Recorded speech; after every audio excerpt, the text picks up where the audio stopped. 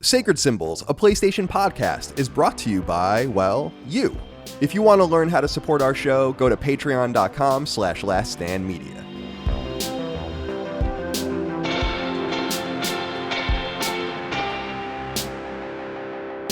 Greetings and salutations. Welcome back to Sacred Symbols, a PlayStation podcast. This is episode number 378. My name is Colin Moriarty. I'm joined as always by my son, Chris Reagan. Chris, it's good to see you today. I noticed your camera angle is a little different. Is it to avoid the backlight? Yeah, basically. Like I have an extra switch dock that I just never ended up using, so I have it tilted on its side, and I have that as like kind of like a tripod that I can like angle it a little bit better. Oh, interesting. Okay, cool. My webcam's kind of weird, but it's technically behind this monitor.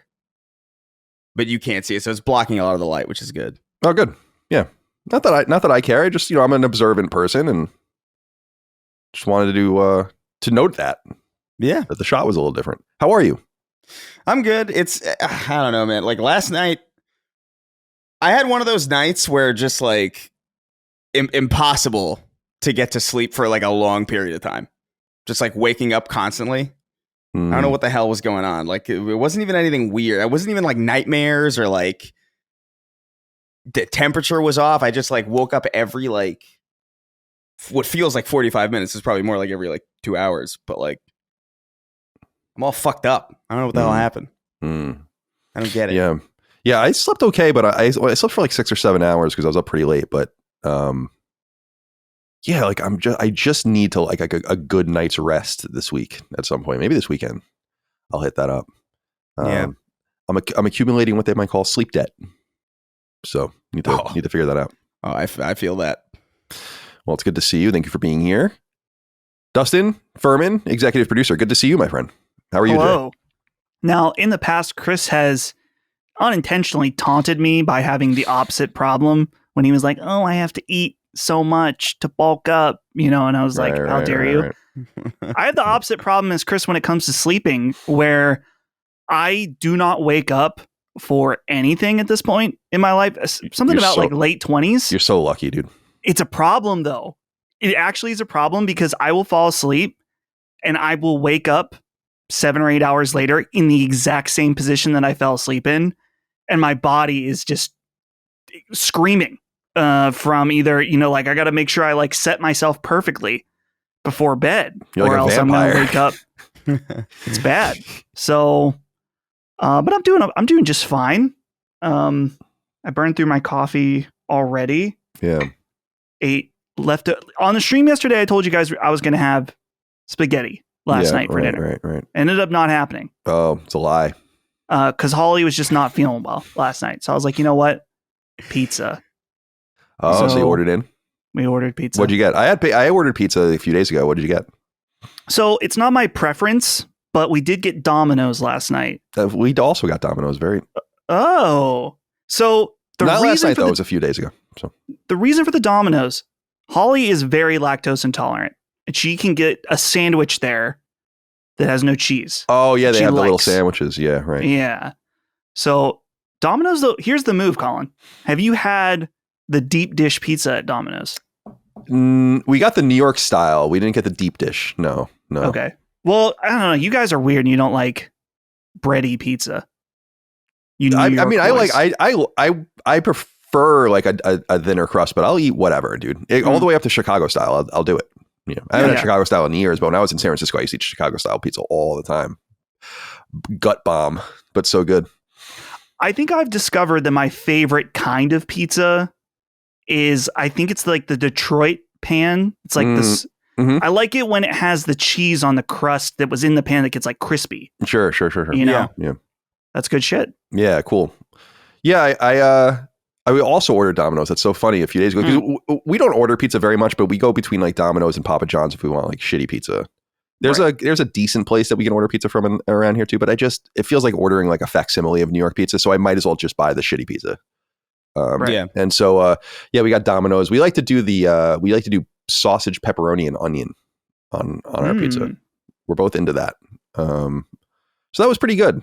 I actually got an email from them today and it's like your little, like you get your little points, and at the top it showed like a little meter that I was filling up, and then at the end it said redeem, and I just kept thinking, I was so tired when I woke up and I was checking my email, and I'm like, do not redeem for the Domino's pizza. Do not redeem.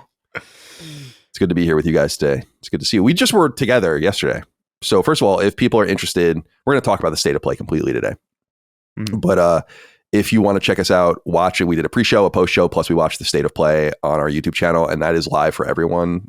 So the Monday streams that we do are always behind the paywall after they're live on patreon.com/lastdaymedia. But that one is, the off-cycle ones are always up and free for everyone. So go check that out if you want. It's doing really well.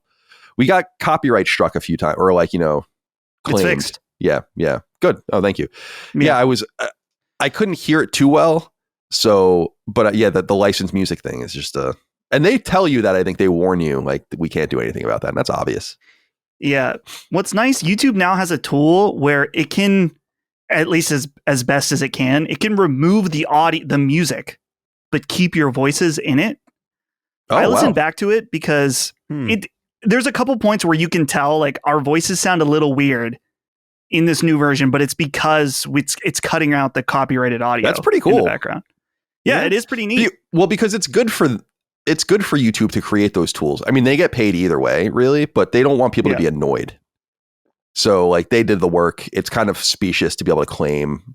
It's all automated anyway. Like, I wonder if we were to actually hit back and say, like, no, we can test this, if they would actually remove it, because it's like, we're not. It's a state of play. It's like, it's a commercial. We're not like earnestly using the music. I feel like there's something about that can be contested, but probably not worth it. Yeah. Because they probably don't look at that shit anyway. Like on the old Colin's Last Stand channel, I remember I didn't monetize anything for a long time, and then I started monetizing the video, so I just hit all of them to monetize, and then there were certain ones that they had to look at specifically, and they're still not. They're like still in the queue. This was literally 7 years ago, I think I turned the monetization on. So there's just things they'll just never see.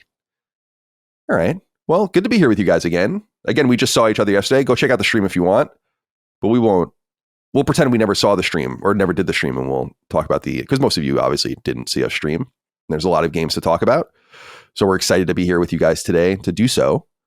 For the uninitiated, Sacred Symbols is our weekly PlayStation podcast going since 2018.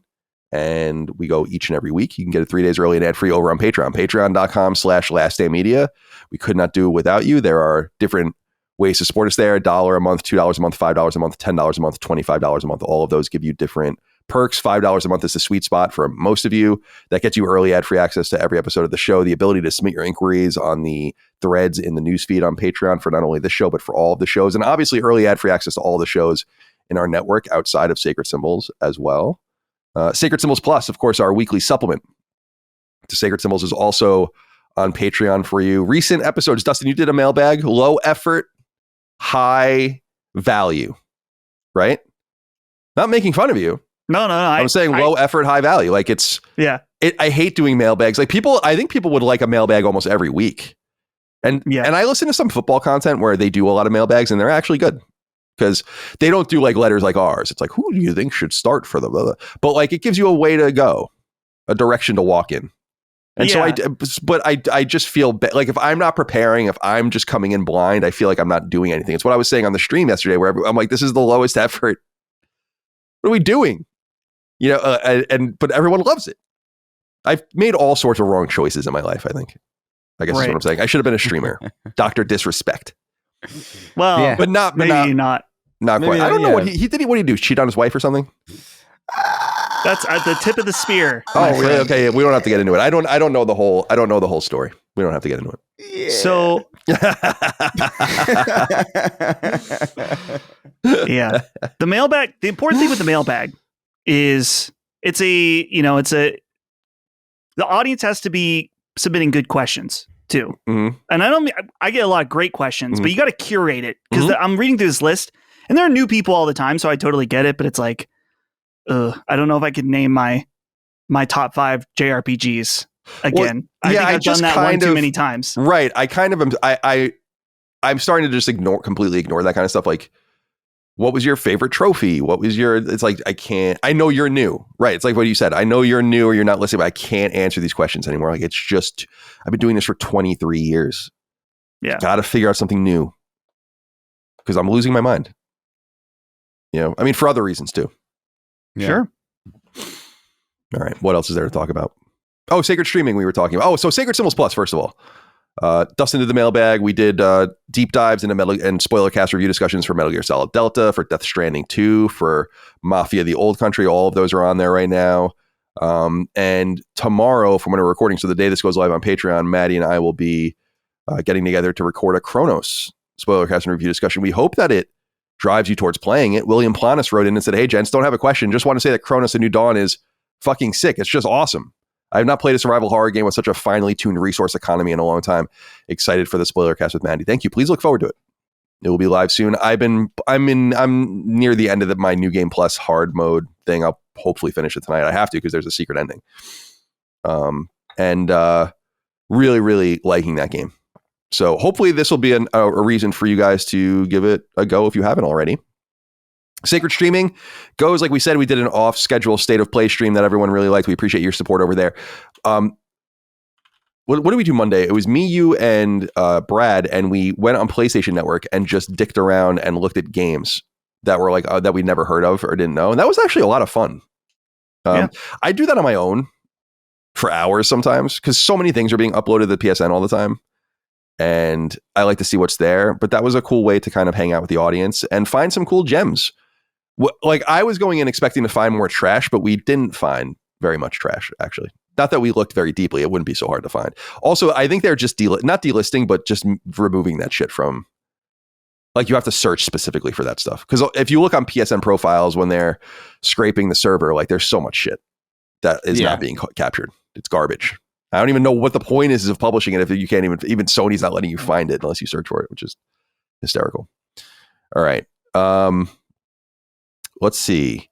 Primordial Anguish wrote in and said, greetings. Will there ever be a live stream Sacred Symbols show? So I assume you mean a core Sacred Symbols show. I have talked about doing that, but to what end, really? We're a podcast network. I don't know that the show would be any better live. Maybe it would be. It would change the core of the show depending on how we do it. Well, yeah, that's the thing too, is that it would have to be a passive stream. Like I'm not reading the chat or paying attention to any of that stuff. Like because like we have a way to do the show and the patrons have to be included and all that. So yeah, it would be complicated to do that. Yeah, I think. And that in and of itself kind of defeats the purpose of it being live. The whole point of a live anything is the interactivity of it. And if you don't do that, the show would be like 8 hours long, probably. Yeah, it would be too much. It would be absurd because if we wanted to do the normal show and interact, then it would be over. You know, it would be like Iron Lords. Like those guys go for fucking ever sometimes. Yeah, they have a whole day. Yeah, those guys. Yeah, they just go and go and go. It's the Lord's Day, as they call it. Right. And I always am impressed, especially knowing Cog is a football fan. It must really suck doing it on Sunday during the football season because I'd be like, man, I don't want to be here right now. Like. I know all this other stuff's going on and I don't really want to be doing this, but they're in Japan right now. Those guys. Yeah. Oh, wow. What the hell? I think Brad was on Duke, right? Yep. Yeah. Brad is on Duke. Not currently released right now. Duke's late. Yeah, because of the Forza. Where's the pickup? These boys aren't getting up early enough to record this pickup. Lazy. So it'll be out later. Lazy. Everyone's so lazy. I'm only kidding. Maddie's like the opposite of lazy, and Cog obviously is the opposite of lazy as well. Yeah. I don't even know. Cog, I'm less tuned into like what he, like his day to day or his, like how he goes about his content and the Iron Lords and all this stuff they're doing. Maddie, I am much more in tuned. I've known Maddie for a long time, and it's like I don't know how he does all the content. Actually, it is insane because it's just a lot. It's a lot of play, and it's not even like. Writing review scripts and stuff, I've said that a million times, very easy. Reviewing games is comically easy. It's the playing of the game and the studying of the game and the taking of the notes and knowing what to say. Like that's just time. Nothing's easier than being like a TV or movie critic. Right? It's like, but being a game guy, it's like, oh man. And he plays shit. Like he played Cronos. No one has that time to play that. Like, how did you find? I'm always weird. I find the weird shit to play and I just play it. But it's like, how did you find the time to play this? Aren't you supposed to be playing Ghost of Yotei or something? Which the review embargo's up for that, by the way. Oh, Mm-hmm. Very confident. Week early review embargo. I only saw the Push Square review. They gave it a 9. They said it was the best Sucker Punch game. I mean, yeah, probably. I mean, it probably is. Yeah. Right? I mean, Sly Cooper definitely wouldn't be in that conversation. Infamous, I love Infamous. But I don't know if that would be in the conversation. So yeah, it would be Ghost of Tsushima or Ghost of Yotei. You know, that's all. Or it could be Rocket Robot on Wheels if you want to go back to their first game on N64. Yeah, definitely. Yeah, it wouldn't be Infamous because a prototype exists and that's better. So like, oh boy. So oh boy. So it would have to be Ghost of. It's currently sitting at an 89 on OpenCritic.com. Nice. Pretty good. Pretty good. That's respectable. I'm very interested to see how it does. We'll talk about Ghost a little bit later, but I'm very interested to see how it does because I just don't. Maybe I'm just delusional, but I just don't feel like the energy's there for it. Like obviously millions will sell, but will it do as well as Ghost? I felt like there was so much excitement for Ghost of Tsushima.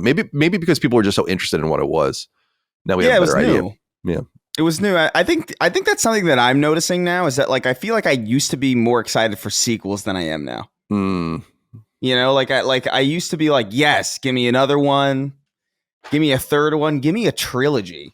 Yeah, but now because games, yeah. But now because games take so long, and usually, and also because games stay so long, like the games that we used to play in the 360 generation or the PS3 generation, like the length of, I mean, you could play them endlessly, I guess. You know, like there's many games from that era that I've played an absurd amount of times over and over again, but the length of them, depending on the genre, of course, but primarily, like they're pretty short. Like you can get through them in like a weekend.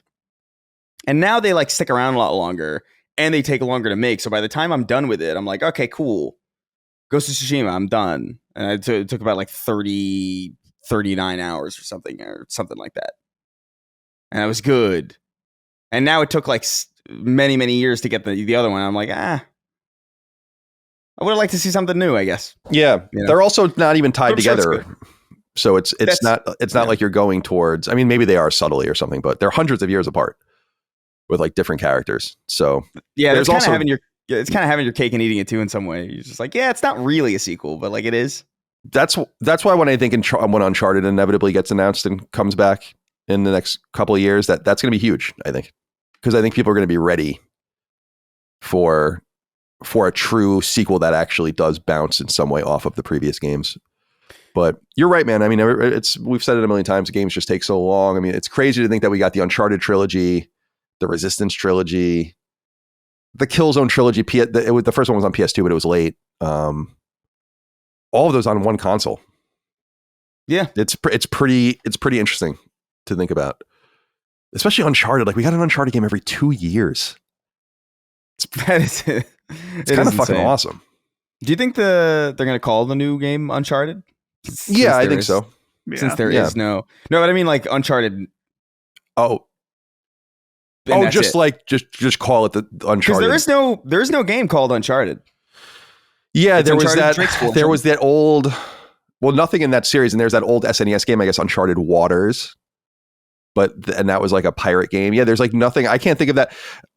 I feel like they wouldn't do that because I have no information, so I'm not trying to like start any rumors. I just feel like there's obviously a Cassie Drake game, I think, and I think there might also be a remake of the first game. Yeah, which I think would be cool. Uncharted Drake's Fortune is a fucking great game. Still, people were busting balls, and when we were talking about Kingdom Hearts, they're like, "Oh, you know, the first Kingdom Hearts is better than the first Uncharted." It's like, no, it's not. Like the first Uncharted game is actually really awesome if you go back and play it. It gets tighter and better, but as it goes on, it's just two is unreasonably good for the time. Like two. I remember like playing 2. I was like, this is insane. And the jump between those games is wild. They made it in 2 years. It's like, yeah, what? I just have this. I don't know, man. I have this like romanticization. Like I really love the idea of just the reboot, and it's just the name. You know. Because especially for series that don't have it, like there is no game just called Halo, you know, there is no game just called Uncharted. And so like my dream is just to see like one of those come up and it's just Uncharted. It's clean. It's just Halo. It's clean. I'm just like, ooh, it's just young Drake walking through museums. Yeah, it's a young Drake trying to escape Little St. James. Dustin, I just wanted to say your name. There's nothing else. Scared me. Sorry about that. What can I get you? What can I get you? Frightened him. Do you do that when I'm not around? Just say your name. Yeah, just to feel something. Yeah, just to feel. I haven't felt something in years. You know, many years.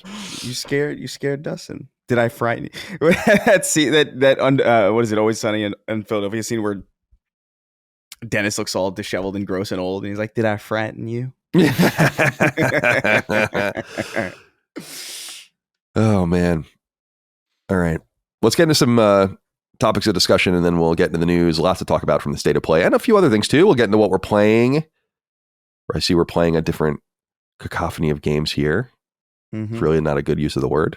And then 5 or 6, actually 6, I don't know why I would say 5, 6 listener inquiries at the end of the show. Although I realize since one of the games that you put in here, where you're going to talk about, it'll be 5 because I'll probably end up pulling that inquiry in specifically about baby steps. Yeah. Mm. But we'll get to that when the time comes. Jonathan Turner wrote in, I liked this inquiry. I thought this was a good one because a name came to mind specifically for me. Said, hey boys, if you had to choose which Sony first-party mascot would operate the most financially stable and discreet gentleman's club in the greater southwestern United States? Let's say somewhere off of I-10 between Phoenix and Tucson, with a reputation for clean books, efficient VIP bottle service turnover, and staff retention rates that rival the In-N-Out Burger down the road. Thanks. Dustin? I have 2 that come to mind that are wildly different. I think Sully. Yeah, that's the name that came to mind for me. I mean, that's the obvious answer. Yeah. Sully is the obvious answer. I mean, Victor Sullivan. The cigar smoking alone, the class there, the shirts that he wears, it all fits perfectly. Now, I do have an off the wall answer, and that would be Aloy. Do you think like she's got a little bit, especially in the second game, she's a bit of a hard ass? Right. Oh, so she's like a boss, like a girl boss. Girl boss. Yeah, she's got the girl boss attitude. She's not afraid to degrade women a little bit, even though she is one.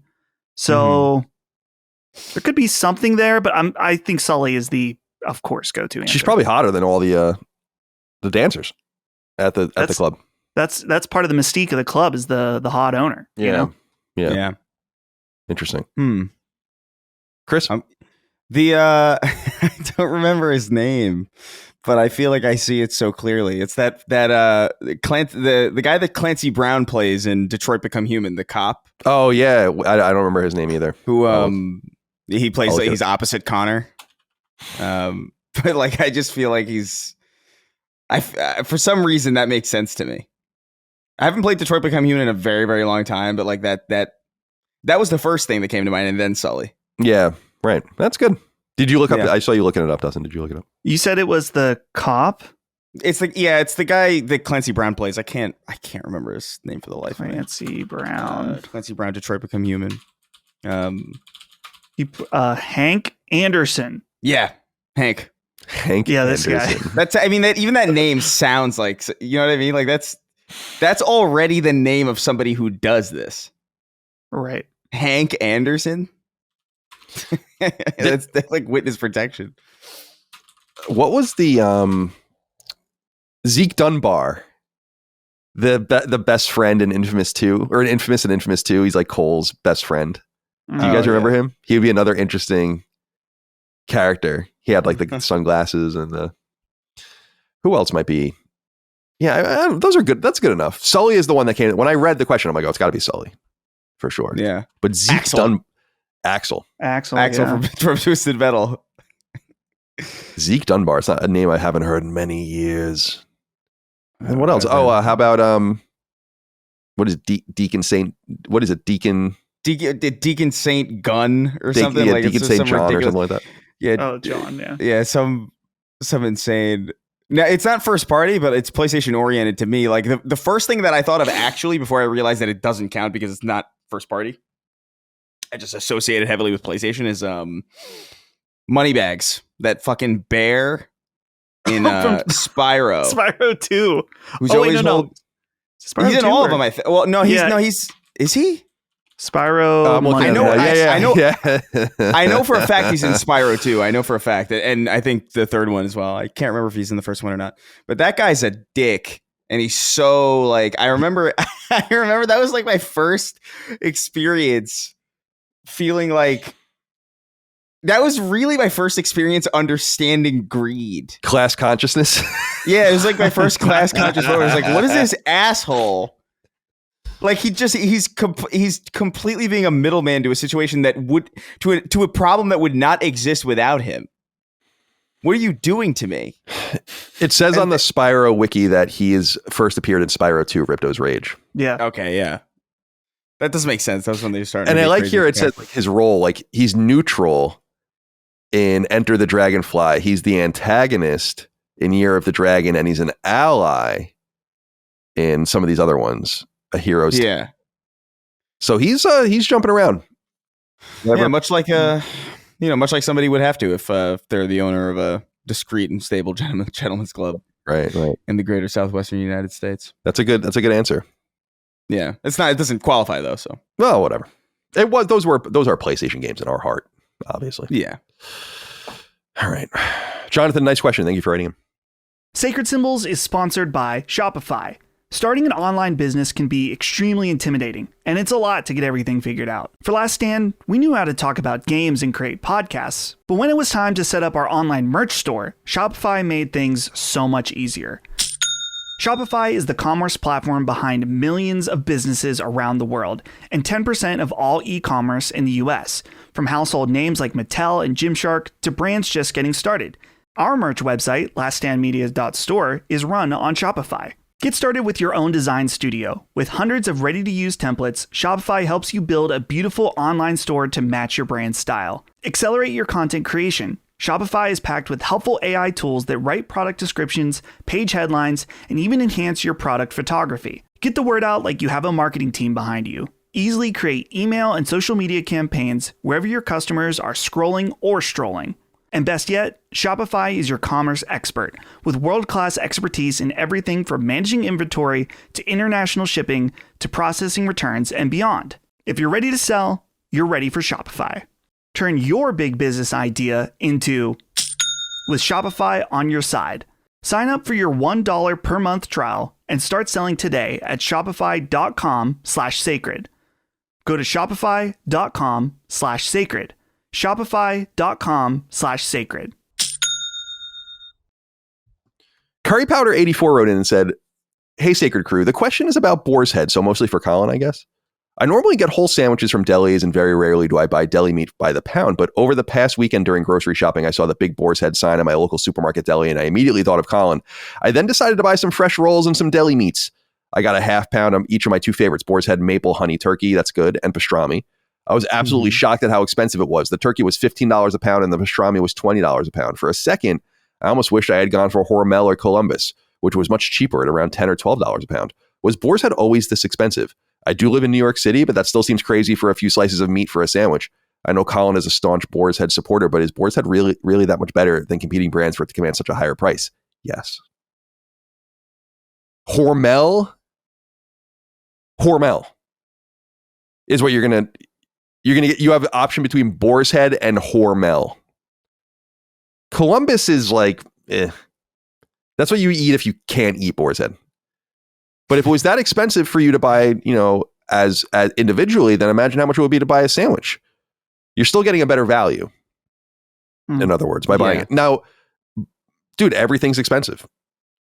I am old now, so I'm having the realization that, and I've said this, boar's head meat when I was in college was $5 or $6 a pound in Boston.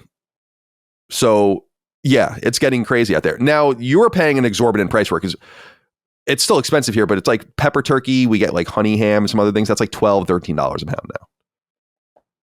It's worth it. It's worth every penny, every single penny of it. And the cheese too is really worth it. So that you said you wished you got Hormel. Hormel makes one thing and one thing only that's worth it. And it's the Mary Kitchen's corned beef hash that comes in the can. Love that shit. Love it. The best. How about prepackaged from Aldi? That's what I'm rocking. Prepackaged cold cuts offend me to a degree that I can't even begin to describe to you. It defeats the entire purpose. Let me clarify a little bit, because there is like the kind that comes in, it comes in that shitty plastic box. Right. They have that at Aldi, but then they have a kind that it has like an individually printed label on it. It wasn't sliced at this Aldi, but it was sliced locally. It was sliced somewhere. Yeah. It was sliced somewhere.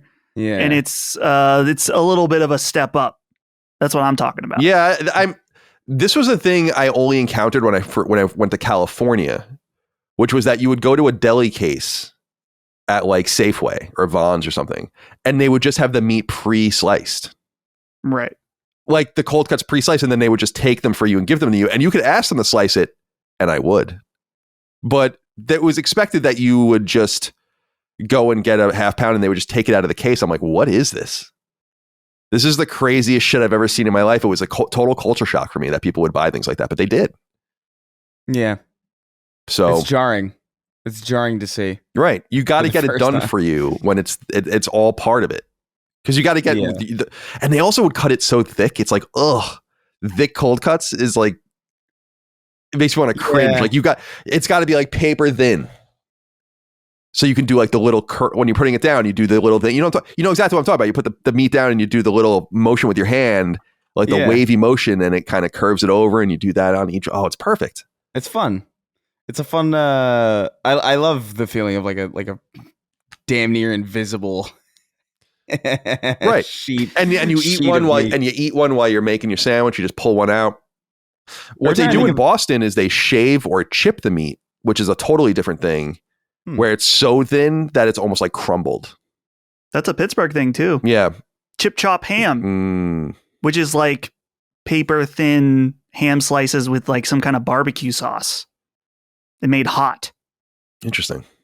Chip chop ham, dude. Chip chop. Every time I think of getting cold cuts like that, I think of that. I don't know if it was. I think it was Disney. It was like some weird Depression era cartoon of like Donald Duck and like Mickey Mouse like preparing.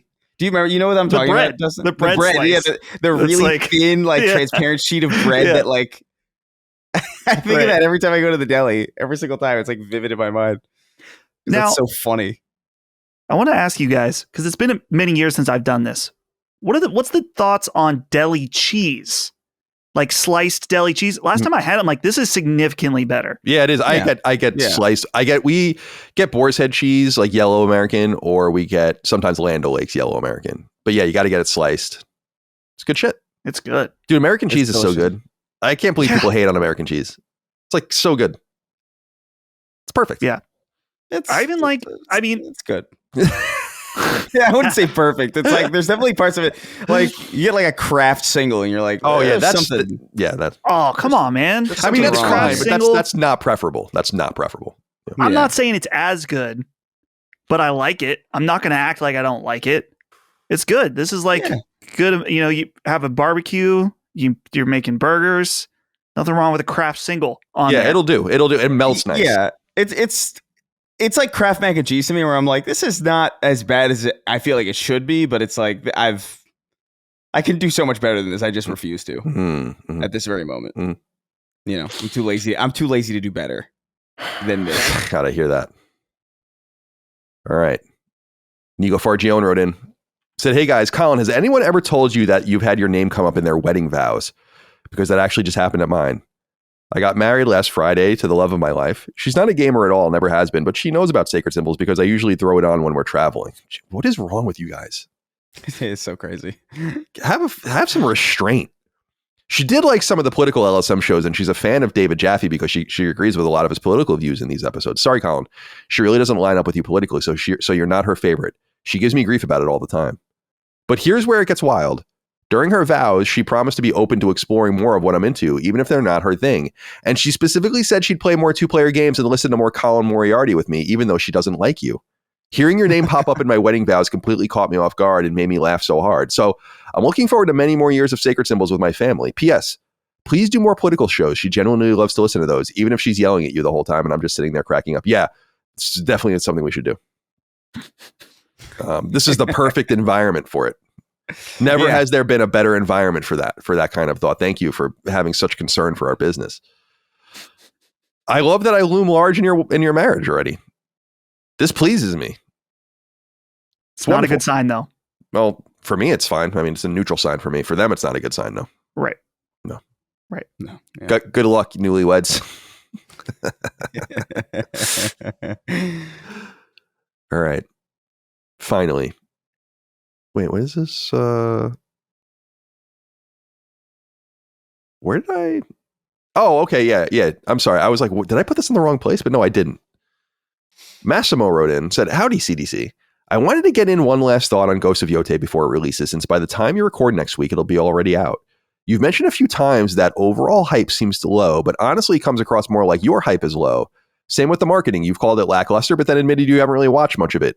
If you follow PlayStation's YouTube channel, there'll be a ton. There's actually been a ton of Yotei content these past few months, probably more than I remember seeing for Tsushima.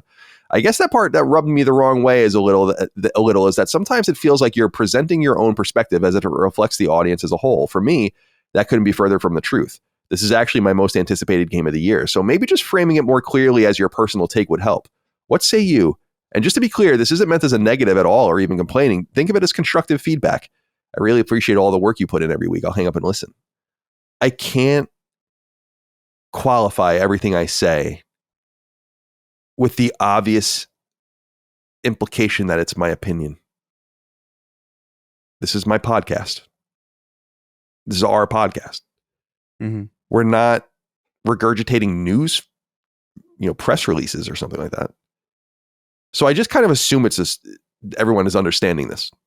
Yeah. Sometimes I say in my opinion, or I think, or whatever, but I would just assume that this was known. People are way too concerned about the things that other people say about the things that they care about or like. It's like, it doesn't matter. We have no effect on the sales trajectory of Ghost of Yotei. So don't worry about it. Dustin, it seemed like you wanted to say something. I mean, you were leaning in. I don't know. I don't know. I think that this is a reoccurring thing where people kind of they hear us speak, but don't necessarily. Chris was saying this on the stream yesterday that I think people have it on in the background sometimes. I have noticed that our feelings about Ghost of Yotei has been particularly off-putting to the audience, which I think all three of us numerous times have been like, yeah, we are excited. We're looking forward, actually, is probably the better word. Yeah, I'm interested in it. We're interested. Yeah. We're all confident it's going to be great. Yeah, and there's no doubt. I mean, there's no doubt it's going to be great. But it's just, that's okay. We'll have more to say on it. It's just, and I think that it's not even that necessarily the marketing hasn't been there. It's been in a million different PlayStation things to the point where I remember the last time they showed it, I was like, dude, enough. We've seen this enough times at this point, but it'll, we'll have to see when the sales come out if this same feeling is forever, across the board, or if it's just something that we feel personally, Yeah. Yeah, I don't know, man. Like, I think it goes into what I was saying earlier, where it's just like, I'm looking forward to it. I just know, I feel like I just know what to expect out of it. Like, I know what the game is going to be. I don't think I'm going to be surprised by it. I think I'm just going to be like, okay, this is good. I was kind of surprised by Ghost of Tsushima. And I think a lot of that was because I think during that summer that the first Ghost of Tsushima came out, I think a lot of people were expecting it to be overshadowed by The Last of Us 2, but it turned out that like that game was like actually like the big controversial kind of like divisive title. And so this thing came out and actually kind of cleaned up. You know what I mean? Like it was like it was just a very different vibe. And it was new for Sucker Punch. But this is more of it. And I've seen gameplay footage of it and I was like, yeah, this looks like more of what was good. And I'm looking forward to it. I think that the fact that they're doing Legends again is cool. Like I think that's a wise choice, although that's not coming for another year, I think. Not literal year, but like, next year in 2026. But yeah, I don't know. And I do also have to say, like, I want to mention this as well, because I feel like people think it's too insular. I have a lot of friends who play. I haven't heard anything about it from them either. So that's also kind of where this comes in. It's not just, I don't think any of us are necessarily just talking about our own experiences when we talk about like the overall like feeling. I think it's a general kind of mashup of just like what we're seeing, you know? And we could be wrong. It really very well could be like completely like, you know, misaligned or poorly calibrated or whatever, but like it should go without saying that it's our opinion. Yeah.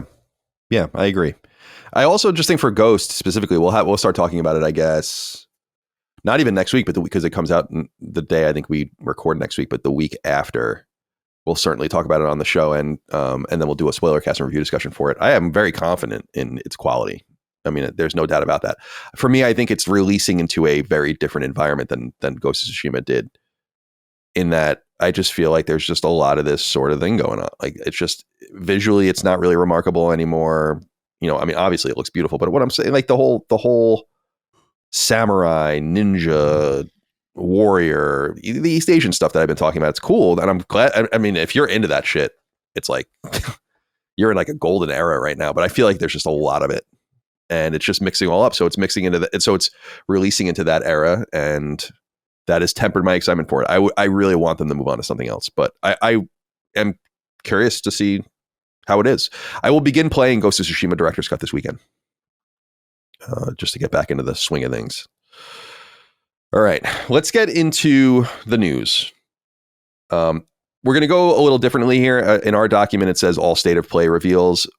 We'll do that section after we go through some of the bigger games. So what we'll do is we'll go through some of the bigger stuff, and then I'll go into the list and I'll read off everything that was kind of talked about. And if you guys have anything to say or we want to kind of linger, we can do that. But let's get some of these big things out of the way first, starting with Wolverine, which has predictably reemerged out of Insomniac with a fall 2026 release window. And I'm very curious to see what you guys think of this. John wrote in and said, seems like Insomniac has been seeing people wondering if it will be violent or not. Guess that's settled. Holy hell. So, Chris, Marvel's Wolverine from Insomniac comes to PlayStation 5 in the fall of 2026. What are your thoughts? Yeah, I mean, it looks great. You know, I was kind of surprised to see it. I thought maybe I should say I was more surprised to see it this early, I guess. I thought maybe because it had been so long and because, you know, they had that big leak that they would wait maybe a little bit closer, that they would keep the launch window and the reveal window a little bit tighter, not like Fallout 4 tight necessarily, but tighter than this, where it seems like it's going to be basically an entire year, just about, before we see it. But I think it was smart to do it in this way because I think it answered a lot of the lingering questions without necessarily, you know, giving away everything. I feel like they addressed the big concerns, which is like, well, how is this game shaping up? Turns out pretty well. It looks great. Looks bloody as fuck, which is was a big question because Insomniac has not really, at least in recent years, delved into that kind of thing. Yeah, just Resistance is the only thing that they've ever really done that. Yeah, Ratchet's obviously very, you know, kid friendly, and you know, Sunset Overdrive is raunchy but not violent in the same way. And so like just to see that level of blood and gore in an Insomniac game was like it felt novel, and it was like, ooh, this is different. This is cool. I'm excited to see this. I think they put a good foot forward here. We didn't see much gameplay, although we, you know, we've seen quite a bit of it technically. Yeah. So if you want to cross reference like the gameplay that we know exists, that we know we've seen, with how much more polished this trailer looks, I think it's shaping up to be a pretty good game, and I think they have something here. But we didn't see too much. It was nice to see it again, but I'm a lot more excited about it than I was before.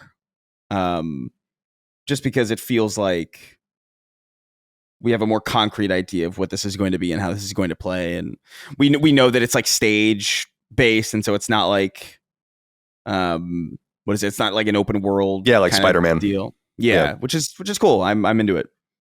Yeah, I thought it was a great showcase for it. Yeah, there's a lot to say about it. There's that one shot where Logan or Wolverine is like rolling and then slices a dude's leg off. Yeah. Like the bottom of his leg, and the guy's hopping, and then he stands up and just puts his claw into the bottom of his chin, like into his head. And I'm like, this is fucking this is like really violent. Yeah. Maybe the most truly violent game Sony's ever made. This was something I was thinking about yesterday. It's like what would be like God of War is really violent, but it's like monsters and it's fantastic. It's fantastic, right? Exactly. Yeah, it's like it's like Doom. How like Doom is like Doom and Doom Eternal and Doom, the Dark Ages. Like those are like violent games in quotes, but like and it's really over the top. But like everything that you're fighting is so. Like it's not. It feels like a cartoon. Like it's not real. Like but in Wolverine, it's just like, oh, that's like it's like a 32-year-old guy, right? Who just got his fucking brain completely jumbled. Yeah, it's crazy. It's really there's something visceral and strange. Like when you think about the violent games from the past in PlayStation history, like Twisted Metal is obviously cartoonish, and a lot of those games were not really able to show the fidelity of the violence that was really happening anyway, not until the PS3 maybe version. You have like Killzone, which is humans fighting humans, but it's not really that violent. The Hellgas look like fucking Nazis and shit like that. Resistance, obviously you're fighting the Chimera, so those are aliens. It's just The Last of Us is probably one of the games that I would say is brutal, but not as violent as this. It's much more visceral in that you're strangling dudes with your bare hands and fucking beating them with 2x4s and shit like that. So there's definitely a level of violence there too. But this just felt unusually violent. But it's what I think Wolverine had to be. We were saying this before we saw it. It's like how can Wolverine not be absolutely flagrantly violent with those two bladed hands? It's not like Spider-Man or Batman beating the shit out of dudes with their fists and. I mean, fucking their lives up. In some way, you'd want to be killed by. You'd probably, if you're a thug, right, want to meet Wolverine and just be fucking filleted, as opposed to meeting Batman and knowing this guy's going to fucking concuss you to the Stone Age, and you're going to wake up with the mind of a 3-year-old, but you're going to live. Yeah, you're going to wake up not remembering your family, but you're alive. You're alive. Yeah. Yeah, I don't know, man. I'm glad we got those answers because it's those are the biggest questions I had. I don't think I need to see any more of it actually. I think which is funny to say a year out. but yeah, I'm good. I'm also good. I'd like to see like gameplay with a HUD and like see like what it looks like, but other than that, I'm also good. I agree with you, Chris. Yeah. I'm sorry I interrupted you. No, I mean I think that was more or less what I was going to say. Okay. Dustin, let's get your thoughts. So I'm looking at the trailer now. 20 hours it was posted 20 hours ago from when we're recording. 4.3 million views, 359,000 thumbs up. I don't know if it's going to be Spider-Man level. I don't think so, but this game's going to be fucking huge. I think I kind of lost track of that over time. That because the game was announced and then it was announced alongside Spider-Man 2, and then Spider-Man 2 kind of came pretty quickly, and then we got wrapped up in that, and there was a lot of drama around Spider-Man 2 because like, was it really a lot of people thought it wasn't great. I liked it a lot. I thought it was awesome, but people were kind of soft on it, but then it sold extraordinarily well. Then we saw the NPD or the Circana data where like Spider-Man 2 is already the 18th highest grossing PlayStation release ever. Yeah. So what are your thoughts on this? Do you think Wolverine will be a Spider-Man level success for Insomniac? What do you think of the game? What do you think of the numbers we're seeing here? 4.4 million views is really high engagement. Oh, yeah. As far as it being as big as Spider-Man, I think that because it's so violent, that might cut off a younger generation that would maybe play it. Though, I mean, there's a lot of parents that just don't care. Like my parents wouldn't care and would have let me play this game probably at any age. But there's probably a little bit of that. But I think overall it'll still be pretty big. And Spider-Man 2, I mean, it's Spider-Man. So there's that aspect too, that Wolverine, while being a huge Marvel character, is just not quite as big as Spider-Man. But the one thing I wanted to point out, because I agree with you guys that gore is amazing. There's a shot in the trailer. Where is it? Anyway, it doesn't matter. Where he's like literally just like shredding a guy up completely, and the blood is flying everywhere. And of course, the shot with like the claws going into the guy's head is awesome too. So pretty fun. The thing that I really appreciate when we saw this trailer, the initial reveal is that we saw him in like the flannel and the cowboy hat, right? So it's like, oh, are we gonna get like a more serious? More serious isn't the right word. Naughty Dog Wolverine. A Naughty Dog Wolverine. But then we see this trailer about his feelings. Yeah, his feelings, and he's got a kid, right? That he's got to take care of. Right. Sad dad. But in this trailer, we saw the classic yellow suit, and I absolutely love that because Hugh Jackman's Wolverine, did he not wear the yellow suit until Deadpool? I think so. So yeah, it's like I get it. The yellow suit is kind of silly looking in some ways if you're trying to make, but I think it's it's awesome. Like lean into it, and clearly they're doing that. It's a superhero game, yeah. Like I don't know if you saw if you go to the PlayStation blog post, they don't have it in cover format, but the cover of the game is yellow, and it's going to be him in the yellow suit. Yeah. So that's pretty cool, and I think I like that differentiation between the very red Spider-Man, obviously, like in those games, and that theme and all of the rest, and having something very different yellow. And maybe X-Men, if they continue to do that, will go like blue. If they kind of segue into like a full X-Men game series, which they obviously, the leaks said that they're going to work on an X-Men trilogy. So this is kind of like we were talking about backdoor pilots, and like this is kind of them doing that, but we weren't supposed to know. That's why I'm interested if at the end of this, my assumption is that at the end of this game, it'll indicate that there's going to be an X-Men game. You have to assume that that's what they're going to do. The thing that's funny to me is I mean, I can't help but imagine that these games take place in like the same universe. They do. They do apparently take place in the same universe. That's hilarious. Like the idea of Miles having his like lame problems while some guy is like getting his head fucking. It's crazy. Miles and his deaf girlfriend. The juxtaposition of those two universes is very funny. Just based on what we've seen already, but as far as like the look, I think Wolverine's going to be big, and I actually think the violence is probably going to help it, just because I think the biggest question going into this is like, dude, if they're just going to make a Wolverine game and it's not violent, like it's got no Spider-Man hope, you know what I mean? Like there's no chance of it like reaching that level. But I do think like having a game like that and it being this unapologetically like balls to the wall, like, yeah, this is visceral. I still don't know if it'll hit Spider-Man level, because Spider-Man is like a uniquely like universally beloved character, but I think it has a better shot now actually, that it's committing to that. Well, as like kind of a layman and an outsider to this world of superheroes, and especially Marvel, I feel like I actually liked the X-Men, the old like early 2000s X-Men movies. Yeah. My dad and I accidentally rented it one night because it was in like a Blockbuster case. We ordered like got a different movie, but the X-Men disc was in the case when we got home, and we were like so pissed. And then we ended up watching it, and we were like, oh, that was pretty good. So that I accidentally saw the first X-Men movie, and I was like, oh yeah. So, but the way I interpreted it is that I think a lot of people are kind of not crazy about the way the X-Men have been treated. I guess a lot of that had to do with them being kind of, so they were in the Fox silo, right? And when Marvel was going bankrupt, they split up all their IP rights for film and TV. Spider-Man went to Sony, Fantastic Four, I think, went to like Paramount. And so they were with Fox. And I think they weren't crazy about the way it was being treated. And as I recall, there was that animated X-Men revival called X-Men 97 or whatever. Yeah, right. And people were like crazy about it. They were like, this is it. This is the way it is. And this feels like more like that.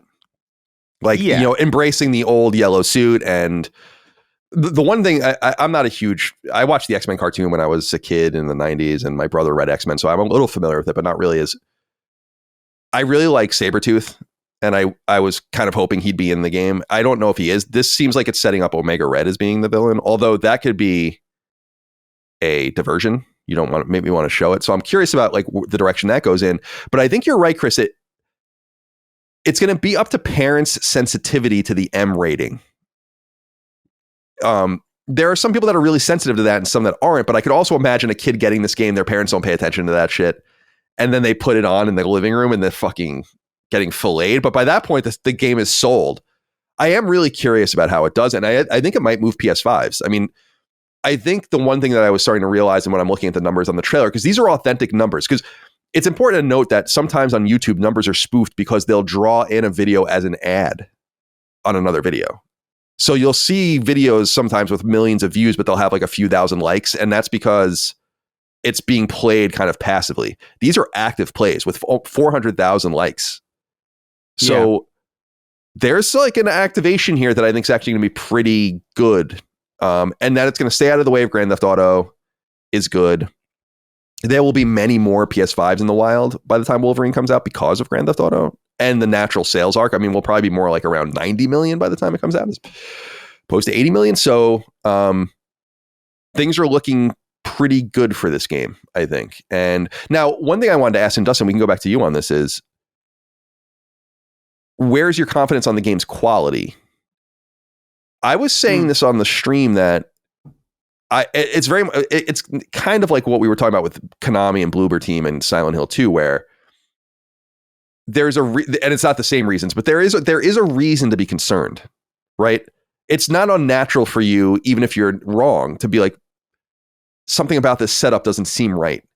And the end result, and so obviously with Konami and Bloober Team kind of being unproven and all of that, and Silent Hill 2 not really previewing very well in terms of what they were showing. Remember the first time they showed Silent Hill 2, everyone's like, what the fuck is this? This is what you're doing. And it was totally off base. So that's its own problem. But I'm wondering, it's important to note that games don't often lose their directors for no reason. And Marcus Smith, who was on the video, and it was awesome to see him. I was texting with him yesterday, actually, congratulating him and talking to him a little bit. He came in to rescue the game. And I'm just curious, like, what happened, I guess. Because something went wrong. And there could be that there's something wrong still. But I guess what I'm saying, Dustin, is that this game was announced 5 years ago. It should have been out already. And that it's not coming out for a year indicates that something went wrong. So are you skeptical at all after seeing what you saw, or are you kind of feeling a little bit better about it? I don't feel skeptical about it, primarily just because I trust Insomniac that they're going to make a great game. They haven't given me a reason not to. Obviously, Spider-Man 2 has a little bit of a weaker aspect, but that's mostly, I think, in the story. Right. Yeah, side. People didn't like the story. And even then, it wasn't bad, I would say. I've played games with way worse stories than Spider-Man 2. Just in comparison, it was a little on the weaker side compared to the last few games. Did you see that there's a mod for Spider-Man 2 on PC to like remove anything that isn't you playing as Spider-Man? And it creates like this really violent like juxtaposition as the game just like crashes into each other with no context because like you're not playing as Miles or doing any of that kind of stuff. It's hysterical. That's crazy. Weird. But so yeah, I think that it's clear that there was some kind of development issue. It has been a long time, but the fact that they've taken the time, I would assume that time was taken to fix it, whatever the issue was. And I don't know, at this point right now, when you just have this trailer, it's like, okay, well, I can only judge based on what I'm seeing, and what I'm seeing looks pretty dang good. So I think we'll be able to tell more once we get, as you were saying earlier, Colin, like an actual gameplay, HUD. What is it like to play this game for a few minutes? And I think from there we can start to put things together a little more. But I don't feel like particularly worried at this point. If we hadn't seen the game this year, then I would start to wonder if it was ever going to come out at all. But yeah. Clearly it's coming together quite nicely, and overall people, not just us, but people in general, are really liking what they see. Yeah. I feel like when we interviewed Neil earlier in the year, that a lot of that had to do with Neil going to bat for us behind the scenes. And I know Marcus even better and go further back with him. And I wonder if I could talk to him and be like, if you want to do the show, sometime, we could talk about the game, and they'll listen to you on that side. And here's my proof. So maybe we can ask him some of these questions, about the game and about all these things himself, because he would be I mean, I've interviewed him many times, but he's a great person to talk to, and he has such a wide array of experience in directing these various games. Directing FPSs, directing third person action, directing open world, and so even a VR game, I think. So yeah, it'll be good. It'll be good. I'm excited. So maybe we'll get more information about all this from him. I will say the one thing that I'm noticing, or that it doesn't bother me really, but it's something that I notice is like they really don't want to make Wolverine as short as he is in anything, because he's like 5'3" or something. Yeah, he's tiny. He's a tiny guy. He's a little manlet. But he's always like just not that way. In like a movie, or like even cartoons and like games now, it's just like, yeah, you could have made him short. It seems like what they do. I don't know if he I guess he stands like this and has the same posture in the comics and stuff, but they try to, I think, shorten him by his posture. Yeah, he's kind hunched of over, leaning in, wrestling kind of posture. Yeah, make him look small. But yeah, like that way in the cutscenes, he doesn't look like an Oompa Loompa, I guess, or whatever. I guess, but that's like part of it. Yeah, it would be. You're right. It would. It's what we say. I mean, it's similar to what I always say about Mega Man, about how Mega Man is 4'4". So like how disturbing that would be. That's significantly more disturbing, I think. Or because that's like Cal. Yeah. What is his name? Calulu or whatever. That's Caillou. Yeah. And he's like, what is he, like 9 feet tall or something like that? Yeah, it's not real, but like the internet, if you Googled Caillou's height for a long time, it would just default to saying he was like 11'6". Some nonsensical height. I think Jimmy Neutron was something similar, where he was like 6'8". Some obnoxious, like horrifying height. It's awesome. But yeah, I don't know. Here's some more information from the PlayStation blog. Obviously, you should go. There's the trailer, and then there's also there are 2 videos you can watch now. The trailer itself, and then it's called Behind the Claws. And it's like 4 or 5 minutes long, just like with some stuff from Insomniac spliced in with some gameplay and cinematic stuff. So check that out if you want on YouTube. But over on the PlayStation blog, Insomniac shows the cover art, which, as we said earlier, and it says, quote, bold, resilient, and volatile, Wolverine is a character that all of us at Insomniac are thrilled to explore in collaboration with our friends at Marvel Games and Sony Interactive Entertainment. Like our Marvel Spider-Man franchise, we're once again combining our superpowers to deliver an original take on a beloved character based on Marvel Comics. Our Wolverine, aka Logan, is played by actor Liam McIntyre. So this is a known actor. Mm-hmm. He was in like some big Roman Spartacus, that's what it is. Yeah, Spartacus.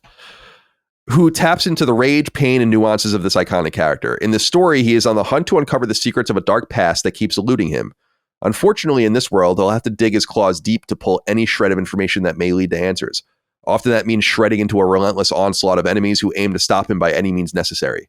Fueled by unflinching resilience and a rapid healing factor, Wolverine won't go down easy if it means keeping the mission on task. That was one thing that I brought up on the stream too, that Wolverine always suggested it should be a game because of the healing. And I was noting that there are really clever ways the games deal with that. I love Amy Hennig's old explanation of Uncharted. Like, as that the more red the screen got, it was that the bullets were getting closer and closer to you. And then when you finally started getting hit, you were going to die or whatever. And that's kind of explains the health system. Yeah. And like why you feel like you're healing, but you're really not healing. You're actually just getting really close to getting hit. And then when you actually get hit, you die. And here it's another thing. It's like, yeah, there's a way to just make it gamey because he heals. And that's cool. So you use that to your advantage. I think it suggests very much that they can make it into a great game. It says here, quote, Logan is the quintessential reluctant hero, haunted by the consequences of unleashing the beast within. Once the claws come out, Wolverine doesn't hold back. As a living weapon forged against his will, he'll use razor-sharp adamantium to dispatch enemies and untamed berserker rage to build momentum on the battlefield. He'll leave an impression on his foes with fast, fluid, and rapid attacks and techniques that'll dismember or break anyone who gets in his way. Wolverine might be distant, but he isn't too afraid to get up close and personal when it counts. So there's some story details here, some information about when we're going to see more. So spring, and Marcus said that I think spring 2026 we'll see more. I assume that's when we'll get like probably a state of play, I would assume. dedicated to the game, and then we'll see it come out. Now, I guess the final question, Chris, does it come out in the fall of 2026? Or will it get delayed? Yeah, I think so. I think the game was already kind of in the background. I don't know if you would, after this much time in the oven, after clearly this much restructuring, I don't know if you would play your hand like that unless you were fairly sure you were going to hit it, because there's no real reason to do that. You know, like I feel like if there was a thought that this game might not hit fall, they simply wouldn't have shown it right now. I think they probably would have waited until spring. You know what I mean? So I'm fairly confident that they'll hit it. Dustin, what are your thoughts? Will the game come out in fall of 26?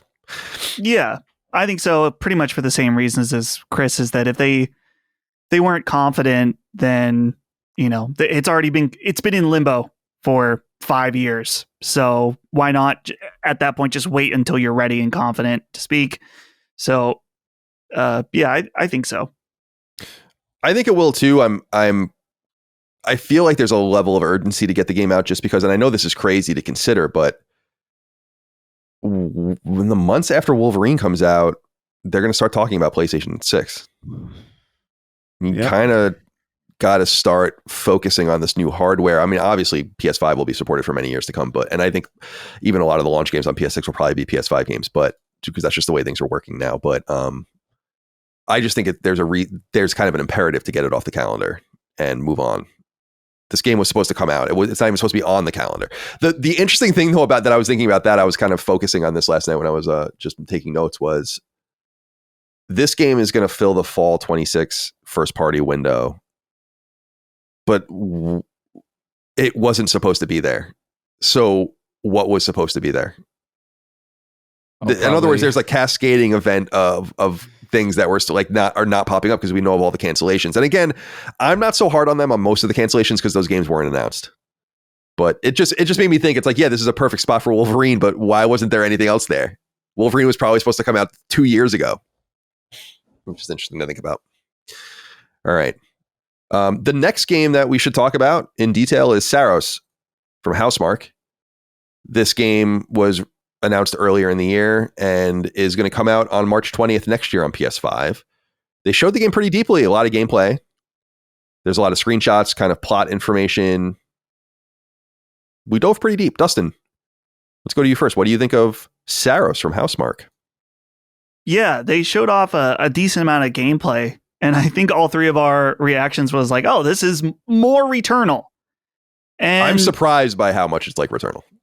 Yeah, it is very clearly the successor to that game. And they did show off some new things, like there's like a shield bubble that you can turn on. They showed the revive mechanic.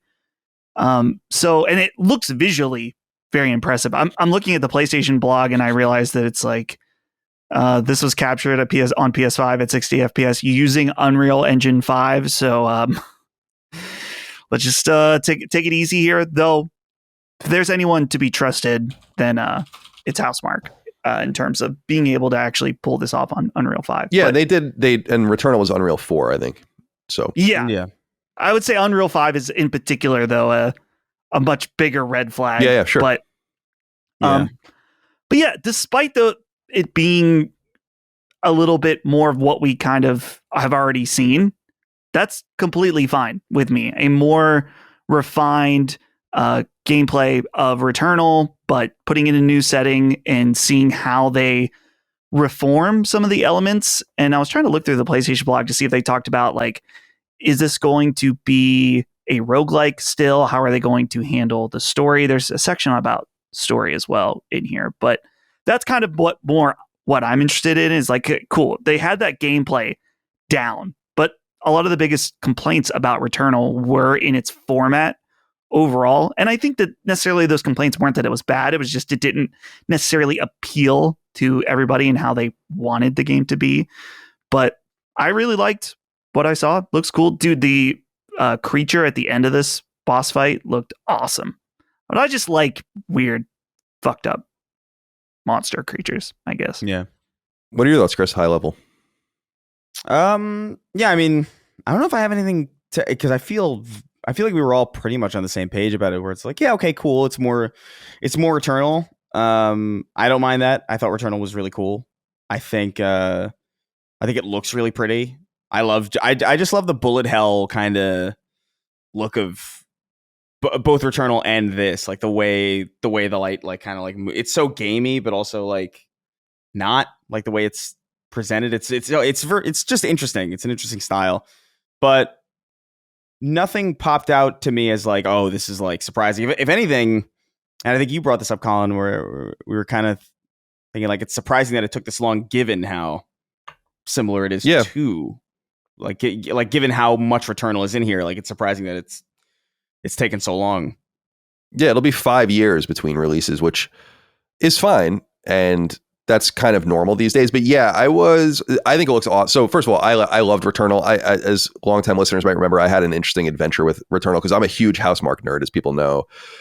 And this was the first time Housemarque made what I think people considered a AAA style game. And it took me a while to get it. I wasn't as into it in the beginning. I'm like, I'm not really into the roguelike and like the kind of the ephemeral nature of the weapons, and you're not really upgrading yourself very much, and the collectibles are kind of sparse. But I ultimately stuck with it, and I ended up playing it for like 70 hours or something. I ended up really loving it. And so seeing more of that is great. But I am a little confused about a 5-year cycle to give us Returnal 2, which is really what this is. And I do wonder about even having called it Returnal 2. I guess you want to make... Returnal doesn't have that much of a claim on the culture, obviously. Maybe you want to just have another chance to make another IP and see if that will take on. But just knowing Housemarque's history, as I do, it's unusual for them to make the same game under a different title. In other words, Super Stardust got sequels and different versions of it. Super Stardust HD, Super Stardust Delta, and other ones that were not even made internally, but they're all recognizably Super Stardust, and so they stay under the same moniker. Dead Nation and Alien Nation are different, but the Nation kind of ties them together, and those are kind of similar games. And then you have like the Outland and Matterfall and Resogun and Returnal, like all these different games that are individuals. So it's just a different sort of cycle for them to do this with Saros, where they're making a game that's just like Returnal with obviously some different tweaks, and some of the things are answered what you were saying, Dustin, in the PlayStation blog post. It says, quote, "The events of Saros take place on Carcosa, a shape-shifting hostile alien planet, one that changes on every death and offers a wide variety of environments and enemies for you to encounter." So it is like Returnal in that it's a roguelike. I think that It has to be. I was saying that again on the stream, which was it has to be. Like the game would be too static and boring. I think it has to be replayable in a major way, and it has to be different to keep you engaged. So I totally understand that. And then it says, quote, "For our first look at gameplay, we wanted to show real and unedited action from Saros, and then layer by layer detail some of the new elements we have added on top of Returnal's award-winning third-person action. Our goal with these new elements has been to add more depth to our gameplay by adding a wider variety of tools. Arjun Soltari's advanced combat suit allows him to dash, melee, jump, and more. At the start of every run, you will select your loadout from a mix of Soltari human weaponry and Carcosan alien weaponry. In this video, Arjun is using the Soltari phosphorus shotgun to defend himself and melt the hostile machines housed in the lost ancient city. As you can see from our extended gameplay, you can expect spectacular bullet patterns from enemies and brutal weapons to use, which fuel the sci-fi power fantasy." So there's something else there different too, which is now there's like 2 sets of weapons, and you can kind of intermingle them. So not unlike Resistance or Gears of War or Halo. Yeah. Which I always think is cool, where like you kill the enemies and pick up their weapons and start using their weapons. I think that I've always loved that, just the visual of that and the idea of that. And then it says, quote, "Let's talk about Arjun's unique abilities. Firstly, we have the Soltari shield activated by holding R1. In Saros, you can run into the hostile projectiles, absorbing their energy to defend yourself. Once absorbed, you can hit back hard with your Carcosan power weapon. The second unique ability allows you to charge up the weapon with energy harvested from hostile projectiles by pulling the L2 adaptive trigger fully, then discharging this explosive energy at enemies with R2. So this is kind of cool. This means that you can play the game really aggressively, much more aggressively than you can play Returnal realistically, and use the shield to your benefit by balancing it in some sort of design work they've done, where you're feeding this super weapon by absorbing the bullets and getting closer and closer proximity to the enemy. So that's kind of cool. Power weapons transform Arjun's right arm into an eclipse-fueled weapon, corrupting him in the process. This gives him an alternate and customizable way to deal devastating damage to hostiles. And then there's the storytelling stuff, which is cool. There is the second chance ability. This is, what were people were referring to? Was it Shadows Sekiro? Die Twice. Sekiro, yeah. So there's that as well. I did see people talking about weapons. I don't know if it's in this specific thing. It might be in an interview elsewhere, but that it seems like there'll be more permanent upgrades. That was a major problem I had with. I didn't mind Returnal. First of all, I thought Returnal was great, but if I had a complaint about it, it's that you just weren't getting any stronger. And part of the balance, in my opinion, of these types of games is doing it over and over again, but giving yourself a better chance. And really, it was a get good, sweaty type of game instead, which is totally fine. But it's not exactly what I would have wanted. If it's going to be a get good, sweaty type of game, I actually would rather have been a linear, repeatable game that you got good at. So It seems like that was a major complaint with a lot of people. And as I understand, they are doing something about that. But I don't know where I read that. So we'll see how that all works out. But I am looking forward to this game a lot. And it does have a date, March 20th. Now, do we assume it'll make this date? I assume this date is probably locked and loaded and sealed up. You don't want to delay this into Grand Theft Auto. So in my opinion, you don't want to delay anything in the Grand Theft Auto. So March 20th is probably a must hit, I would assume. So yeah, an orange, very orange. I wonder if it must change, but they've shown so much of this orange red aesthetic that I think contrasts a lot with the blue and white Returnal. So that's cool. Anything else to say about this game? Big miss that they're not doing a follow-up to their iOS and PlayStation Vita classic Furmans, yeah. I always forget that. I was looking at the Wikipedia page. I'm like, oh yeah, they made a game called Furmans. It's all about you guys. I guess one interesting thing is that Nixus is working on the game. Oh yeah. Doing, I guess, some assets and art.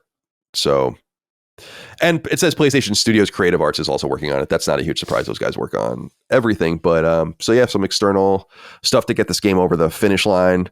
Please look forward to it on March 20th. And I'm sure they'll have more to say about it. Do they have anything else to say? In the future, we'll be sharing more about our mysterious, monstrous, and moving story, including our plot, ensemble cast of NPCs, and the lost off-world colony of Carcosa you will experience. Wishlist Saros on PlayStation Store now. Maybe I will.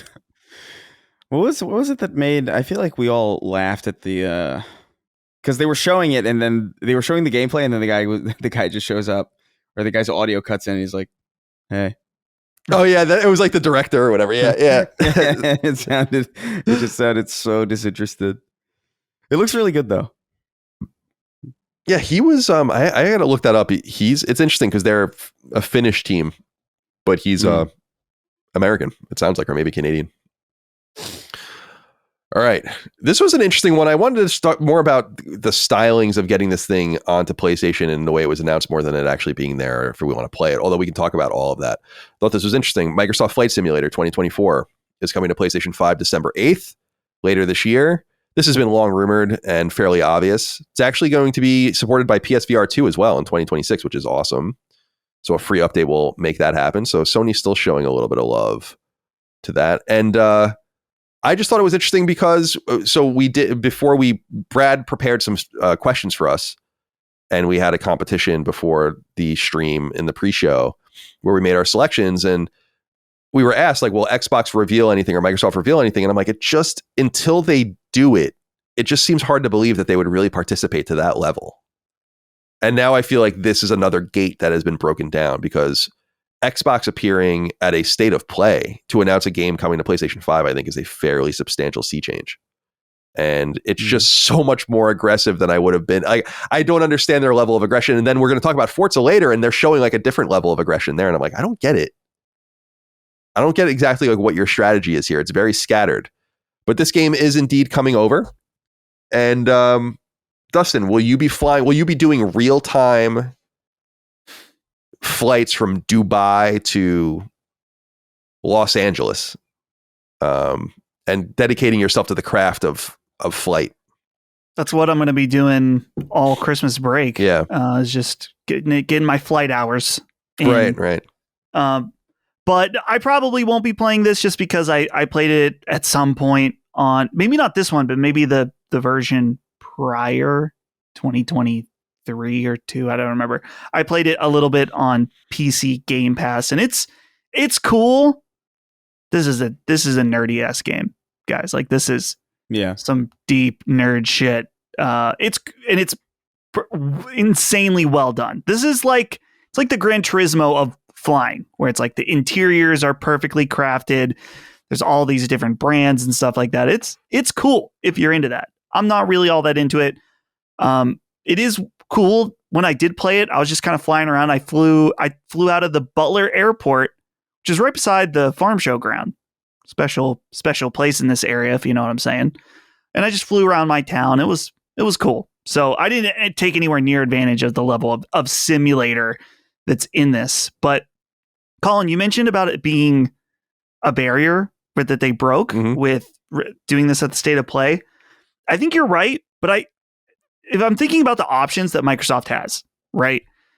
They just did their TGS showcase this morning, and I think it would be more weird for them to announce a PlayStation port at their own show than to announce a port on PlayStation's showcase. Yeah, but they've already broken that other barrier. You know what I mean? Like when Indiana Jones was announced at Gamescom last year, they had already done that. So they had already, in my opinion, broken that. Well, that wasn't their show though. Yeah, that was Gamescom, to be fair. Oh, you mean like, but they're at Tokyo Game Show now. I don't understand the difference. Well, I'm just saying that he's talking about like the difference between like an Xbox showcase versus like a state of play. Like it would be weird for an Xbox showcase to open and they're like, oh, Microsoft Flight Simulator coming to I got you. So because that was a Keighley event. Correct. Yeah, right. For the Indiana Jones. Because I'm assuming that they're like, okay, late September is when we want to start the marketing. Where are our options to reveal this? They have their own TGS show that happened this morning. And they probably, when it was a possibility to do it, be included in the state of play. And it's like, well, it would be weird to do it at our own show where we're announcing shit for us. And to just be like, hey, this is something for the other platform, Yeah. So I think it makes sense, but it's still, I don't think that takes away from the fact that it is definitely still a barrier broken, that it's like at the state of play. It's also like I was very curious, and I went back and rewatched it to make sure. It's like I was looking for an Xbox logo, and it is there, because I was actually wondering, like, it's not really it is, but it's not really an Xbox game when you think about it. Microsoft Flight Simulator is the PC game. Yeah, and it goes back to like what, the late 80s. So like long before Xbox existed. It's just like it's an existent PC game that existed kind of parallel. It's not even made internally. It's kind of like Age of Empires and things like that, where it's just like, it's not really right. Like that was Microsoft. That's like PC Microsoft stuff. Yeah, right. And I'm pretty sure, like, I can't remember where I heard this, but I remember looking it up and it was true. I don't remember the game either, but like Microsoft themselves like used to publish like weird, like I'm pretty sure there's a Microsoft published game on PS1 somewhere. Like I think it's like some weird, like it might be like Solitaire or something like that. But like they've, before Xbox, they were kind of all over the place. And so like Flight Simulator is one of those where I'm just like, I don't know if that's really. It's not Halo. Yeah. Yeah. Or even Gears or something like that. So Yeah. Didn't I think Microsoft published some games on Game Boy Advance, like the Banjo-Kazooie Game Boy Advance game? Well, yeah, because they were famously. I mean, we reported this at IGN. It was so unbelievable that no one still not no one, but a lot of people still don't believe it. Is that like they were making Halo for DS? Right. Yeah. And we had it, which was totally crazy. That Mac Casamassini should just fucking come up with some gold back in the day. He's like one of the heads of Apple's gaming stuff now. So yeah, I agree with you where this is like the safest way to kind of break the seal. And I was surprised by it though. And, because there is a new level of aggression now, but yeah, now this is getting out there. Not my kind of game. Gosh, man, they're just like begging people to imagine if the 9/11 terrorists could have trained off of Flight Simulator 2024, they wouldn't have had to go to flight school. Yeah. They could have done Maybe more. Maybe they used the old flight simulator anyway. Yeah, it was that good. That game is really cool. Like I can't get that into it. I remember I downloaded it and it was a fucking huge game. Like the package file, I remember when I downloaded it was like, it was over 100 gigs for sure. And I was like, what the hell? What is in this? I guess it's the whole world. So I guess it makes some sense, but like I remember being shocked by that. Let's see, anything interesting here? So 125 aircraft, 40,000 airports, 60,000 helipads. So there's a lot of stuff. Yeah, it's super cool. Is there, because there's some fighter jets it looks like in here. Is there like a way to dogfight? Oh, this is the civilian supersonic jet. Like that would be a cool game, is like a dogfighting or like military style flight simulator where you're like bombing cities and getting into dogfights and running sorties and landing on aircraft carriers, and like that would be kind of, I'm dead up serious. Like that would be fucking sick. I think that might be illegal. Yeah. I'm not super sure how much they're allowed to divulge shit like that to like consumer grade electronics and software. Like you're just dive bombing, like a city or something. It's like, holy shit, that'd be fucking crazy. Jesus. It could be a fictional city. It doesn't have to be a real city. It could be aliens. It could be robots. But then it would just be Ace Combat or like Battlefield. Or like, I always wanted to, like every once in a while when I was younger, I would play an Ace Combat game. I think the last time I did it was on PS3 because I wanted to like it. I'm like, this is cool. I just was so bad at it. Like, I'm like, I can't believe people play this game. It's hard. I played the shit out of the demo of like Ace Combat 6 or something, I think maybe. It was a 360 PS3 era, like 2006, 2007. And I remember liking it, but like I was very much like you were. I was like, I don't know what the fuck I'm doing. I wish I liked this more. And I wish I was into this. But I'm just kind of not. Let's see here. I'm looking at, I mean, it's certainly a beautiful game. There'll be let's see. Oh, early access December 3rd if you pre-order. So 5 days early access. So it's actually December 8th. Okay. Pearl Harbor. It's an interesting. Happy Pearl Harbor. Here's planes. But seriously, like imagine being able to play a game where you're like a Japanese Zero fighter pilot during Pearl Harbor. Like, I know it sounds crazy, but just think about it. How is it any more offensive than the Normandy landing in Call of Duty? No, but I think you can do. I'm fairly certain you can do what you're saying. Like I'm fairly certain like there's like Battlefield games where like you play as like the Japanese and you're on like a facsimile of Pearl Harbor. I'm certain that's real. I love. You're probably right about that too. About at the level of flight simulator, right? The most inaccessible. It would just be like EVE Online, but for like real sickos. Right. And you can get like a really sick Steel Battalion style controller setup. Yeah. Because that was what I was fascinated by. I remember actually, I always like looking in the cockpit. My mom, when I was a kid, I've said many times, worked for Delta, and so I was around planes a lot as a kid, and that was before 9/11. So like they would leave the cockpit doors open when they flew, and they would let you into the cockpit, and you'd dick around and all that kind of stuff. And I was so fascinated by the interface, even as a child, when it was much more rudimentary, where I was like, dude, there's so much shit here. And when I was on a plane to Boston, earlier in the year, they had the cockpit open as they were preparing before they closed the doors, and they really are like pressing all of the buttons, and like it's not like these things that just exist and you don't really use them. They're like switching all the dials, and I'm like, Jesus Christ! Like, how do you know? It's like, a lot, man. It seems like it's kind of crazy that we like fly these things through the air, and they're so sensitive, and I don't know. It was really interesting. So it would be fun to play. It would be fun to play around with that kind of shit. Like, I want to go in there and press the buttons. Yeah, I'm going to recommend something to you, Colin. I know you're not going to watch it, but season 2 of The Rehearsal. Yeah. This is speaking to everything you're saying right now. That's the show that Michael likes, I think. Right? Or what's his name? Nathan Fielder. Nathan Fielder. Yeah. Oh, this is the rehearsal's the new one, right? Yeah, it's a show on HBO. He used to do Nathan For You. That's the one that which she is likes. awesome. Yeah, which is also great. But the rehearsal it's great in a different way. But yeah, the season 2 is all about like aviation and stuff. And I won't spoil it, but it's fucking great. It's outrageous. It might be one of the. I mean, even though it's not fiction, it is one of the greatest payoffs in the final episode ever that I've seen in TV. It's crazy. Mike has been for years been telling me that Nathan For You show that she's like, I think you would really like that show. I can't believe you've not seen it. Yeah, like it's cringy, right? It's like something you have to watch and is that what? Am I getting it right? I don't know. I just feel like you would like it. Yeah, it might be cringy in a way that maybe you think you won't like, but I feel like it's entirely your cup of tea. Well, because Nathan For You is about him. Each episode is him going and helping a business with a business. But it's always like an outrageous idea, right?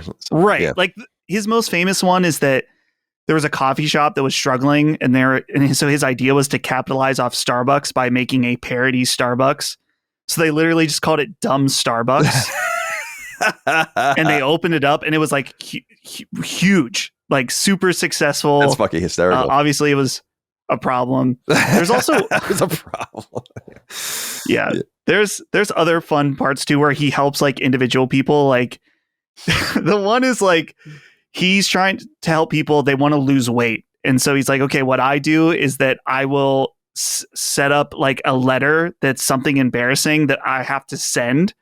So he has a guy that wants to lose weight. If he doesn't get that, that weight, then he'll send the letter of what's in it that Nathan already has. It's him naked in a hot dog bun, like a giant hot dog bun.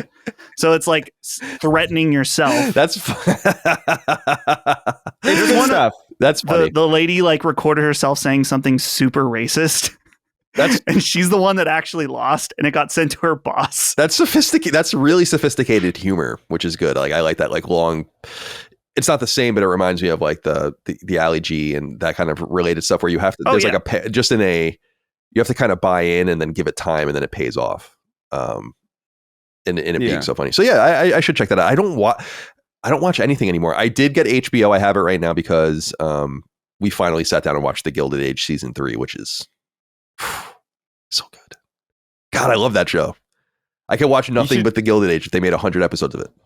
You should definitely watch Nathan For You, and it's not sequential, so you can just pick any episode. Okay, like any episode's good to start with. I've written there's some. That's on HBO as well. I think so, maybe. Last time I checked, but that was maybe 8 months ago. Okay, Chris, I'm gonna send Colin the clip where he's like, the only thing that's worse than death, being a registered sex offender. Yeah. Do you know what I'm talking about? That I do know. I've seen, dude. There's so many good episodes of that show. There's one that takes place like kind of in my neck of the woods. That's like it's the gas station where like they sell gas for like $1, but like after rebate, and the rebate box is like in a mountain somewhere. It's good shit. All right, cool. I will check that out. I've written it down here in my notes. All right, this was an anomaly I wanted to talk about that a lot of people were confused about and drew a lot of conversation, which was that Sony revealed these wireless speakers for desktop, presumably PC gaming, called the Pulse Elevate. And they write here, quote, "We're excited to share a first look at the Pulse Elevate wireless speakers, the newest addition to our lineup of PlayStation audio accessories, which we revealed earlier today during the State of Play. Pulse Elevate builds upon the immersive next-level gaming audio experience we introduced to players with Pulse Elite wireless headset and Pulse Explore wireless earbuds, combining powerful technologies like planar magnetic drivers and PlayStation Link into new form factors for players to experience with their favorite games. As the first wireless speakers developed by Sony Interactive Entertainment, Pulse Elevate fits seamlessly in at a PS5, PC, or Mac desktop gaming setup and can be enjoyed on the go with a PlayStation Portal remote player or smartphone.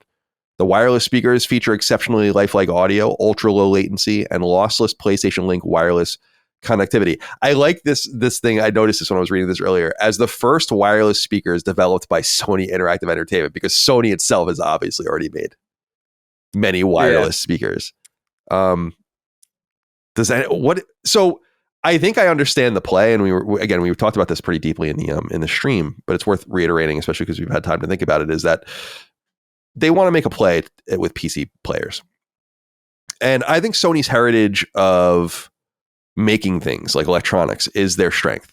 It's what makes them, it's like in the competition with their two competitors, even their three competitors, if you count Steam, so Steam, Nintendo, and Xbox, it's like they're the electronics maker.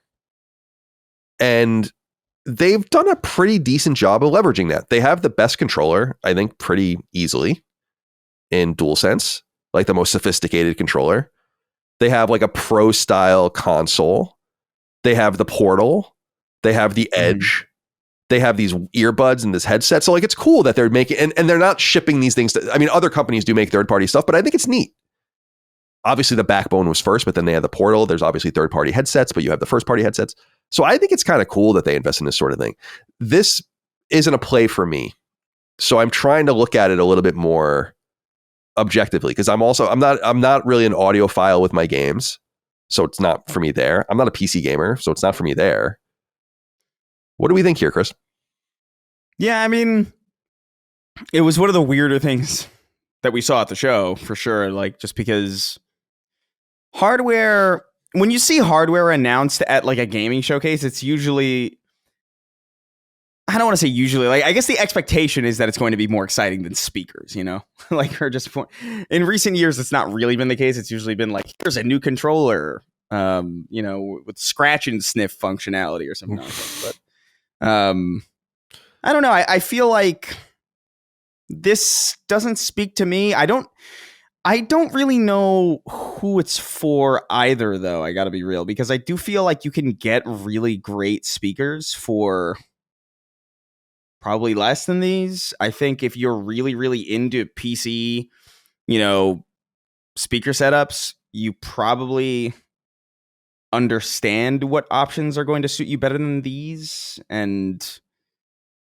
so I don't really know what to make of this. I think it's cool to get in the space, just because I think it's just cool to make new electronics. I think like new hardware is cool and interesting no matter what. Like even just like when they had like, you know, PlayStation GPS and stuff like that. I think it's cool that exists.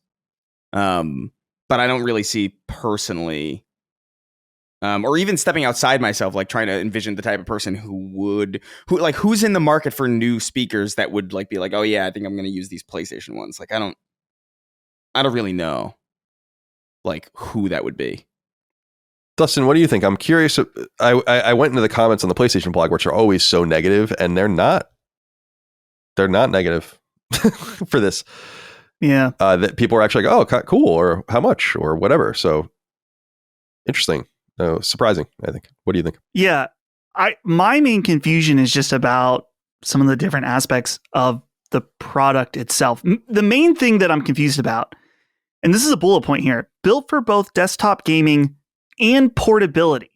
So it has a built-in rechargeable battery, which then they described and said, players can take Pulse Elevate on the go when gaming with a PlayStation Portal remote player via PlayStation Link, or the mobile device or smartphone via Bluetooth. If you are on the go and you set these bad boys up with your Portal, you're a psychopath. I totally agree. Just telling you straight up. Very weird use case.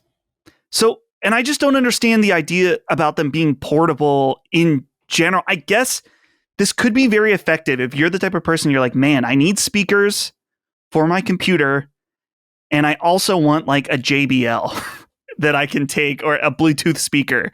And so you could use these as a stereo Bluetooth speaker setup that you could take on the go. It's kind of multi-use, which I think is good. But then again, it's like, if you're I said this on the stream, if you're in the market for good PC speakers, I'm guessing there's going to be much better options at a much lower price.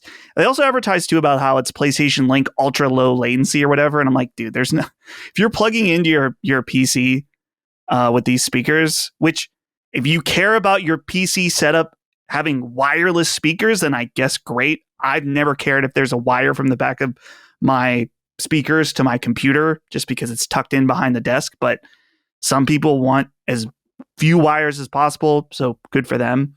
But I just don't really get it. The only silver lining I think that could be, I don't want that makes it sound really bad. The only surprise that could come through with these is that PlayStation did buy that audio company, Audie's Nuts, Audie's Nuts, as we called them. That's right.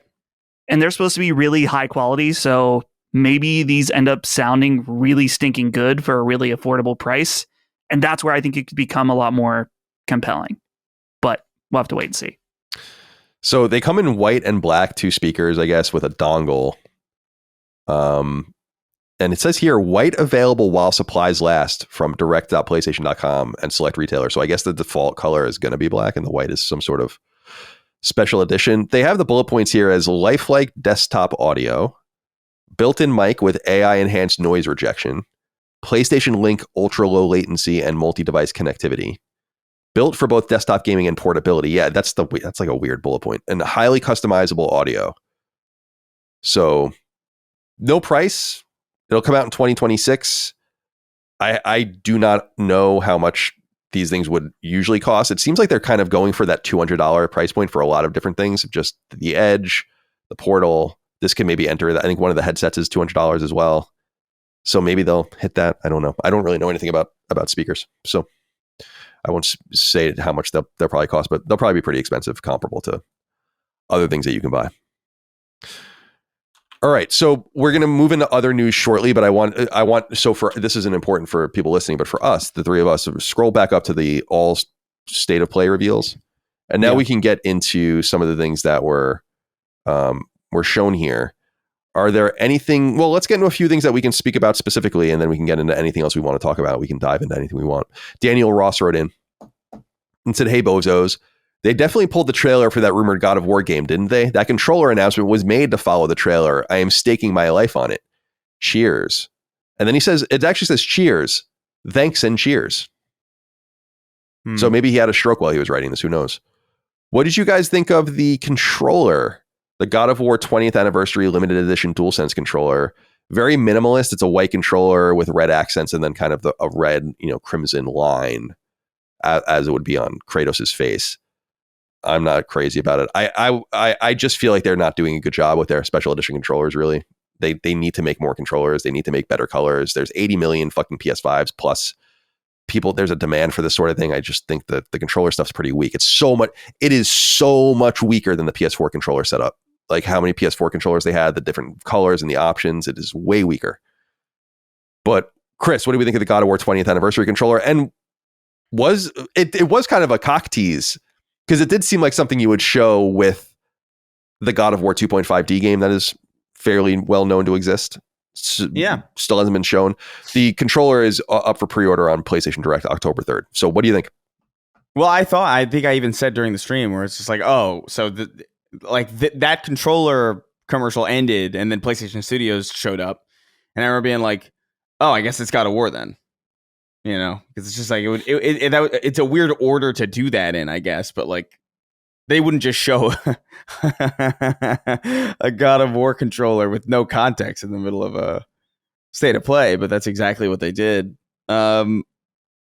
My gut is telling me that something probably was pulled because it just feels so weird and out of place. Like, I don't know why you would. I know that it was the 20th anniversary or whatever, and that's cool, but like to celebrate the 20th anniversary with a controller and nothing else seems odd to me. I would have probably bet that the 20th anniversary was supposed to be celebrated with the controller and that game, whatever that 2.5D thing is. Mm-hmm.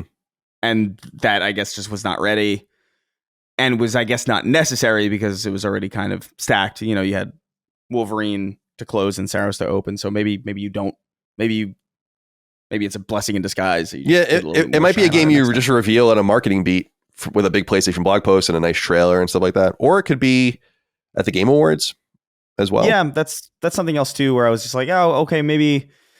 But it does feel weird that it was just there. Because I feel like if you went back and looked at any other state of play or any other kind of event where they showcased a trailer of a controller for something, it's usually followed or preceded by a trailer for like, a game related to it. I don't know if that's true, like holistically. I haven't done the math or done the research, but like that feels accurate. So it was just off to see it. But I'm in agreement where I just kind of feel like the DualSense is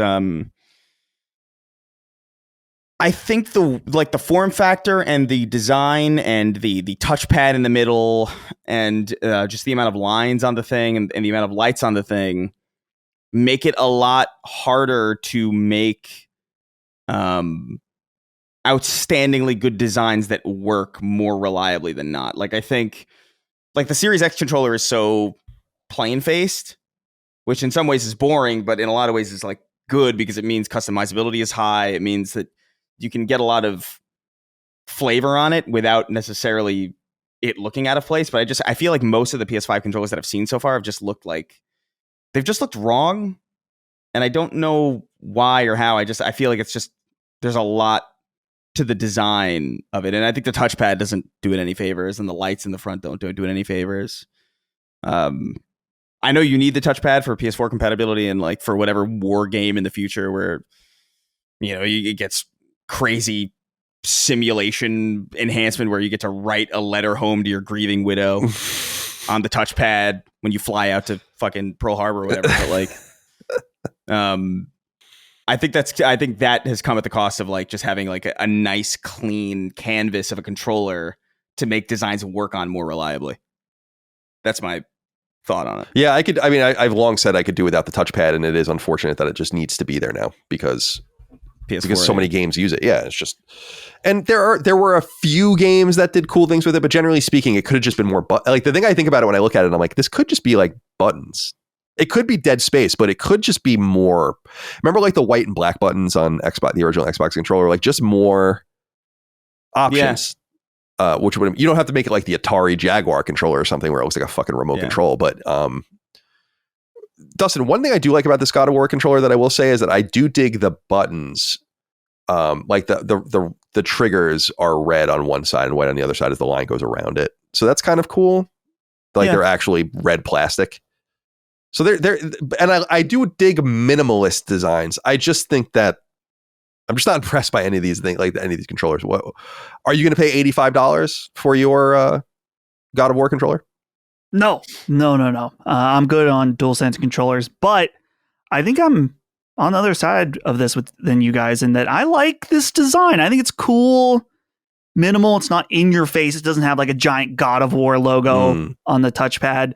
And I think maybe partially the reason why I kind of like this is just in comparison to the last controller that came out, which maybe just is coming out in the next week or so, the Ghost of Yotei, the shit stain, the shit smear Ghost of Yotei controller that's just absolutely awful. So, and I think there have been some pretty clean ones. I think most people really like the Astrobot controller, was pretty cute. So I like the minimal look of this, but I just don't need it. So, and I also don't care about, I like God of War a lot. God of War Ragnarok, I think I said it was my game of the year, the year it came out, but Kratos just isn't like my guy, you know? So I don't need his minimal face on a controller. I like minimalist designs too. I just feel like the controller itself isn't minimalist, so it makes it hard. It makes it clash a little bit. I think maybe the thing that's throwing me off too is like, I feel like the stick should be a different color. Like I feel like the stick should be red or white or something. I know that would be like a nightmare, but like I mean, they've made white sticks I think in the past. Maybe like I think they did. I feel like certainly, but yeah, that's I don't know. It's good. It's one of the better ones, I will say. I just think unfortunately the DualSense, like the faceplate design is just so busy that like I don't know what you can do with it really. I gotta take something back about this controller because I was looking at the overall PlayStation blog post and I clicked into the one that's just about the controller. This is so nitpicky. The right trigger is red. Yeah, that's what I was saying. It continues that design. That's what I was saying earlier. I like that. You don't like that? That's what I was saying. That's what I just said that I really liked about it was. I didn't connect the dots. I think that's like I think that's actually the only cool aspect of it is that it's like asymmetric. I kind of agree. I kind of like that it's red. I don't know. And the other side isn't. It's one of the better ones, I will say. Like I don't know. Like I like the red color on the faceplate buttons and the D-pad. I like the little accent. Although I do miss, like, I don't know, man. I'm such a purist. I miss the multicolored buttons. But let's see here. Blue Dougal wrote in and said, "Did Chris just manifest Deus Ex Remastered into existence?" Chris, that was nuts. Because I only got into Deus Ex in the last couple months, and now they remastered it. Although, like, I don't know, I looked deeper into this, and I'm just like, man, it looks like it's. I think I even said on the stream, like, it just looks the same. Well, it reminds me a little bit of what was done to System Shock 1, where it's like a lo-fi sort of. Well, maybe it's more to me. I mean, look, Aspire's been doing this. Like, they just do like very, very minimal touch-ups. Like they did that with Soul Reaver, and they did that with oh my god, Tomb Raider. And I thought that those were pretty solid jobs. This one, though, like, for whatever reason, I am so attached to the old look of, like, there's something about the look of Deus Ex that looks very unique and very specific. Like, JC Denton as a character, like, I don't know what you can do to modernize that character that doesn't in some way ruin, like, the design and the charm of him. And I will say, like, the back and forth, like, comparisons, I'm like, I don't know, man, it looks worse. That's interesting. In the new version, I don't mind it though, because if this is an Aspire, this is an Aspire thing, which means you'll be able to. I don't know if they've confirmed this or not, but I assume you'll be able to toggle between the new graphics and the old graphics, just like you can in the Tomb Raider collection, and just like you can in Legacy of Kain Soul Reaver. So I'm not too bothered by that, because I would rather play it in the old graphics anyway. It's really more of like having the original Deus Ex playable and accessible on modern hardware without having to jump through like weird mods and weird hoops, and it not being the PS2 version, so it's not this kind of like segmented, somewhat compromised version that I played. It's cool to have a game like this playable, but I do think they kind of dropped the ball on the art direction in some of these. With some of these characters and some of these locations, I'm like, yeah. I will say the lighting seems harsh. Like, if you look at the early screens, there's like a darker hue, because there's I guess this is the main character that there's a picture of on the PlayStation blog as like a comparison. There are things that make him look obviously way better. Like, he has actual fingers, for instance, as opposed to it just being one texture. Right, like a block texture and things like that. But the lighting you can see in the original is much darker and grittier and so much brighter. If that's the same screenshot, then it's just so much more saturated. So I think there are some things people are probably not going to like. But it says here, the remaster isn't just a visual upgrade, but a preservation of Deus Ex's DNA, carefully modernized without sacrificing the conspiratorial paranoia that made the original game so iconic. Each location has been overhauled with new lighting, dynamic shadows, particle systems, and upscale textures. For the first time, you'll see this dystopian future rendered with rebuilt character models, lip sync dialogue, and ragdoll physics. And this is a big thing here. Control optimized. It says when Deus Ex first released in 2000, its control scheme was built for keyboard and mouse, tailored to the PC audience of the era. Complex key bindings and dense menus gave players unmatched freedom, but also made the experience a challenge to translate onto a controller. Early console ports struggled to capture that same precision. The control scheme has been optimized from the ground up, designed to feel intuitive and responsive, whether you're sneaking through back alleys or storming corporate headquarters. So that's cool, because I did feel that was a little bit of a problem with System Shock 2 Remastered. Yeah. I was like, they didn't really do anything to make this more playable on a controller. The other way you can look at it is like, damn, dude, just make it so you should fix the controls, but you should also be able to play with a PC and keyboard on console. That'd be kind of cool. Yeah.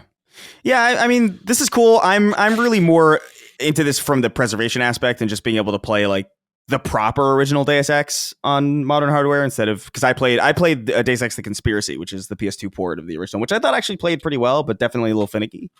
I'm gonna be playing this for sure, but I'm probably gonna play with the old guy. I just think there's something so charming about like the way it looks.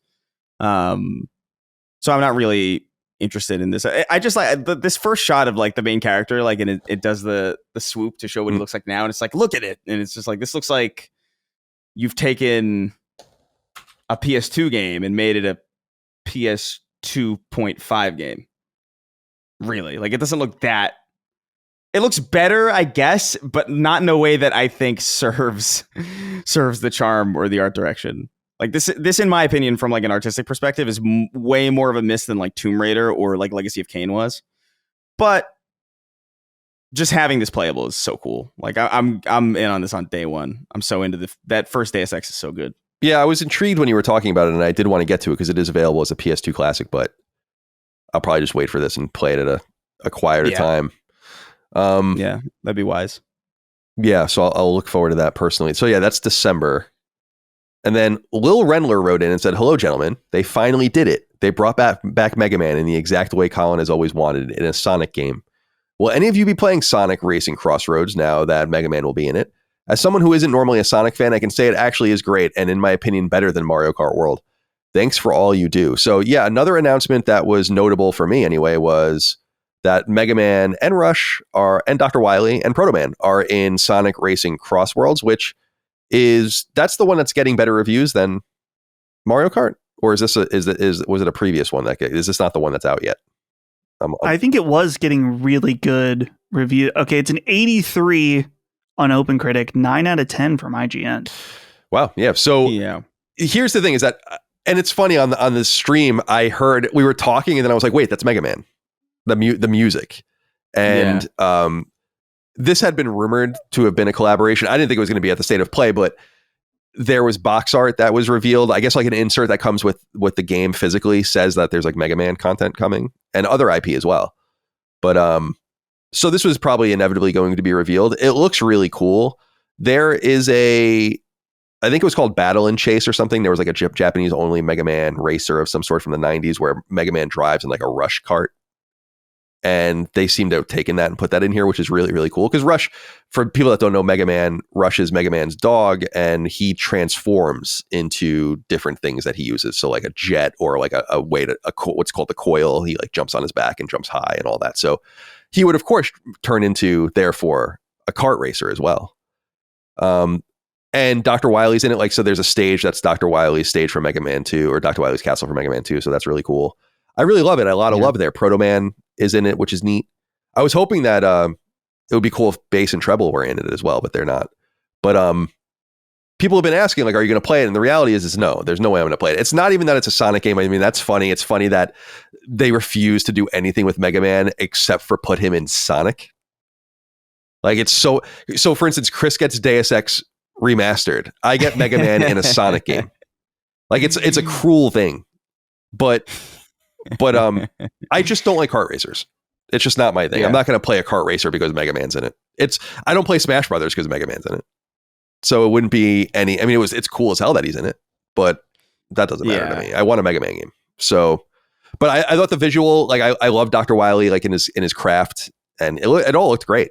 They did a really great job with it. There was a shot where like the little Met hard hat was like crossing the course slowly. He's probably going to be some sort of hazard or something in the game. So yeah, that looked pretty cool.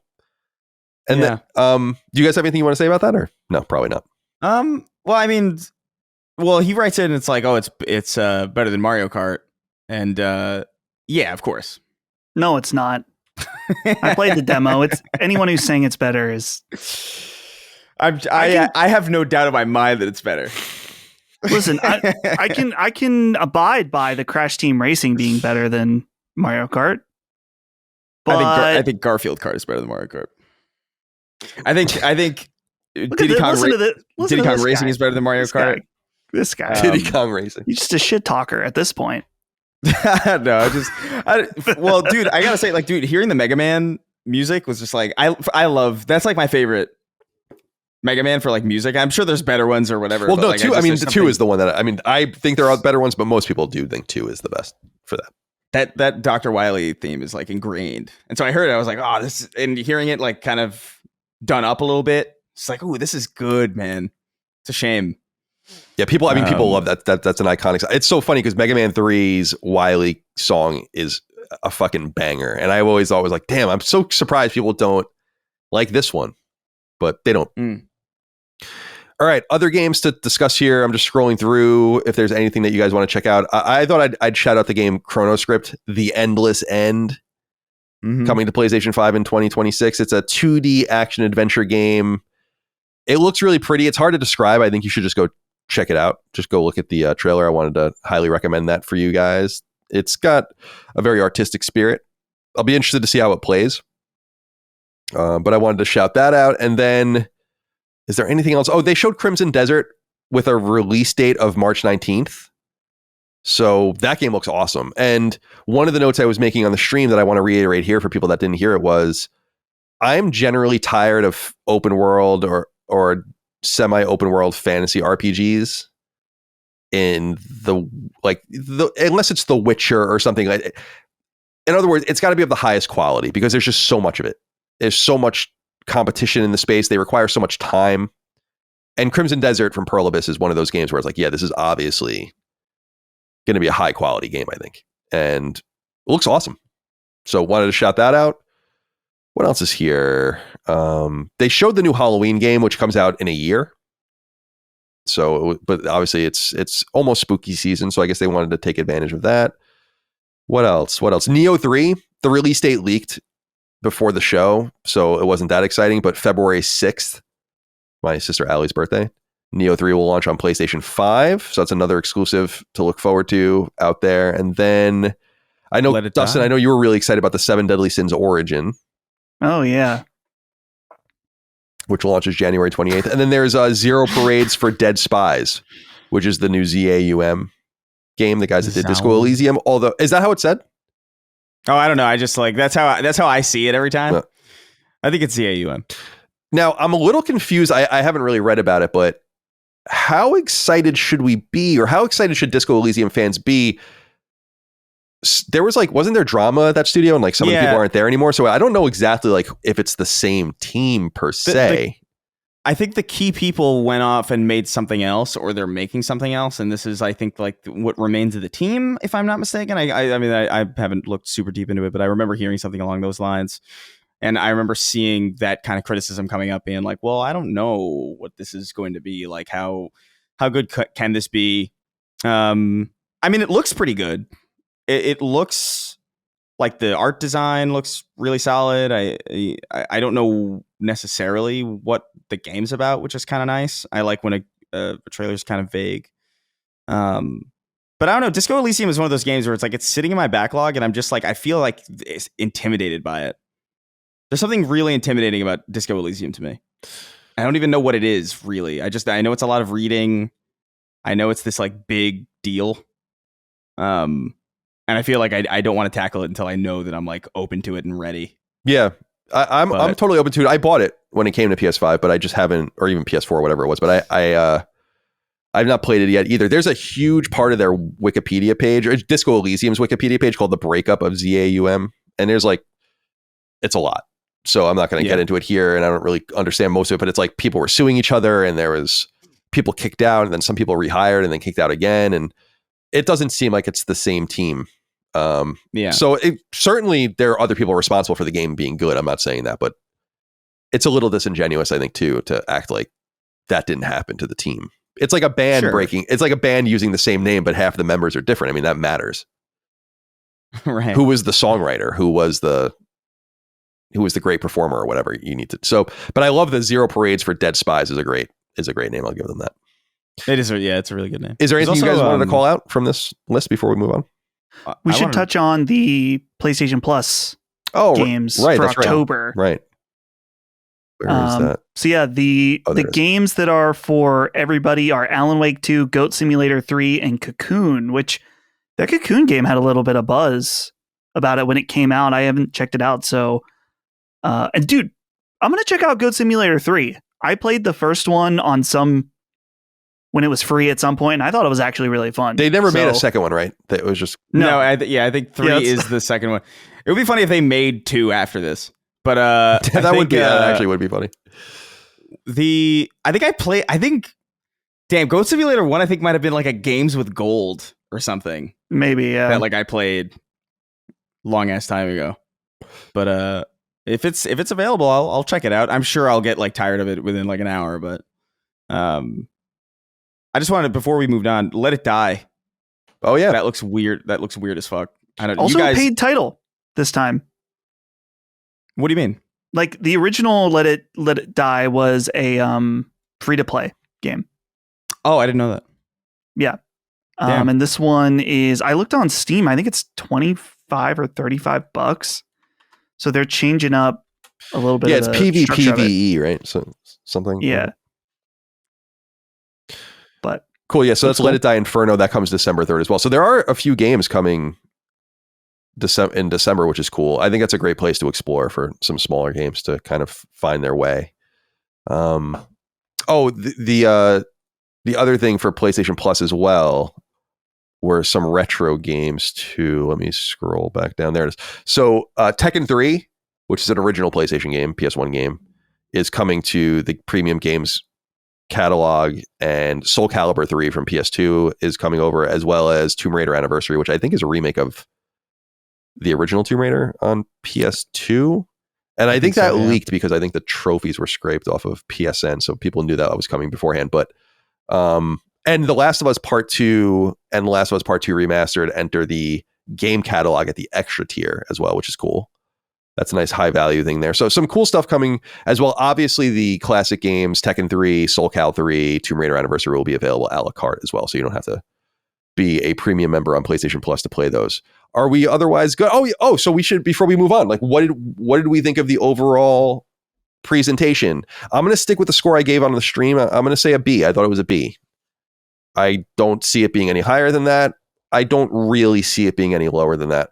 I think you have to look at it with some lens of objectivity. That's simply in an environment with a million games, many of them are just not going to be for you. But I think that a lot of the games, so like Battlefield 6, for instance, is probably really not for me. The campaign might be cool. I'm totally open to playing the campaign if it's good, but it's not for me. But obviously that's a huge game and a big get and a good rival marketing kind of boost for them with kind of Microsoft and Call of Duty being together. Code Vein 2 is certainly not my thing, but people like their Souls-like and Soulsborne games. Crimson Desert is awesome. Deus Ex Remastered is cool. Dynasty Warriors 3 was there. I mean, that's not a big deal. A new controller, GT7 DLC, new Halloween game. There was that game Last Epic, Let It Die Inferno. And then, of course, the first party games, Wolverine and Saros, along with something from the second party like Neo 3. We were talking about the ZAUM game earlier. I feel like that's a solid B. I'm comfortable with that score.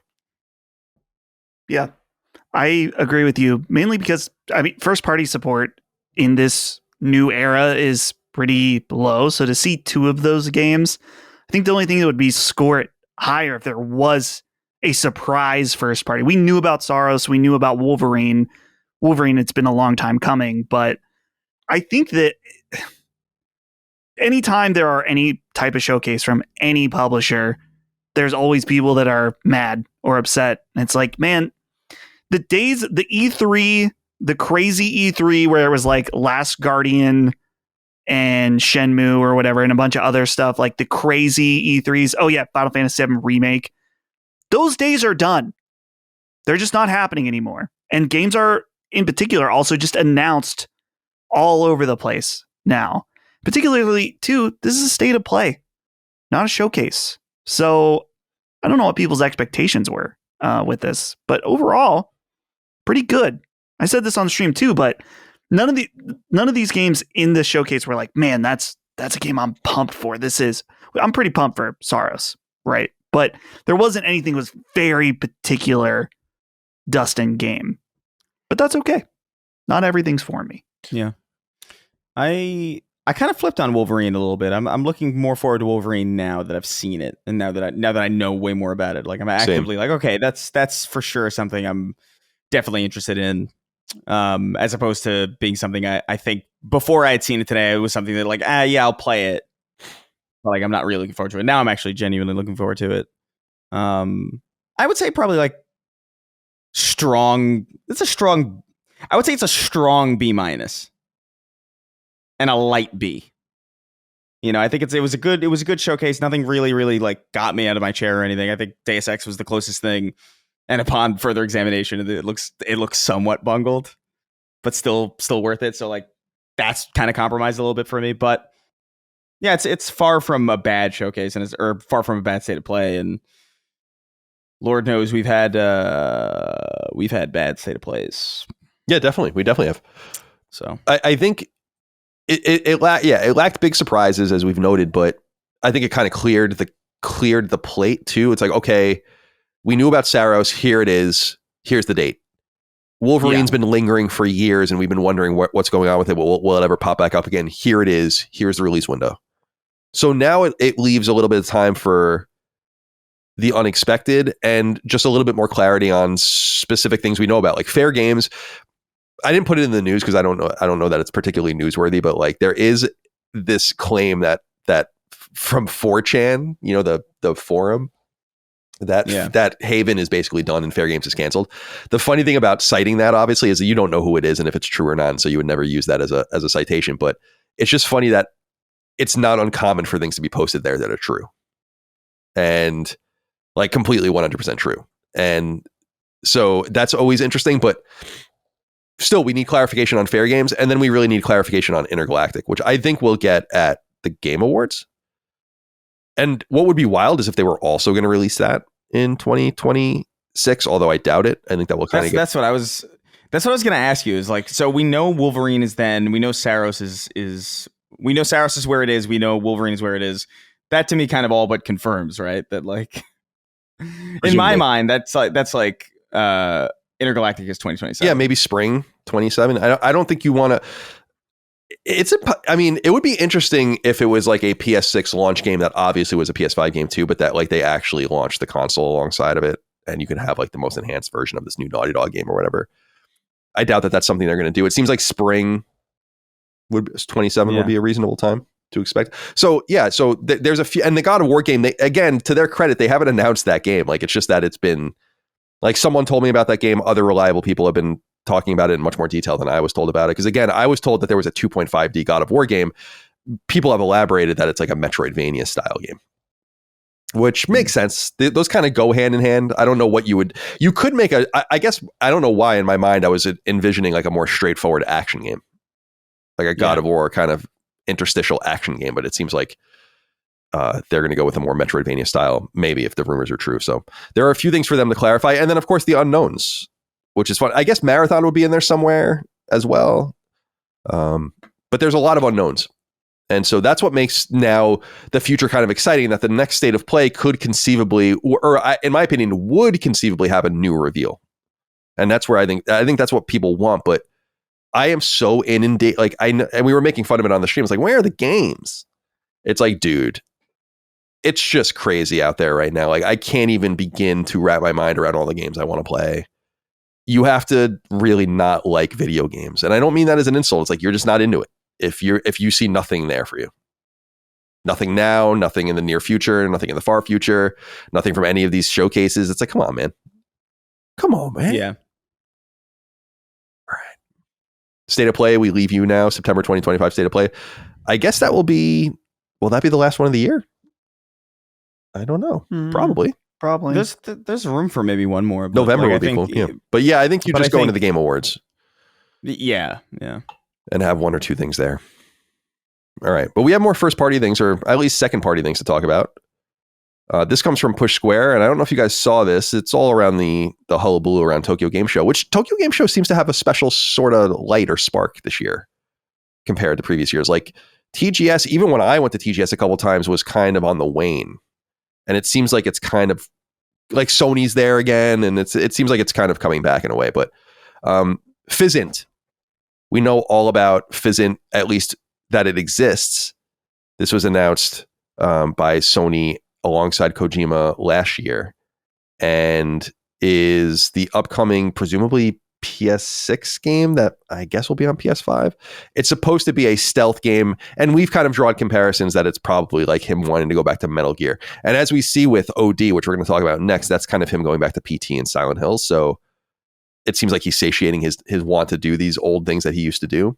So we have a poster, and it's of a man holding a machine gun, a rifle in front of some sort of concrete building that looks kind of stylized in like a Art Deco, but I don't know if that's supposed to be. I don't know if that's supposed to be some sort of time travel indication, because the gun is much more modern, for instance, and his clothing is much more modern.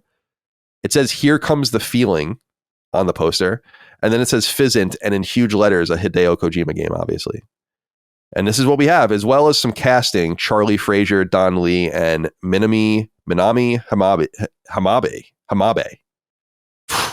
God, I'm struggling. I should have had you read that because I know you read Japanese. Dustin. Right. Fluently. So just a little bit of a taste. Dustin, what are your thoughts? I absolutely love this poster. It's got all the Kojima staple look to it. What's his the art guy that he works with? Shinkawa. Oh yeah, Shinkawa.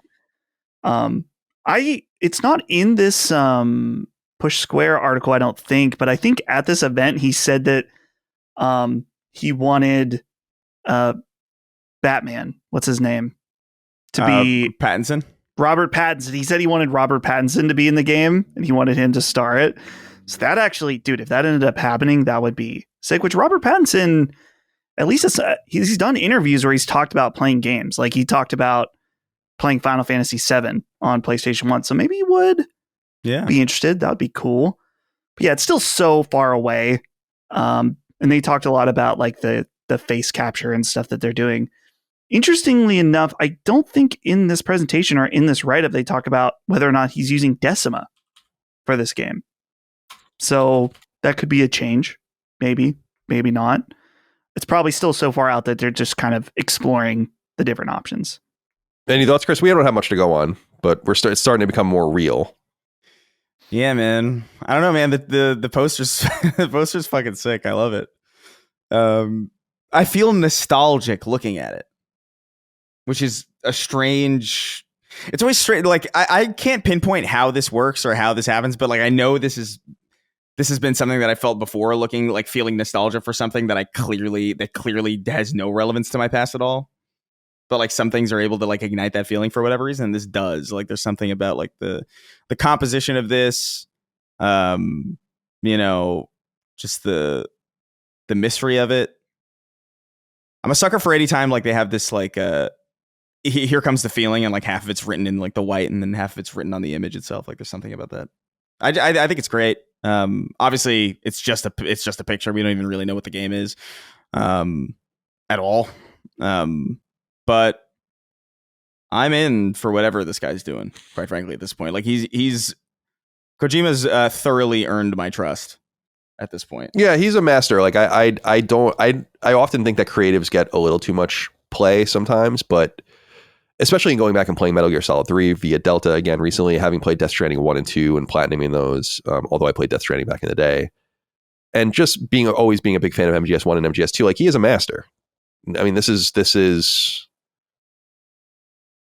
it's not to say he hits every time, or like I wasn't a huge Zone of the Enders fan or something like that. You know, like I wasn't huge into Boktai. I'm not saying like everything he does is like my cup of tea, but the core shit he does, it's good stuff. Yeah, and it's thoughtful and meaningful and fun. At the very least, like I will always be like thoroughly interested in it. Like even if it's something that doesn't hit for like Metal Gear Solid 4 like didn't hit for me when I first tried it, but like it's intrigued me. The entire time, because I'm always just thinking like, what the hell is this thing? But yeah. Well, a few important things to keep in mind is, and I, in my research is because Kojima's talked about the game a few times. So it was revealed early in 2024 at a similar state of play of one we were just covering, and there are a few things to keep in mind. Number one is he gave an interview earlier this year where he said the game is probably 5 years away, if not more. So we're looking at a PlayStation 6 game that will come out in 2030, 2031. So a long time away. The second thing is I believe he reiterated at TGS that he's basically the only one really working on it. Obviously, they have technicians and artists working on some things. He showed renders, for instance, of some of the characters, like the art. They're basically capturing and starting to mess around with things as they cast people.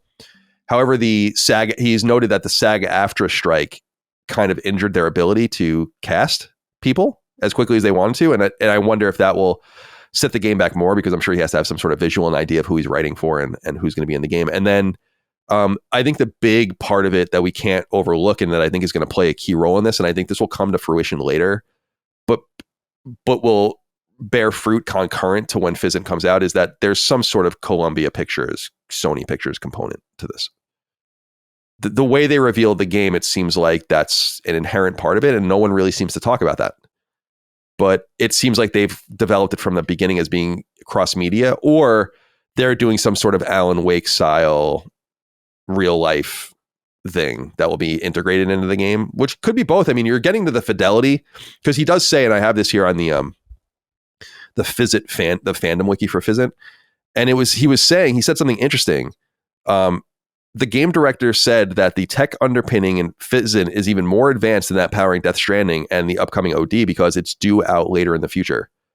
So it's unclear. Like he's probably working on some sort of, he might be working on Decima, but some sort of next gen version of it, or just something that is bespoke. But Sony's involvement seems to indicate that I would assume it's some sort of Decima, next gen Decima game, but we don't have confirmation of that. And you'd think they would confirm it, but maybe they don't want to do that yet.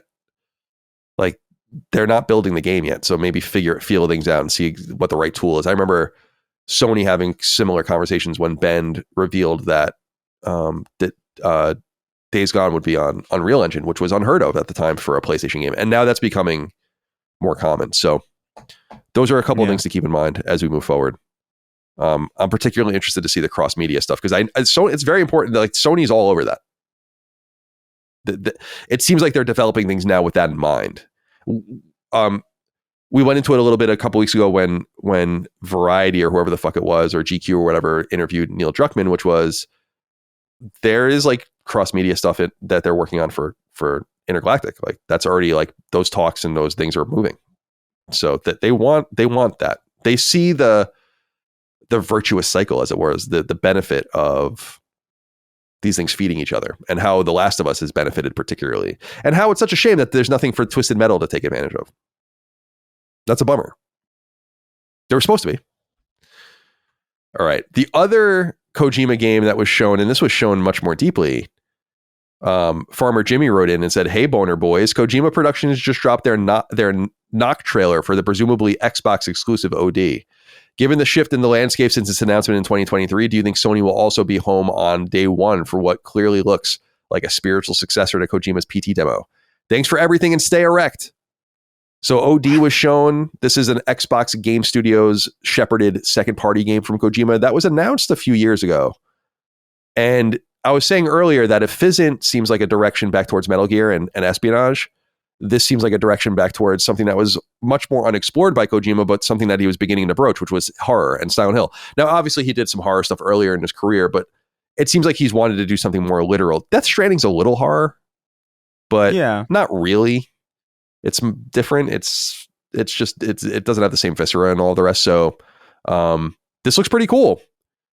To Farmer Jimmy's talk, I assume this is going to come to PS5 at the same time. I maybe not, but we'll see.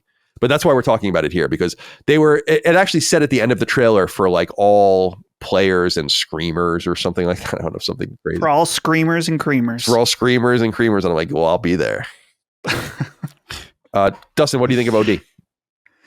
Yeah, this trailer was pretty good. It didn't get me crazy excited. Obviously, just like Physint, their big emphasis on the motion capture, the face capture, and it certainly does look like it's going to be pretty creepy. In terms of, will it release on PlayStation at the same time? And I think, you're moving things around here, so I don't want to jump to the chase. No, you can go. There's another game, Forza Horizon 6, which we're going to talk about, is Xbox first and then PlayStation, they've already said. And so I wonder, having a Kojima game, it's a pretty big get for Xbox. And I wonder, it's tough because I could see either way where they're like, yeah, we'll be able to sell millions. Well, I don't know. We talk about Death Stranding always not being like a crazy. Yeah, I don't know. Millions might be too much. So I could see them wanting to spread the field, but at the same time, Kojima, that would, for me, if OD only comes out on Xbox and PC, I'm not waiting for PlayStation. I will be playing this probably either on PC or maybe actually on my Series X. It hasn't been turned on in 2 years, but I would get to this as soon as possible. So that could be a big advantage to tier it out a little bit. I agree with what you're saying, and it gave me pause about Forza, which we'll talk about in a minute as well. The strategy that they're employing, again, muddled by stuff like Flight Simulator. Like, anyway, Chris, before we get into all of the semantics, what did you think of OD? Was it intriguing to you? Oh yeah, absolutely. Like the fact it is so PT coded, and knowing that that's like actually going to be followed through this time, or like, you know, presumably, like I guess it could be canceled. Like, we don't know, but like assuming that everything goes according to plan and we get this thing, and there's no like fractured relationships, or Xbox doesn't vanish. I mean, yeah, I'm all for like seeing that idea realized, or at least like Kojima fully like going through with a traditional kind of horror game. And by the performance capture in this trailer is insane. Yeah, it's incredible. Like for a good portion of it, like when the beginning started, I was like, that's a real door, right? And then the hand comes in, and I was like, oh, maybe it's a game. Yeah, I think it's a game. And then it goes into the room, and I'm like, is this a game? Like it actually really like fucked with me a little bit, because I was just like, I can't tell. It really only became clear to me once the match animation, when she starts to light the matches, and it's the same more or less animation every time. I'm like, okay, so this is the game. But that was really the only thing that gave it away to me. Granted, it was like compression, and I'm sure that probably helps. But like, dude, like this. I can't believe games look this good. It's really crazy. So I'm all for it. I'm excited. Something worth remembering too about this, I had to look it up because I knew there was something that when this game in 2023, Kojima described the project as avant-garde. And then in August 2025, he said it was something totally different. People either love it or hate it. And that the real evaluation of this game will happen 10 to 20 years from now. It's just you light candles in it. Yeah, he's kind of fencing OD right now. And I wonder, with graphics that look this crazy, is it possible this game is really not that much of a playable game? Where it's more so you're making decisions? Yeah, I've been saying that, and some people have been yeah, I'm sorry, go ahead, Chris, please. No, go. I was just saying I could see it. Yeah, I was going to say that I've been saying that for a while, and some people have been contesting it, because to your point, Dustin, I feel like he's been talking about it, you know, here and there, like it's not really a game. And it's certainly not a game like Metal Gear or Death Stranding or something like that. What I wonder is like the depth of it, or no, I shouldn't even say that, the breadth of it. Is it 3 hours? Is it a movie? Is it 10 hours? Is it a walking simulator? Is it an adventure game? Like PT was an adventure game. I mean, like what they showed was, and what I mean by that is like it's puzzle oriented, and it's problem solving, and all of the rest. It feels like it's kind of, and it's for all screamers and creamers. So I feel like I think it's not what people, in my opinion, it's not a game. I don't think you're going to have like an inventory screen and health, and like I don't, which is cool. That's totally fine. It's cool to get something different out of him, but it seems like this thing has been in development behind the scenes alongside Death Stranding, and now with Fizzit, and it just indicates that it's something that they can do in addition to, and so it indicates that it's just something smaller, though very beautiful, very high production value, very high quality. Yeah, you can, and it's like Chris was saying, it's beautiful to the point of being lifelike. It's exactly what you said, Chris. Like the way it becomes fake is actually the way the camera is framed. Before you even get to the lighting of the candles, like when the camera snaps in, it's like, oh, either this is a real camera being used to make it look like first person perspective, or it's actually now we're in game, so it's a game. But there was nothing about the quality of the graphics that would indicate that it wasn't real, and that's amazing. It's crazy. And I could see this being like more of like a Hellblade 2 kind of thing. You know what I mean? Where it's like this is a graphical showcase. This is it's all writing and character, and like maybe more obviously leaning more into PT. It's more about like puzzles and stuff, and like I would be surprised to see like an inventory screen or something like that. But I'm into it. You know, if anybody could get me into a game like that, it's probably this guy. You know, Hellblade 2, I just did not work for me because there was already a Hellblade 1 that was more of a game. You know, this is a brand new IP, you know, or a brand new original story, like from the ground up. So, like, I'm more interested. I'm more open to the idea of this being kind of like a weird demo type experience, or however you want to put it. Something. This is from the Wikipedia page, which I didn't watch the presentation, but some important details from it. It says, during the presentation, Kojima said the game would revolve around different fears, citing the sound of knocking as one of his. Kojima stated that Pule would be handling a different kind of fear, and that the game would be episodic. The other creatives participating apart from Kojima and Pule are yet to be confirmed. So it's an anthology video game. Ooh. So this is just one of the episodes called Knock within OD, which is going to be Interesting. all these different. Interesting. So the collaboration aspect, pretty interesting. I'm wondering, man. So they have Jordan Peele as one of them, but I'm imagining like a collaboration with Kojima and Ari Aster for an episode. Dude, that would send me That'd be great. Top of the charts for hype. That would be insane. I would have to imagine Guillermo del Toro is probably gonna be one of them too. Like, Yeah, I feel like they're really. I feel like I see them together all the time. Like every time I open Twitter, there's like some new photo of them. I don't even know, like sharing an ice cream cone holding on hands on one of those 2-seater bikes. Some like nonsense. That's a lot more interesting than I even thought it was. Yeah. All right. We kind of teased this here because it's related, which is Forza Horizon 6 was announced and it's coming to PlayStation 5.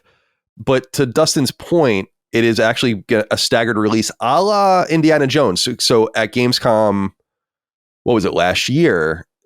Before Indiana Jones came out, they're like, Indiana Jones has a release date of December, whatever, on Xbox, and we're bringing it to PS5 next year. So they're doing a similar thing here where they're saying Xbox and PC will get it in 2026 for sure, and that it will come to PlayStation 5 post-launch. And they write that.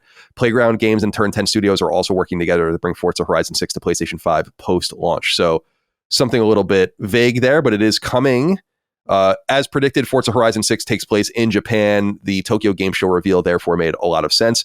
Now, again, this is where I think the messaging gets a little muddled, because I understand wanting to take advantage of the Japanese setting and the fusion that you can get by announcing it at Tokyo Game Show and having that, but it not being on PlayStation basically neuters its entire ability to be played in Japan unless people want to play on PC. And I'm not entirely sure how big PC gaming is in Japan comparable to the West, but it'll be available there for you. But I just think that that's a little weird. I was kind of sure that it was going to be on PlayStation 5. And I think that's kind of why they had to say that it was coming, even if it's not day and date, because it would have been even more peculiar. It's like they're literally, there is no Xbox market in Japan. It's just not a thing that really is happening there. But the game looks cool. People are amped about it. The trailer is doing well on Forza's official YouTube channel with over 500,000 views in about 8 hours. So what are our thoughts here? I'm not into Forza Horizon. I'm not a racing guy. I'm not a car guy, obviously. But any thoughts, Dustin? Do you want to share? Yeah, the Japanese setting of no surprise sounds pretty cool. But I've never really gotten into any Forza Horizon game. I appreciate them greatly. What I have played of them, it's like I can see the quality there. And obviously Japan as a landmass has a lot of cool stuff, whether it's Mount Fuji or being in the streets of Tokyo, or maybe some of the more traditional places in somewhere like Kyoto. There's a lot to work with. So I think it'll be a great setting for the game. And yeah, you're totally right that there is almost zero Xbox presence in Japan at all. Maybe that handheld will, I don't know if it's going to move the needle, but I think it would be maybe more appealing to a Japanese audience. But this game doesn't really have a chance of taking off there until that PlayStation version is out. Anything you want to share about Forza Horizon 6, Chris? No, not really. I mean, I think I played a little bit of Forza Horizon 5, I think, or 4. I think 5. And I liked it. I thought it was cool, but I'm just like, I think ultimately I'm just, you know, these are, it's like Flight Simulator for me, where I'm like, I appreciate this. This is cool. I know a lot of people are going to like it, but it's just not my cup of tea, really. All right. So Forza Horizon 6 coming to PlayStation 5 at an unknown date. Maybe later in 2026, maybe 2027. Forza Horizon 5 was a smash hit on PlayStation, so I'm sure they're going to sell many, and that was sold at full price. So I'm sure they're going to get many takers, many millions of takers. It seems fairly guaranteed. Please look forward to it. All right, a couple more things I wanted to get through here, and then we can move on. Colin's mom did Tylenol while pregnant, and it shows, wrote in and said, "Hey, gents. When I saw the news of the new PlayStation Trophy Reward program, I immediately fell to my knees and started throwing up and shitting myself in the aisles of Costco. How dare Sony expect me to pay additional money for a pin or a t-shirt? Why call it a rewards program if it isn't free? In all seriousness, I've seen nothing but complaining about this online, but I think it is pretty cool. It's completely optional, but let hardcore fans buy a little something extra after earning it. If anything, I hope it goes further into the future. For example, you are the first 25,000 platinum to Ghost of Yotei, so you get to buy a 6-inch platinum trophy replica with your name on it. I would definitely shell out cash for some of my favorite games in that case." So he is referencing an interesting thing that's being talked about in the hardcore PlayStation circle the last few days. It's from the PlayStation blog. It writes, and they write, "Ghost of Tsushima players can now unlock special Ghost rewards merchandise for purchase." And they write, quote, "If you've ever felt like your Ghost of Tsushima journey deserved to be remembered beyond the screen, we've got something special to share. Starting today, we're introducing a new merchandise program that celebrates your in-game achievements with special collectibles, beginning with Ghost rewards. Players who have earned the Mono no Aware Gold or Living Legend Platinum trophies in Ghost of Tsushima by December 31st, 2025, can unlock access to a selection of limited edition merchandise. These items have been designed to honor the spirit of Jin Sakai's journey and the dedication of fans who have walked the same path. 2 commemorative Ghost of Tsushima rewards for pre-order purchase are available starting today for those who have earned those trophies, with designs inspired by the island of Tsushima and Jin's legendary armor. Each piece was created with close input from Sucker Punch Productions to make sure they authentically capture the game's atmosphere and artistry. After earning the required trophies in-game, you can head straight to the Ghost Rewards store at ghostrewards.playstation.com to secure your collectibles after signing in to PlayStation. Ghost Rewards are available to ship to players in the US, Canada, Australia, Europe, and the United Kingdom. Additional availability may be introduced at a later date. The commemorative pin is available only for those who have risen to the ultimate challenge and achieve the Living Legend Platinum Trophy, and connect to the PSN and show that off by December 31st. It'll be $25 USD. And then the commemorative t-shirt is available only for players who have achieved the Mono no Aware, or it's probably Aware, Gold trophy in Ghost of Tsushima. I'm sorry, I don't want to offend, because I know Dustin's a Japanese speaker and I don't want to offend him. Gold trophy in Ghost of Tsushima with a connected PlayStation account by December 31st. The commemorative t-shirt is $30. This is just the start, they write. Ghost of Yotei rewards will arrive later this year, giving players another opportunity to celebrate their accomplishments with unique merchandise. We'll share more details closer to launch. Dustin, what do you think? I think this is awesome. And I don't understand why you would hate on this. I guess, I don't know, you have to earn the ability to purchase something. I can understand on the surface level that maybe sounding a little gross, but again, it's totally optional. I think the pin is really cool. And I can imagine them having a series of these pins for different platinums, different trophies, things like that. Kind of reminds me way back at PlayStation 4, there were certain games, if you got the platinum, you would get emailed a code for a special theme. Bloodborne, I think, was one of them. Yeah, I have that Bloodborne one. And I remember thinking that was really cool. A nice little bonus. Obviously, that's free. But Chris, I wanted to ask you, didn't Bungie do something kind of like this, where if you beat a raid, you can unlock the ability to purchase merchandise with your like team name on it and stuff?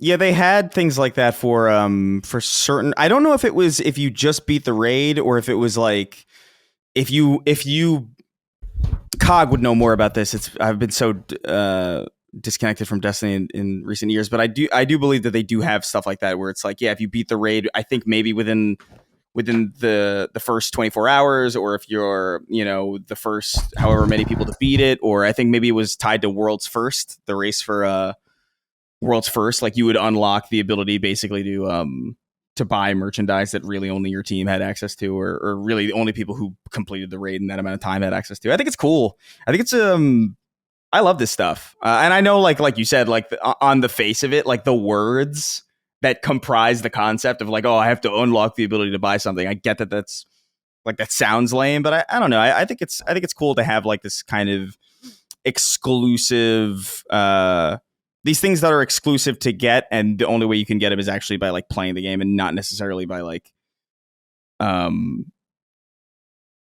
paying for the privilege, I guess, like the way that microtransactions work, where it's like, oh, I don't want to play the game and have to unlock all these weapons. Let me just like spend $30 and skip 30 levels. It's kind of the opposite of that. It's kind of like, all right, well, yeah, you can't get this thing. There's no amount of money that you can pay for this. You have to do the thing. I think that's cool. I guess theoretically you could pay somebody to do it for you, I guess, but like that's on you really at that point. Like, but I dig that stuff. I think it's cool. I want to see more of it. I don't know why anybody would have an issue with this. Yeah, I don't. I have the Ghost of Tsushima Platinum Trophy. I don't really care about this stuff. I don't want to buy this stuff. But yeah, I find it inoffensive and not something worth complaining about. I think it's cool that Sony is trying to their credit, trying to do things like trying to, PlayStation Stars didn't really work out, but they tried. And it just seemed like people really weren't interested in it. And they had the things like we said with Bloodborne and the kind of the rewards programs. It's funny, every once in a while, you'll see people with old avatars on PlayStation Network from the PS3 era, where I don't know if you remember, they were rolling out a beta where you were going to be like a pro level player, like a select level player or something. And it like engraved it into your icon. And you can still use those icons. So like people still have those icons up from all those years. But like they've tried a bunch of things. PlayStation Plus was an experiment. And that ended up working out and becoming a huge pillar to PlayStation and drives incredible amounts of revenue for them. So this isn't going to be a huge thing. It's funny. This post was written by Katie Lennox, director, franchise rewards. So this is a person that's focusing on, that's like paid good money to try to figure out how to circle people into these games, convince them to stick with the games. I mean, you don't want to get too sophisticated with it and maybe think too deeply about it, but it's even just the thing of like, if we can convince people to spend 10 more hours on Ghost of Tsushima and platinuming it to get this thing, yeah, we get a little bit of money, but like that's just hours they're not spending on TikTok or on Twitter or something. It's just new ways to engage people and to continue to try. And I'm more surprised that people have a complaint about it, because the Ghost of Tsushima Platinum Trophy is fairly trivial too. So it's not like the Bloodborne thing was much more difficult. Yeah. And you got way less for it. So it's yeah, I find this inoffensive. There's nothing to be bummed about. I'll be interested to see what they do with Yotei, and if they do other stuff with other games coming up too, because maybe there will be a game that I really care more about. Like if they did that with The Last of Us or something, maybe that there would be some cool tchotchke that you can buy. I don't know. So that exists if you're interested. All right. Couple more things here. Metal Gear Solid Collection Volume 2. This is interesting. I just wanted to bring this up. The Twitter account Metal Gear Network, MGN, which has 66,000 followers on Twitter and seems to be pretty well liked. They had this information and clarification. So let me back up. Metal Gear Solid or Metal Gear Volume 1, or whatever it was, the collection, Metal Gear Collection Volume 1. That came out a while ago and had everything up to, I guess, through MGS3, including like Metal Gear 1 and Metal Gear 2. You can buy some of this stuff a la carte as well, so they split it up into different packages. So those games are available, but people are really interested in what there would be. If Collection Volume 1 exists, then certainly there's a Volume 2. I mean, it's just implied. And they were asked about this. So there was a press conference at Tokyo Game Show where Konami was talking about things, and they were taking questions from the audience. And what's interesting about this is that the questions weren't on the fly. Like they actually had them being asked in text, like on the screen behind them. So they vetted these questions. So they were prepared to talk about this stuff. And they were asked about Metal Gear Master Collection Volume 2. And they basically say that they're making it. So I know there's been some skepticism about this. I mean, this means that Metal Gear Solid 4 is eventually, maybe in the next couple of years, who knows, be playable somewhere outside of PlayStation 3, which would be pretty remarkable. So I didn't want to get too deep into this, but it is interesting to know that they have confirmed that they're working on it and that they need a little longer, I think they said in quotes, before they're ready to talk about it. I would presume this would be what? Was Peace Walker Peace Walker was not in the Collection Volume 1, right? So No, I don't so think it would be Peace Walker 4, or I mean, in order of release, it would be 4, Peace Walker, what would be after that? I guess Ground Zeroes. Yeah, Ground Zeroes. As far as mainline, right? Ground Zeroes and then releases. 5. That's a pretty robust collection. Yeah, that's a big package. Peace Walker 4, imagine. Ground Zeroes, Phantom Pain. What the hell was Metal Gear? Why am I? Was there a game called Metal Gear Acid? What the fuck was that? That was a PSP game. I think that was a PSP launch game. It's a turn-based collectible card tactical role-playing game. Yeah, well. And there's a sequel too. So yeah, maybe the Acid games would be in there. I there's like a few like VR mission style things because they also re-released all the Metal Gear games. Remember that it's funny, like we make fun of games being re-released, but we didn't have a problem with it when the Metal Gear games just got re-released on the same platform with like just some new content. We were like, yeah, this is sick. So like Subsistence, right? Exactly. It was MGS2 Substance and then MGS3 Subsistence. I think was the two. I don't know if MGS1 I think got re-released as well. Maybe not. No, I think that might have just gotten a reprinting because it was so popular. And then 4 might have just go ahead. No, I think Twin Snakes might account for that. I guess like that, like kind of like update or whatever. Even though it's a different, obviously Silicon Knight. So just wanted to throw that out there, in case you need more Kojima in your life. If you don't have enough, we haven't talked about him enough today. Maybe they'll put Rising. That'd be sick. Rising I want to play that. I have it physically, actually. Remember I bought it, Chris, because it was so cheap. I was like, I should just buy it. So what? No. Well, no, you're right. That I'm sorry. Rising is Raiden with the sword. Right. That was that was Team Ninja, right? Yeah, it's a completely different team, but like, I mean, I don't know. I'm trying to think of like what you could pack into this. No, I think that would be. 4. Oh no, I'm thinking of. And then there's Metal Gear. No, that was Platinum. I'm sorry. Metal Gear Rising Revengeance. Yeah. Is Platinum 2013. That would be interesting. They could totally, that would be, so in order of release, it would actually be 4 Peace Walker Rising, and then you get the Ground Zeroes and Phantom Pain. So that would be a very robust collection. And if they split them up and release them a la carte, that would be pretty sick. It would be cool to see Ground Zeroes and like 5 properly, like, brought together, because I mean that's clearly the intent. That was clearly the intent at some point. Yeah, I think Konami was like, I don't know the full story behind it, but it seemed like Konami felt like they needed to release something. It was taking a long time. Like every Metal Gear game was late. It's just that things were getting worse and worse and worse, I think, in getting them out. And I think they felt like they needed to get something out. Wasn't it only a few hours long? I didn't play it. Yeah, it was like one map, but I remember it being fucking cool. It was definitely one of those things where you kind of, what it was? It was like a Halo 3 ODST type situation where it's just like, yeah, this is DLC basically, and it's full priced, but it's like, it's kind of really good. So like, I don't know how to feel about it because I feel ripped off, but I also don't. Was it full price at launch? It was $40. It was more expensive than like it wasn't like I guess it wasn't full price, but it was more than what people at the time would be used to paying for as much content as it was perceived that to be. It was literally like it was just one base basically. It was one base, but there's like a lot of missions. There's a lot of like there's like one main mission, and then there's a bunch of different types of missions. I actually played Ground Zeroes a little bit.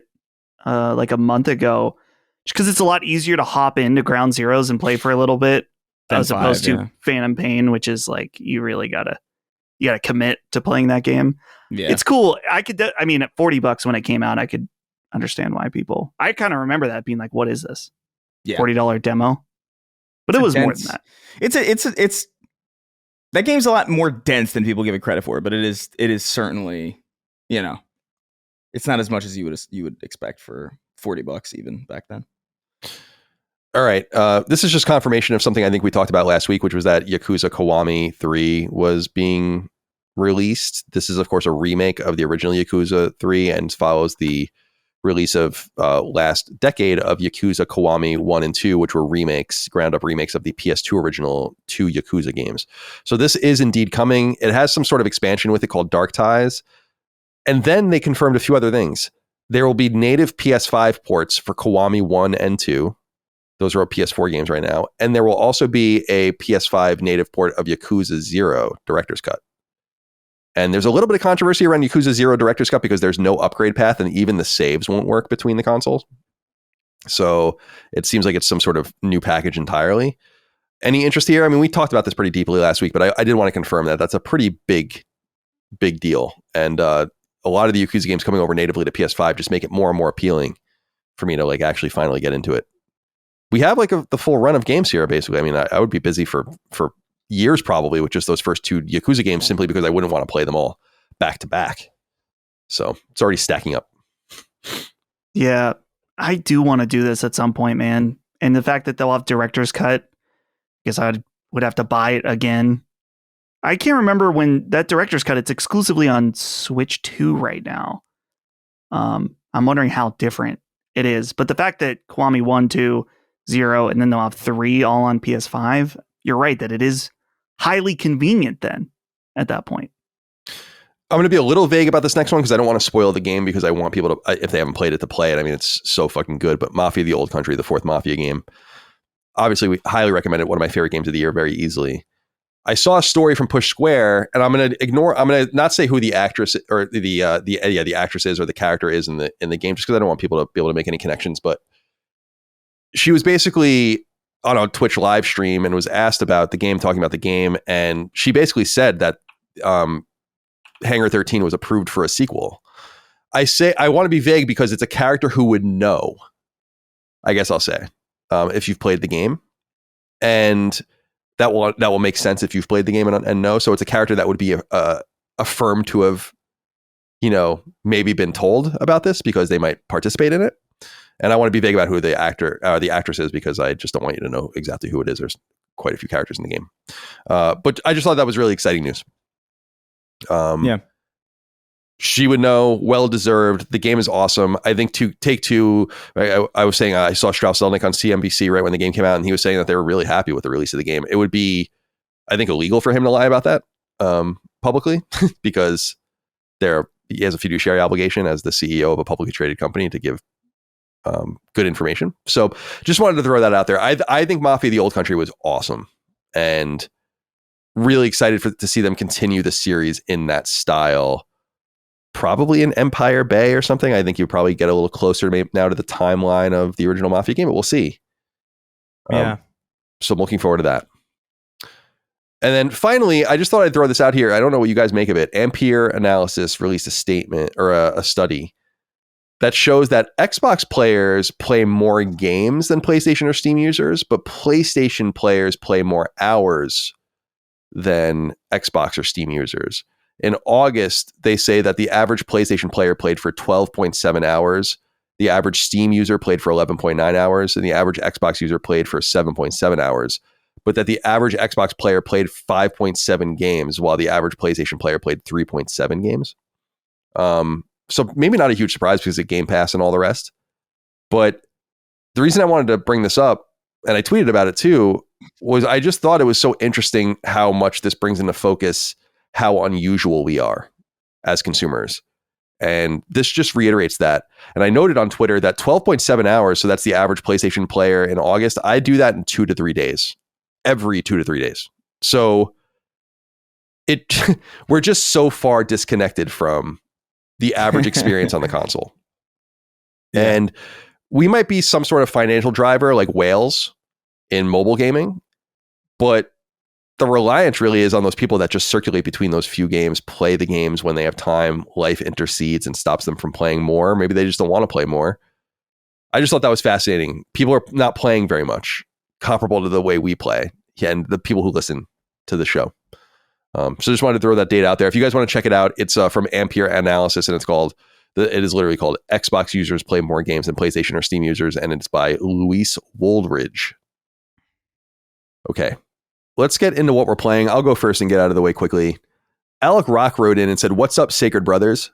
Colin, last week you mentioned that the Traveler in Cronos sounds a lot like Celine from Returnal, although it's not the same voice actress. I completely agree. And I think Cronos was inspired heavily by Returnal beyond that. So much so that I can't believe I've hardly heard anyone mention it. The voice acting is extremely similar in tone and direction. That I absolutely agree with. Elements of the Traveler's suit are very close to Celine's, the utility belt around the waist and thighs, gadgets on the arms, a shoulder-mounted light scanning device. Even story elements such as the Traveler finding previous members of the collective, those who paved the path, Reminded me so much of Celine finding her dead bodies from previous lives as she tried to progress further. Just some things I've noticed, but maybe I'm delusional. Love what you do, boys. Keep on keeping on. I see some of the crossover there too. I think there's a lot of different sorts of games in Cronos. I'm on my New Game Plus playthrough on hard. I don't know, 4/5 of the way through the game, something like that at this point. I played it pretty late last night. That's one of the reasons why I'm so tired too. It's so good, guys. It's a really great game. And if you're a Dead Space fan, so I think it's most akin in some ways to Dead Space. I think it's visually similar. There's a lot of differentiation between the two. I think there's also a lot of other games that inspire this too. Again, I think it's very much like almost like a walking simulator in a way. It's psychological horror as opposed to, there's some grisly horror in it too, but it's much more psychological. It's really interesting. And I think if you're a Dead Space fan, especially Dead Space Remake is like the best. This is better than the Callisto Protocol, which I think was also a Dead Space-like game that I liked. I thought it was good. And what the shame, I mean, it's not a shame. You don't want to insult the game, but it's like the Callisto Protocol sold millions of copies. And this game is a game that very few people are paying attention to comparably, and I think that's a real shame. This is a really great game, and I'm really excited to dive into it deep with Maddie, and that's going to be, as I said earlier in the show, the next Sacred Symbols Plus episode. So I'll leave my deeper conversation around Cronos to that. But Dustin, I wanted to ask you, because you don't have it listed here, but you kind of fell off of it. So you're feeling differently than I am. Yeah. Well, I don't dislike it. I got particularly frustrated the last time I played it. And I also, now that Silent Hill F is out, I was putting all my focus into that. I got frustrated because I was in a situation where I was pretty low on resources, whether it's healing, bullets, like whatever. And there was this one part where there was just continually enemy after enemy after enemy. And I got to this point where there was like 1 or 2 left. And then I was just completely out of everything. And I'm like, dude, I'm charging up my shots. I'm trying to get headshots. And so I started to like run away. And so the dude then, part of the combat of this game is that the enemies can go and slurp up the dead ones and become more powerful. So I was running around trying to find resources. And I'm like, oh, cool. So now that I've been double punished, because now the last enemy left is huge. And I'm like, I don't know what I'm supposed to do here. Eventually I did beat it. I had to like load back to another save and then just like buy a bunch of items. But I was like, I hate being punished and then being punished on top of it in games. For example, Dark Souls 2 does that a lot, where it's like every time you die, you then have less health until you use a special item. And I'm like, dude, I hate that. So I was, skill issue potentially in this part of the game, but I'm told there's a section of the game called the Steelworks. Mm-hmm. I'm told that after the Steelworks is when it really gets your hooks in you from a story perspective. And I found the story interesting so far. And there's one particular thread that I find really fascinating, but it's just a little slow so far. What the game's, I mean, this is not a spoiler. I mean, like the high level, like what the game's about, synopsis kind of thing is like, you're called a traveler. You don't even really know who you are. And you're basically traveling through time to try to figure out the mystery around this heinous event in this Polish Soviet town called New Dawn. Right. And they've like discovered something there that's like horrifying. And you basically find evidence that other time travelers have been also coming to this place. It's really fucking cool. But it is slow and it has pacing issues, but I really think it's because it's not like Resident Evil. It's much more scripted. Mm. And then there's like combat and there's places to explore. It's a little bit of Silent Hill. They were making it concurrent with a different team internally of Silent Hill, and you could see like some of the influence. Silent Hill, again, much more puzzle oriented in my opinion. But I really, really like it. And the economy is scarce. It's a very stingy economy. The game is actually far easier on hard in New Game Plus because you just carry all your shit over. Because once you have like full, I use like the pistol, you get basically two kinds of pistols, two kinds of shotguns, two kinds of carbines, or like, rifles. Yeah. And I've kind of focused in on one of each of those and have them basically maxed out. And I think all the enemies on hard have twice as much health, but like you're still just so powerful. And then you absorb essences. So the game basically, so your time travel, this is the cool part of the game, is that the reason you're time traveling is to extract certain people and like get them out of this heinous situation. And it's so strange. And the New Game Plus has a secret ending, which my assumption is will more closely tie into a potential sequel, although I don't think the game is selling well enough to get a sequel, but I hope so. It seems like they're trying to build a small little universe here, and I really, really like it. I hope people give it a chance. I know things are very busy out there. It's like, I know, for instance, Brad like wants to play it, but there's no bandwidth. And so you're going to be attracted to what you're attracted to. I really like these kinds of games, so I'm into it. So if you like Dead Space, I would give it a go. I mean, there's even trams in it, just like Dead Space. Come on. And one of the things I think is funny too is Dustin was saying this earlier. One of the major focuses of combat is like you have to burn bodies, or they absorb each other, or you just have to kill them quickly so that they don't absorb each other, and then they become like super powerful. But there's a part in the game where it's like it's written in Polish. All the writing's in Polish, which is cool. And you put your like screen over it, and then it translates it for you. And it's like burn the bodies with like an exclamation point, and it reminded me of Dead Space. Aim for the limbs, or whatever. Yeah. And isn't the story behind that like they were like no one understood it, so they literally went in and wrote it in blood on the walls, like shoot the fucking limbs, asshole. That's exactly why I don't know, man. Whenever I see white paint on a ladder, like I get it. But like I get the frustration, I guess, but ultimately, like I become okay with it because I remember that. I remember that story about like people just not understanding. Well, yeah, people use the insult like even when I'm playing, they're like, Colin's a yellow paint gamer, and I'm like, yeah. I don't want to run around like an asshole. Like, just you don't have to. I always think about the beginning of The Last of Us in the modern. Or like, before everything goes off and he's like carrying Sarah or whatever, and he has to like run into this like field, and there's like a light beaming down on where you're supposed to go, and like flittering yellow flags, and like it's so obvious like that they were like in testing, people were not seeing where they were supposed to go. And I don't think it needs to be that loud, but I don't mind like an indication of where I'm supposed to go. Like, what is the big deal? I don't want to just walk around like it. Actually, I was saying it in one of the games recently, it kind of ruins the immersion if you're like going and then you're like, what am I supposed to do next? And and then I'm like walking backwards, and like it doesn't make it's just stupid. I think the main thing that people fail to account for in that is that like they compare it to older games where things that were interactable or the places that you could go were a lot more obvious because there wasn't as much detail. It's kind of like how like you ever watch old cartoons or even new cartoons. I think to some extent I wouldn't know necessarily. I don't watch that much new stuff, but I remember growing up, it was always funny because it was obvious. Like if there was like a scene, like let's say like it's like a bookshelf and it's like a painted bookshelf, but one of the books is clearly going to be animated, and immediately ahead of time. Right, it's like a different color. Yeah, because it looks like it's on a cell, and so it's like, oh, that's clearly going to move. Older video games have that kind of readability where it's just like, oh, that's a ladder, and it's clearly where I'm supposed to go. Whereas like now it's like, I don't know, Mafia the Old Country or something like that, where it's like there's so much detail everywhere. It's just inherently less obvious. So like, you have to make up for that in the same way. You can't just make it stick out like it used to.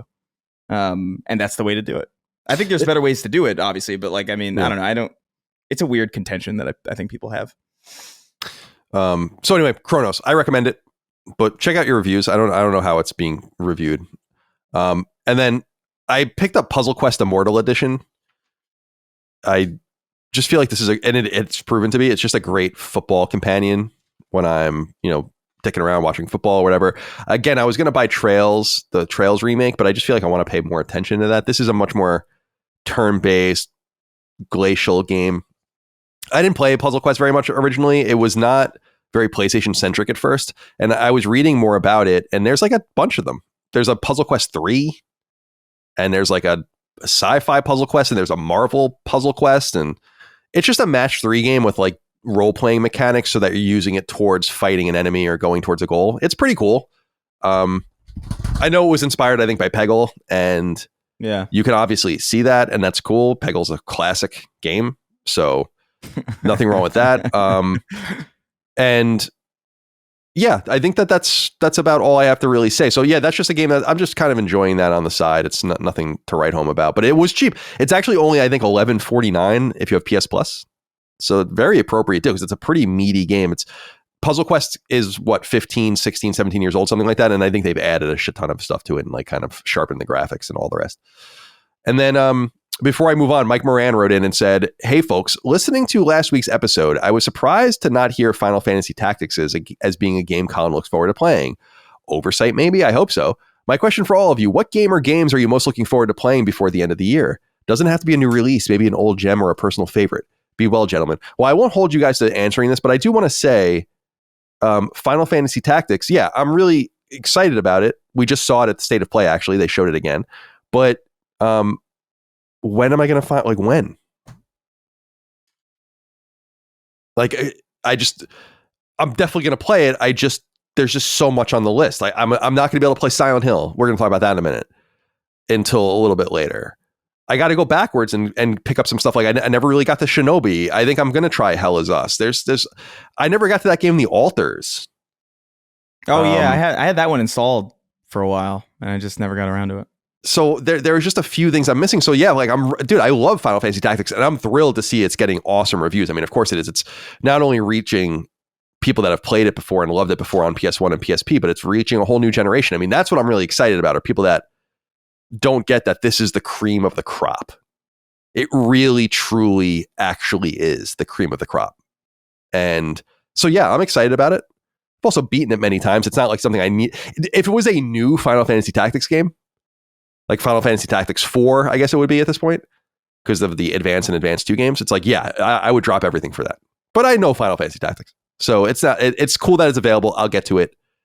Not an oversight so much as just being completely overwhelmed, because unlike the "where are the games" crowd, I see games everywhere I look.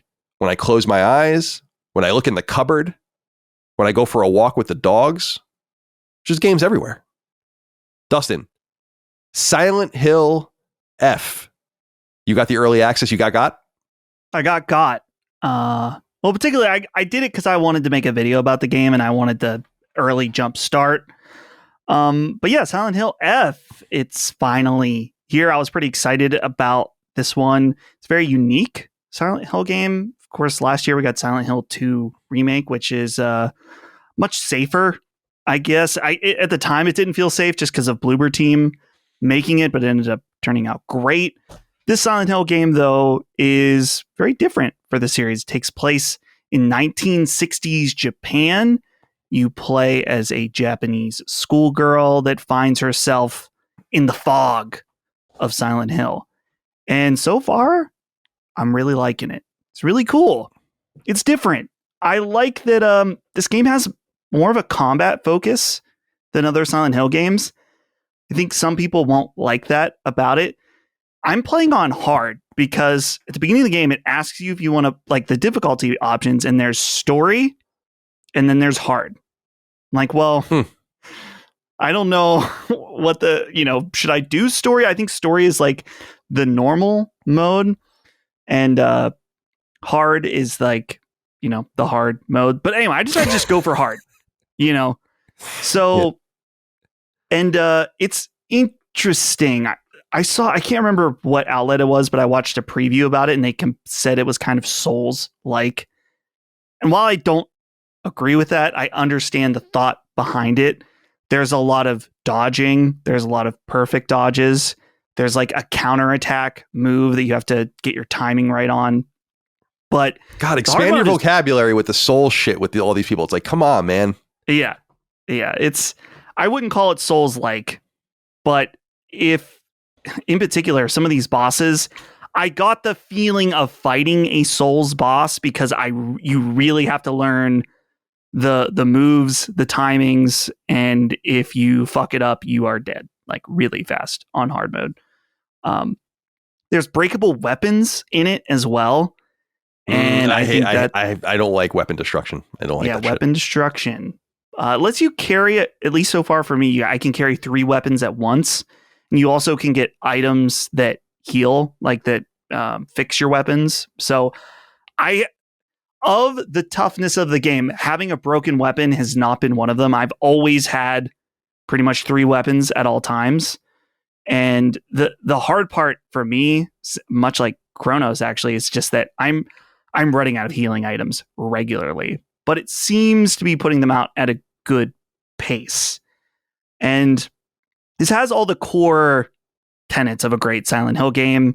It's got great music that's very unsettling. It's got really creepy monsters in it.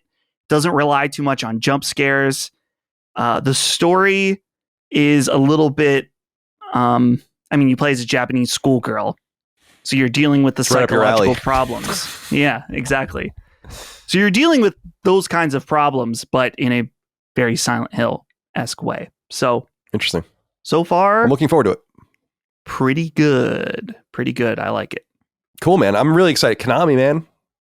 The one thing they got to do, because I was realizing this with Silent Hill 2, I think, remake, and then with Metal Gear, is they got to go back to the old logo.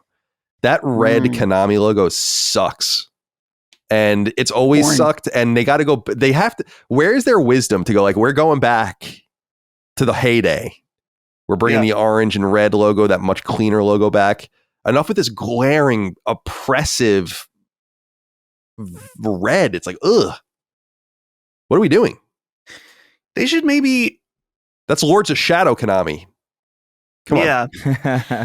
With Konami being such a broader company in Japan, specifically since they have like gambling and fitness centers and stuff like that, they should just have something called Konami Games and then bring back that logo. Mm-hmm. Yeah. And it can be totally. It's kind of its own separate branding from the rest of Konami. Well, because I remember when they rebranded, which was around the latter Castlevania games, I think, on DS.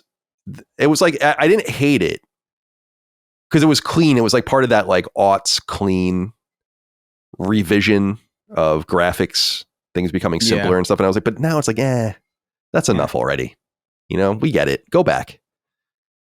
It's time. Like, embrace. I'm so excited for them because I just think that things are just going better for them, and they're obviously getting hungrier.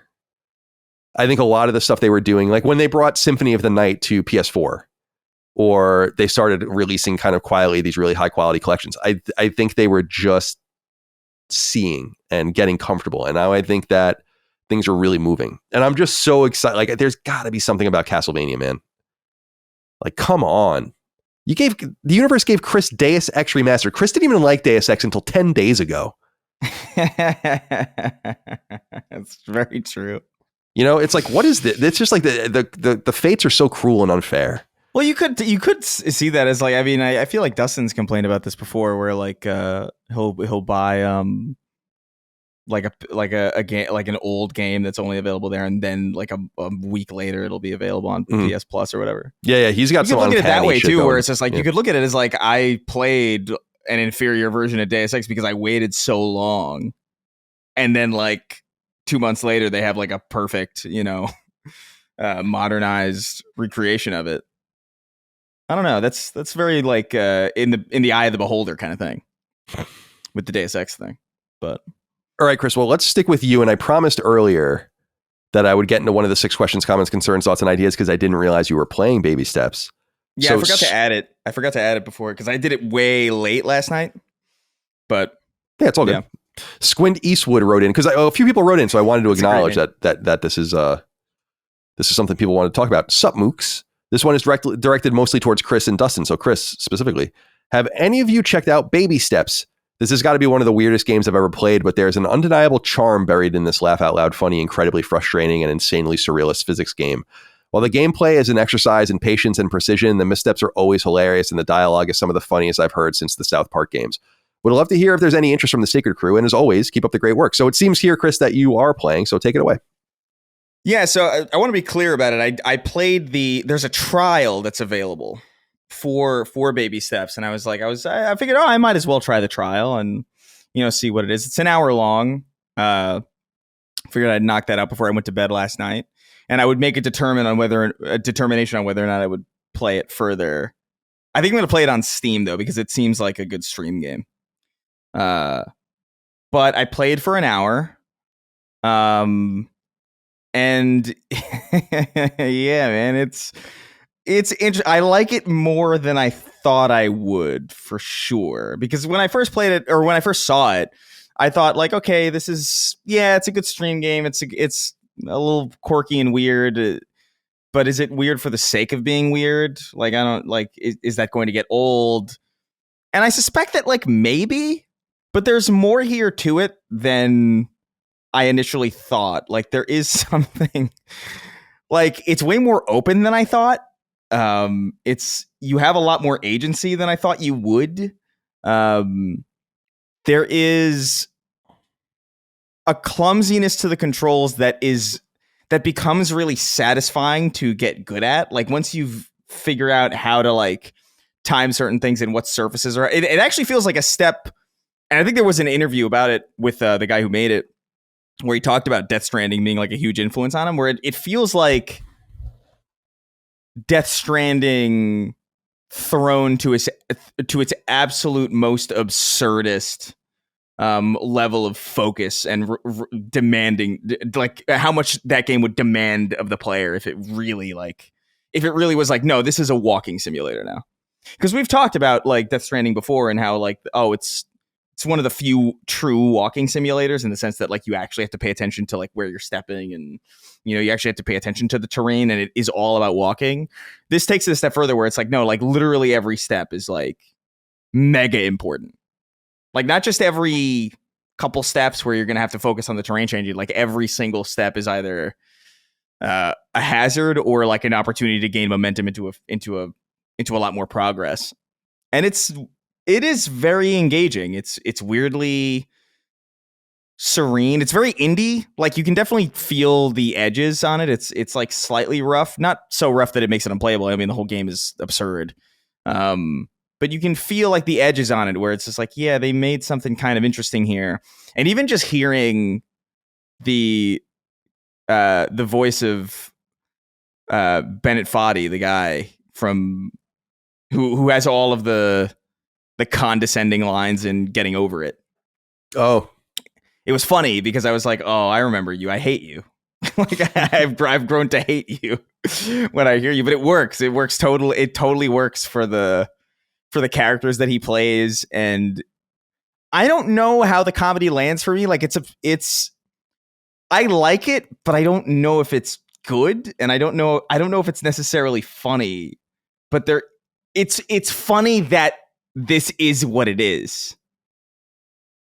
That's like the best way that I could say it. Like, it's funny that this was written this way, and it's funny that it was executed this way, and it's funny that this is in a PlayStation game that was at a state of play, and it's funny that this was like given as much time to cook and as much shine as it was. But I don't know yet. I'm pretty early on, and I fucked up, I think 45 minutes in to my 1 hour demo, and I careened all the way to the beginning, and I was like, fuck, okay. That's the end of that. I'll figure it out later. But I think I am gonna buy it. I'm gonna play more. I'm interested to see like what the rest of this game is, because it is, I don't know. I like, if for no other reason than I just like comedy games, and I feel like we don't get that really ever. Like, I remember really appreciating, although these weren't great games or whatever, but like I remember really appreciating like Matt Hazard, like Eat Lead, and like Death Spank, and Getting Over It, and The Stanley Parable. Things that are like unapologetically like comedy is kind of the focus of it, and the absurdity of like what you're doing is the hook. And I like that stuff. I think it's creative. I think Bennett Foddy is an interesting dude who just makes really bizarre shit. So yeah, I think I'm gonna get it, and I'll probably stream it. But it's good. It's better than I thought it would be. And it's a lot less frustrating than I thought it would be too. Like, I thought for sure this would be like, it would be so frustrating that it would be like, oh, why would I fucking put myself through that? But it actually is like, I don't know. It's a lot more forgiving than what you would assume. Because there were points where like I slipped on like stairs where I was like, oh my God, I'm going to careen all the way to the beginning. And you don't really. Like you slide a little bit and then you're back on your feet. It feels like they have a good balance of like exactly how frustrating to make it so as to not feel like it's pushing you completely away from the premise. So yeah, I'm going to put more time into it. It's cool and weird. Cool. And playing Borderlands. Yeah, I'm trying, man. As Borderlands 4 is very good. But man, like, so they recommend at this point that the game starts, because there's a memory leak, the game starts running really poorly after 30 minutes of playtime. So I've gotten into this habit of playing Borderlands 4 for like about 20 minutes, getting really into it, and then 20 more minutes pass, and then I realize that it's fucked, or it's starting to get fucked, and then I just kind of I put it down and then I move on to something. I just continue my day because I'm like, oh, maybe it's good that I limit my playtime or whatever. But as a result of that, I'm consistently like cutting myself off from getting really into it and getting into a flow. Like I can't. It's not a game that I can play and lose myself in for like 5 hours because the game lets me know that I've been playing for 40 minutes by like just chugging after a certain point. It's just like, man, this is such a bummer, dude. And on top of like the other things that I think were that not a problem would be a lot more forgiving. Like I really just do think the UI is like a major step down. I think, and not from Borderlands 3 in the sense of like Borderlands 3 was worse in this because it literally chugged. Like the UI just never ran at a proper frame rate. This I think is just poorly laid out. I think it's more generic than traditional Borderlands. I feel like going through inventory is a lot more cumbersome. And maybe that's to do with the fact that it is suffering from this memory leak issue that just makes that stand out to me all that much more. But I don't know. It's just Borderlands is kind of a bummer because I just know I know it's good, and it's just not optimized. It's a real fucking shame. But I just don't understand how they released it like that. It really is crazy. How did they not know that? There's a patch. It looks like, but it looks like I ran out of space. So it said like not enough disk space. The update failed, so I gotta delete some stuff. So maybe that fixes it. I really don't know, but it really is. It's a bummer. It's a bummer because as of right now, the game's God, this is not exaggerating. As of right now, this game's crashed 27 times for me. And it's just like, brother. It's that high quality welcome. That is so crazy. That is so crazy. And Mike has been playing it on Xbox. And I just don't think she sees the technical things, to be honest. Yeah, I mean, God bless. I was gonna say, did she play them more than 30 minutes at a time? I think so. I think she's also playing on like her like portable computer, whatever. I think it runs better on console technically because it's like I think there's like a limited field of view, so that kind of helps. So I think like on PC the memory leak begins earlier. Like whereas like I think on console I think you can play it for a little bit longer before it like really starts to set in. Yeah, I saw like 2 hours or something. I just don't understand how that happened. That's the confusing part is like, oh, we built this game, we spent all this money on it, we tested the shit out of it, we had QA testers playing it constantly. Like, you didn't know? Come on, man. Yeah, it's just nonsense. I'm really bummed about it because like again, it would be one thing if the game sucked and then I could just kind of put it down and like not care, but it is genuinely good. So like that's like a tragedy in and of itself. So I'm still playing through it. I'm gonna try and finish it, but like I don't know, it's getting frustrating. Hopefully this patch fixes it. And I've also been playing just kind of in my off time. I'm still I didn't write it down here because it's just whatever, but I'm still going through Metal Gear Solid Delta. I'm still trying to do my no kill run. I've just kind of dedicated, a couple of loading screens basically a night to just getting all the collectibles and just going through it. I just reached the bunker where after the ladder. Oh, the long climb. The long climb. So I'm on my way with that, but I've also, because I want to get more, I want more stealth. I'm playing the Hitman World of Assassination or whatever. Which somebody DM'd me. I'm like, they were like, that's really insensitive of you to be playing this right now. I swear to God, that's not. I swear to God, that's not like an intentional thing. But it's I forget how good those games are, man. Like I got really sucked into it like over the last couple of days for it. Like every night, I'm kind of going through like and doing a mission in like a different way. I'm actually engaging more deeply with it. Whereas like I think. Normally, I would go through one level once, and I would go through like one story. But like, there's so many different avenues in every single Hitman level, where it's just like there's so many ways to do it, and I'm really obsessed about getting like perfect stars and like not alerting anybody and doing all this stuff. I think it's probably because I'm doing that in Metal Gear right now that it's kind of awakened that in me a little bit. So I'm going through that, but that's really about it. So it's a lot, I guess. But that is a lot.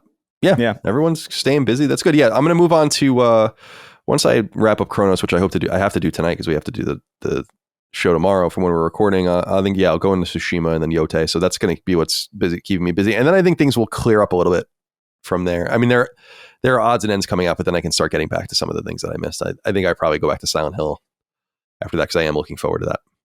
All right. That's what we're playing.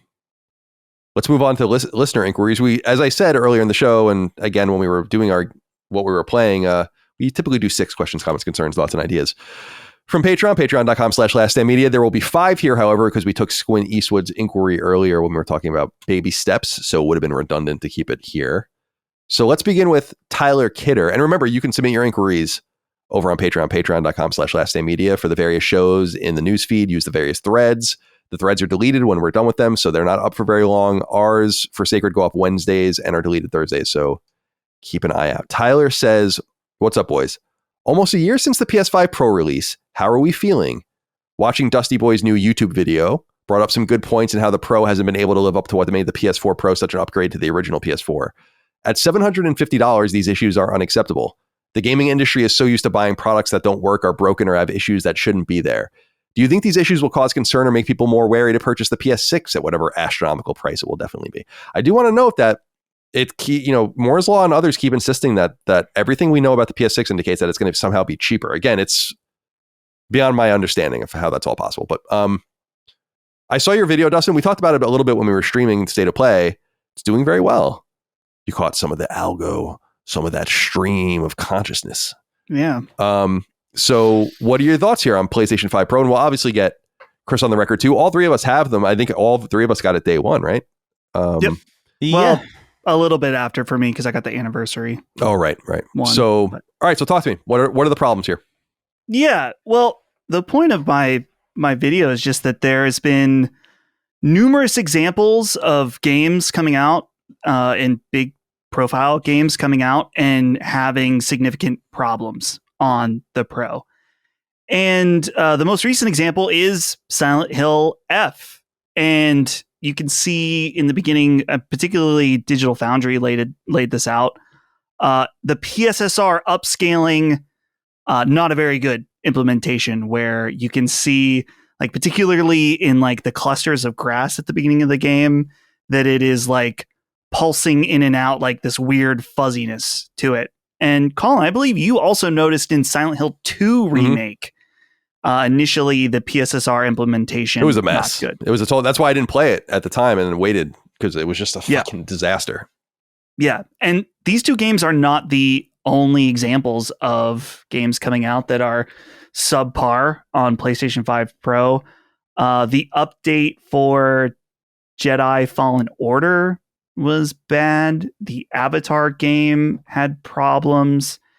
And another big Konami one was the Metal Gear Solid Delta, which ran at a higher resolution, but the frame rate was lower. So there's consistently just been high-profile games that have these issues. And seeing the comments on my video has been interesting, because there's things that I wish I would have pointed out in the video that I guess this is a great chance I can point them out now. There's some feedback that's like, well, these things most people aren't going to notice these things. This is like the Digital Foundry-fication of gaming now, where people are zooming in on stuff, and it's annoying. I hate. I don't blame them, but I just hate that that's what it's come to. I get that. My thing with the PlayStation 5 Pro is that this is now a $750 console, and it is designed for the people that care. It is designed for the people that will notice if weird shit's going on in the image. They bought the console, and most of them, I would assume most of them, I guess I don't know that for sure, this is their second PlayStation 5. So they already had a console to play games on. They spent 700 or now 750 games to run games at a higher fidelity, whether that's resolution, frame rate, or whatever. And in many cases now, they are not getting overall a superior experience. And there's other games too. Borderlands 4 does not have PS5 Pro support. To be fair, it does run better on PlayStation 5 Pro just because of the raw GPU, but it doesn't have PS5 Pro support. And obviously that game has a litany of other issues that we just talked about, but it's disappointing. And to be fair to the PlayStation 5 Pro, there have been many examples of fantastic games, particularly Sony first party, and it makes sense. It's their hardware. They would have the most direct access to assistance, whether it's from Sony proper, on how to do this stuff. So it's just the thing that annoys me is that I'm now at the point when a game comes out and it's like, it's particularly if it's third party and especially if it's Unreal 5, it's like, man, is my PS5 Pro, is it going to have something weird with it? The fact that for Silent Hill F, initially I was like, my old PS5 is up here in my office. I'm like, do I bring this downstairs and play with that instead? Silent Hill F though, overall, it's mostly the beginning area that has the noticeable PSSR issues. So it's not that bad. But the fact that was a question for me from a $700 upgrade. Sure. It's just like, I feel like Sony should do something. There should be some kind of quality check for these games. And I know they're not the ones designing. It's not their fault that PSSR hasn't been properly implemented or maybe shouldn't have been implemented at all. But it, regardless of if it's their fault, it reflects on their console that they're selling and that they sold with a certain ideal or promise of what you would get out of it. Yeah, it sounds like they're the blame. It would be similar to, I think, Epic and them being like, Tim Sweeney being like, they're just not doing it right. And right. that might be true, but you can't say it. You got to do more. They probably have to dispatch people to these various studios to, at least for the bigger games, to figure out these problems. Yeah. And it's funny. We knew PS5 Pro was coming forever because the documentation was out there forever. People were being instructed on PS5 Pro long before it was announced. I mean, that's how we knew. And why it was, I remember that time when everyone's like, it's not being announced. It doesn't real. It's like, dude, it's real. People have been talking about this thing behind the scenes forever. It's just so funny to me that they're not quite where they need to be. Because it seems like Sony, to their credit, gave them a heads up.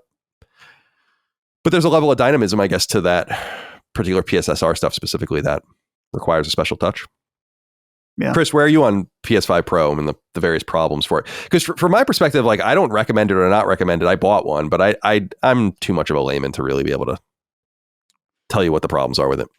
Well, I mean, it's my default machine. I have my PS5 in my room still. I think I've been meaning to like sell it because I don't know. There's no real reason for me to have two, but I will say that, like, based on what I associate, my assumption of what a pro console would do is not necessarily what I'm getting. Like when I play Metal Gear Solid Delta, and I understand that, like, yeah, it's not bothering me that this isn't running perfectly because it's a stealth game, it's a slower game. Like, I get it. The fact that it's even something to consider, given the fact that I just upgraded this machine quite recently, and it's still like, oh, hey, this is a game that's like running at like in a way that I would expect a base PS5 to run it. Granted, again, this is individual games, having their own issues, engines having their own issues, like whatever.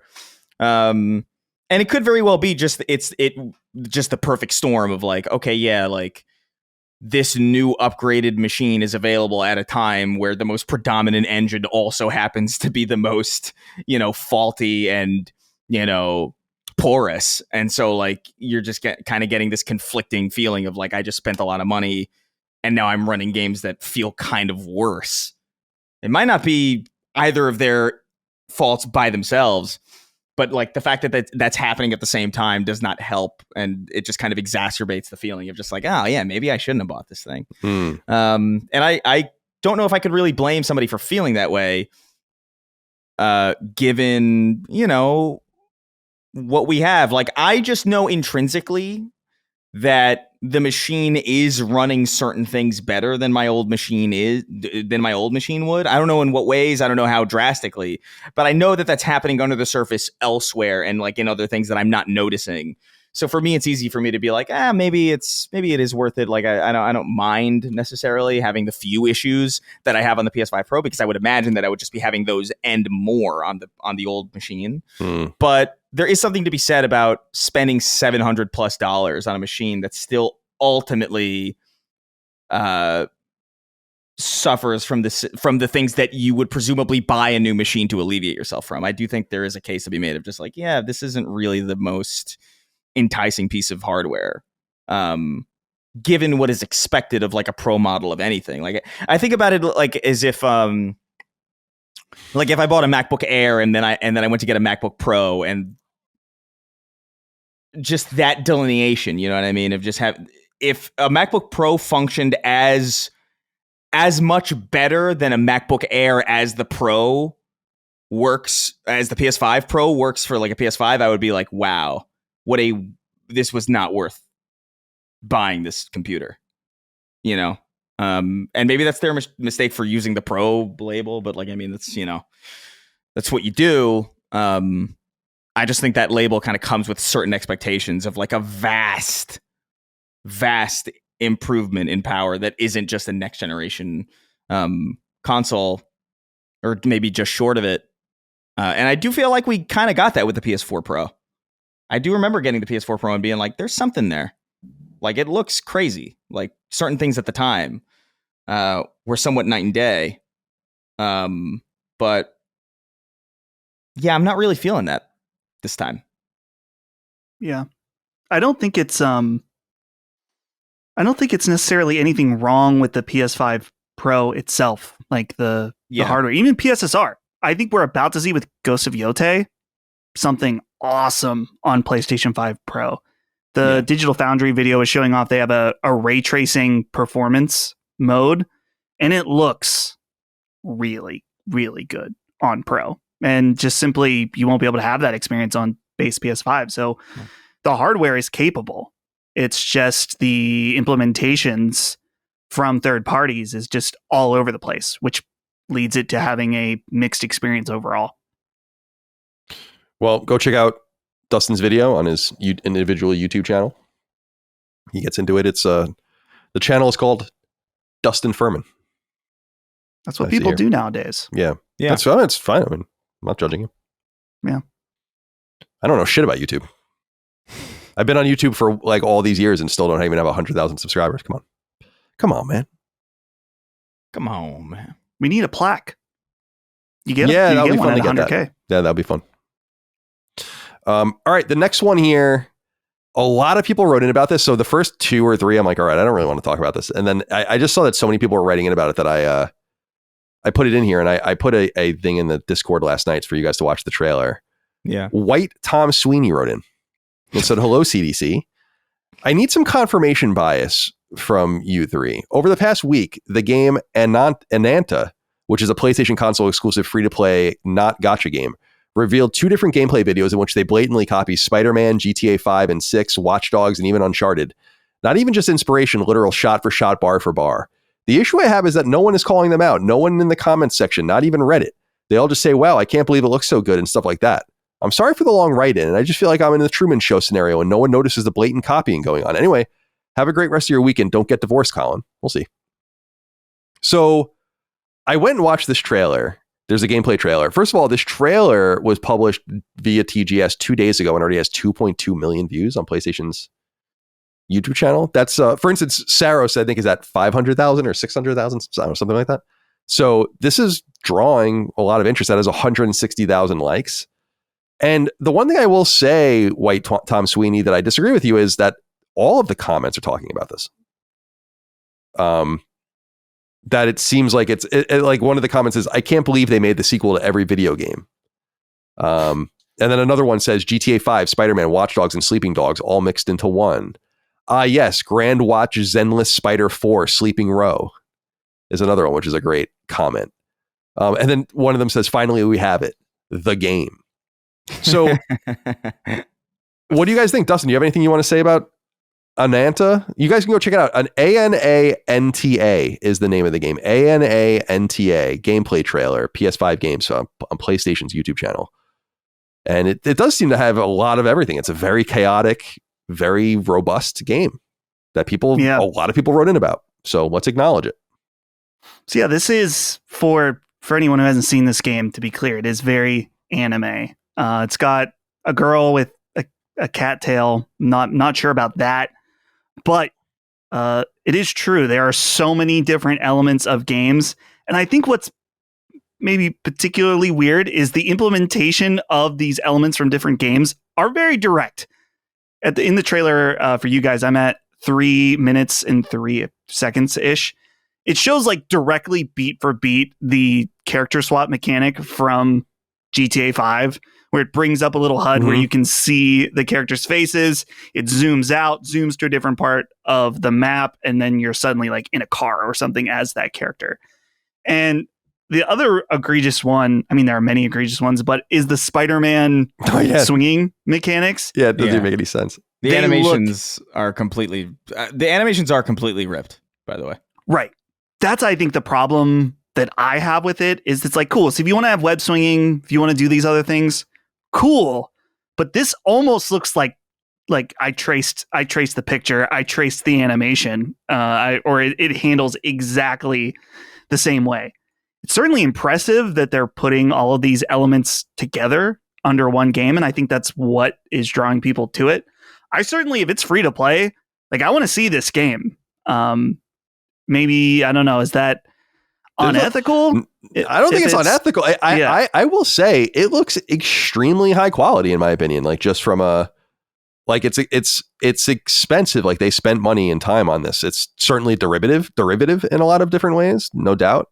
But I'm surprised by like this game. This is like a fairly expensive game. It looks like, which is interesting. There's a scene in I mean the whole game's GTA basically, but there's in the trailer at 3 minutes and 33 seconds. It's exactly the GTA the Franklin chase. Yeah. Exactly.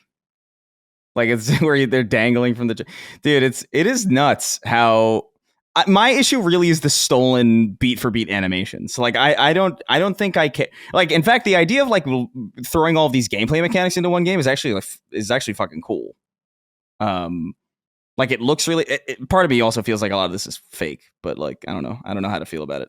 Like this feels almost too high quality to be real. And also, but they're also calling like, it a gameplay trailer. I mean, I hope they're telling the truth, but yeah, I mean, I don't know. And I don't know anymore, man.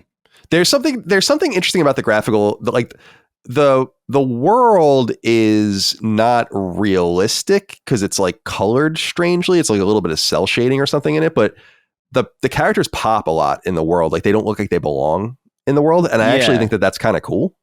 Yeah. I like aspects of the art design actually, even though it is like very heavy anime. I just feel like, I don't know, man. It's really the stolen animations that bother me because I'm just like, dude, just make your own animation.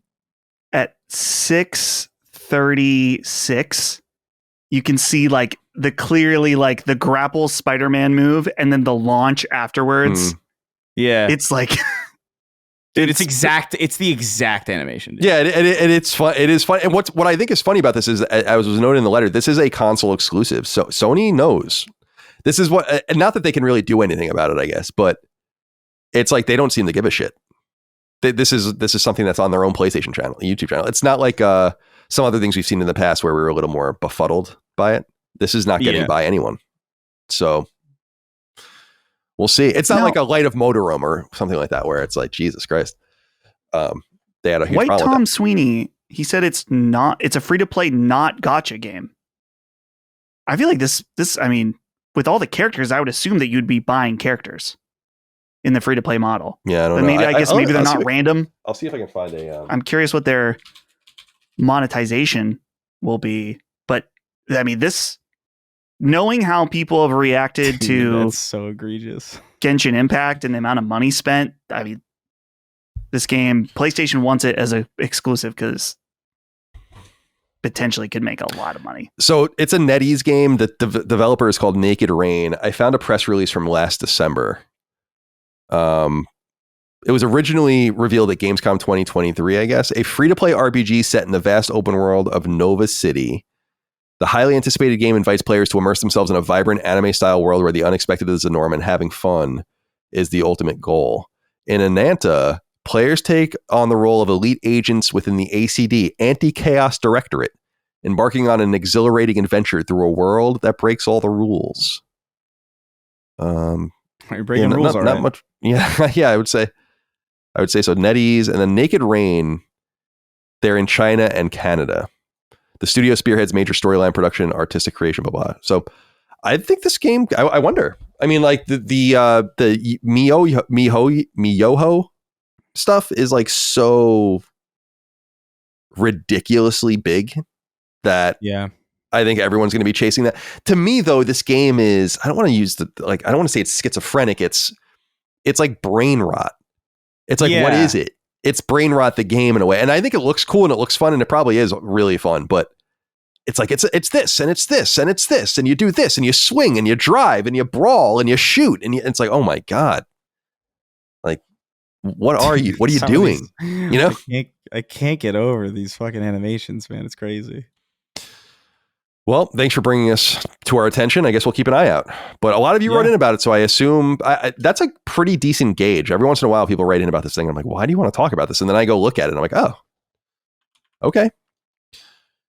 All right. Hashim Barakat wrote in and said, "Greetings, Sacred Pumpkin Spice lads. Why do you have a somewhat negative outlook on licensed games? The footage from Wolverine looks amazing, and we had a lot of great games based on existing IP like Hogwarts, Insomniac Spider-Man, and the Batman Arkham games, to name a few. I understand the licensing costs take a big chunk out of the profits, but I think as customers, it's a win if we get a great game and the devs are happy to work on such projects. Thank you as always for the great content, as always. And I wish you all a great week. Allow myself to introduce myself." All right, Hashim, thank you for writing in. First of all, the licensing. All right, so let me be clear. As far as the financial implications of the licensing, I don't care. That's their problem.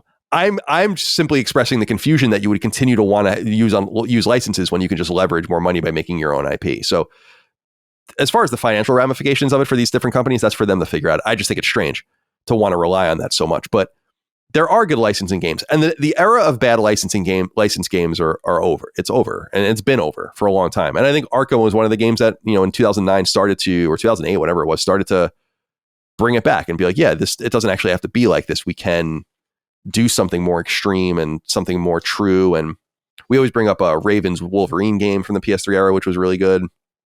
Sunsoft Batman on the NES is a fucking phenomenal game. So good licensed games go around, and I don't mind a license here and there, but I just want games to remain not distinct, but utilize like the leverage of being new, tell a new story, do something unique.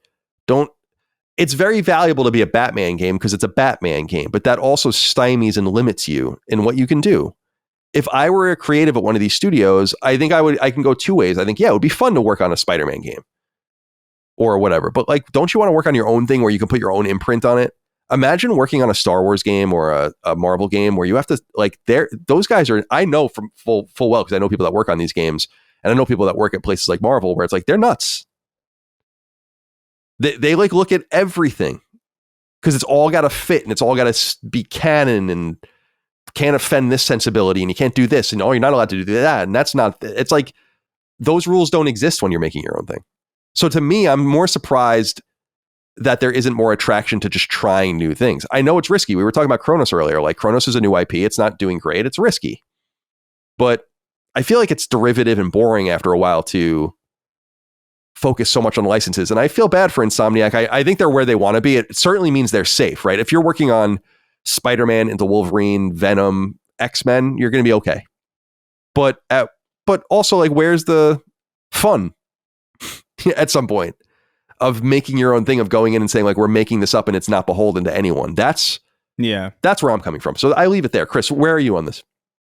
Yeah, I mean, some of my favorite games of all time are licensed games. Like I think the games I think about Neversoft Spider-Man all the time, purely because it's like it really is the one game from my childhood that is just not, that hasn't seen any kind of like modern, not even necessarily re-release or like remake, but just a way to play it in a convenient modern way, you know. But I love those games, like that one, and I think the second one was made by a different studio. I can't remember. Vicarious Visions, I think, made the second one. But, you know, it's not so much that licensed games are bad. Like, we get a lot of good ones. There was a period of time where we were getting a crazy amount of good ones. But I guess the only negativity that I would feel is like in the case of Insomniac, where they're committed to that license for the next 10 years, you know? One of my favorite devs ever, RIP, Pandemic. They had a bunch of original IP. They had they were making Destroy All Humans, they were making Mercenaries, they had the Saboteur, but then they also did, like, you know, here's Battlefront, here's Lord of the Rings Conquest, and I think that's cool. I think it's cool to be able to dip your toes into like existing IP and like put your stamp on it and do something cool. I mean, arguably Battlefront is one of the more popular things to come out of Star Wars, period, and that's cool that just some random studio just was able to do that. And I'm sure the people at Insomniac feel the same way about like being able to put their mark on Spider-Man and being able to, like, Spider-Man PS4 being genuinely one of the best Spider-Man stories, I think. Being able to say that and being like, yeah, this isn't ours, but we were able to put our stamp on it and we were able to, you know, contribute to this thing that we love in a way that like the audience genuinely responded well to. That's got to be its own reward, but it can't just be that, you know, like, it would be one thing if they were doing, you know, Spider-Man and then, you know, for sake of argument, pretend like Sunset Overdrive doesn't exist. Sunset Overdrive, and it's their thing, and then another one of their things, and then Spider-Man 2 or Wolverine or something. That's fine by me. I think that's exciting. It's almost like the one for them, one for me kind of thing, mm-hmm. where like I know a lot of directors talk about that, or a lot of actors talk about that stuff. I was like, this is for me. This is for, you know, for the bank, you know, for the rent. But when it's all for them, even if they're having fun doing it, from the audience perspective, it does kind of get a little bit. I don't know if samey's the right word, but it just kind of, there's a, what's the term? The cost. Oh my God, it's a term. Cost benefit analysis? No, just oh my God, opportunity cost. Opportunity. Oh, I'm sorry. Opportunity cost. Yeah. And so, like, that's a lot of cool stuff. You get Spider-Man 1, Spider-Man 2, Spider-Man Miles, Venom, Wolverine. But what new thing didn't you get that you didn't know you wanted, I guess? And now you don't know because it just wasn't made. Now, that's kind of how I look at it. People would argue with Insomniac that is kind of the way it's going, because there is a Ratchet game in development. And I think it's supposed to come out 27, 28 something. It's probably a PS6 game. Sure. Yeah. I mean, but I agree that it is different. I think people would also argue it's like when they do their own thing, it doesn't always really work out very well. And I was like, yeah, that's true too. I mean, arguably the Marvel stuff saved Insomniac, because they were diminishing. They were kind of floundering a little bit in the mid tens or whatever. Sunset Overdrive and Fuse didn't do great. Although Sunset Overdrive, they pivoted to VR and they made like a game with GameStop, and it was not looking great. I mean, Sony and Marvel, I don't want to say, it kind of did save them. So yeah, uncontroversially, I think that's true. But at the same time, like, I don't know, man, Sunset Overdrive is fucking cool. Like, Sunset Overdrive was a breath of fresh air. Like, I understand that, like, you look back at that game kind of now and like maybe it's like not aged super well because like the humor is like somewhat dated or it's over the top in a way that feels try hard now. But like, I don't know, man, like back in that time, like it was kind of a breath of fresh air to get something like that, because that was right after like the piss filter gray era, you know, which I have a fondness for, but definitely there's no question that became an entire, aesthetic for an entire generation of games for a while. And it was nice to get something splashy and colorful. I still remember the first trailer for Sunset Overdrive where it starts off as if it's one of those games. Mm-hmm. It started like a bunch of Marines going Delta Niner Niner, and then the dude bursts through the fucking wall with the garage punk playing, and it's just like, this is cool, man. And we wouldn't have got that if they were working on, like, I don't know, Flubber the game, because it was an existing IP that I think there's also games were looked as separate. Like bad licensing games, obviously E.T. is the famous one from the Atari era, but that's really when game licenses began. And there was like a Journey pinball game for like Journey the band, and I think Aerosmith and like other shit. But they were like so separate. I don't think there was a penalty for things being bad, and then I think that there began to be a penalty. I remember one of the, or at least people looked at it and said like, we could have done so much better than this. One of the games I remember is Enter the Matrix, which I think came out in 2003, and how bad that was. And people were like, why is a Matrix video game bad? Like it almost didn't even make any sense. Like why? How? I kind of like that game. Dude, I love that game. I haven't played it since, so it very well might be. I was a kid, to be fair, so it might have sucked. Well, what I remember about it was I was an intern at the time, and what I remember about it was that like it was just obviously it was empty.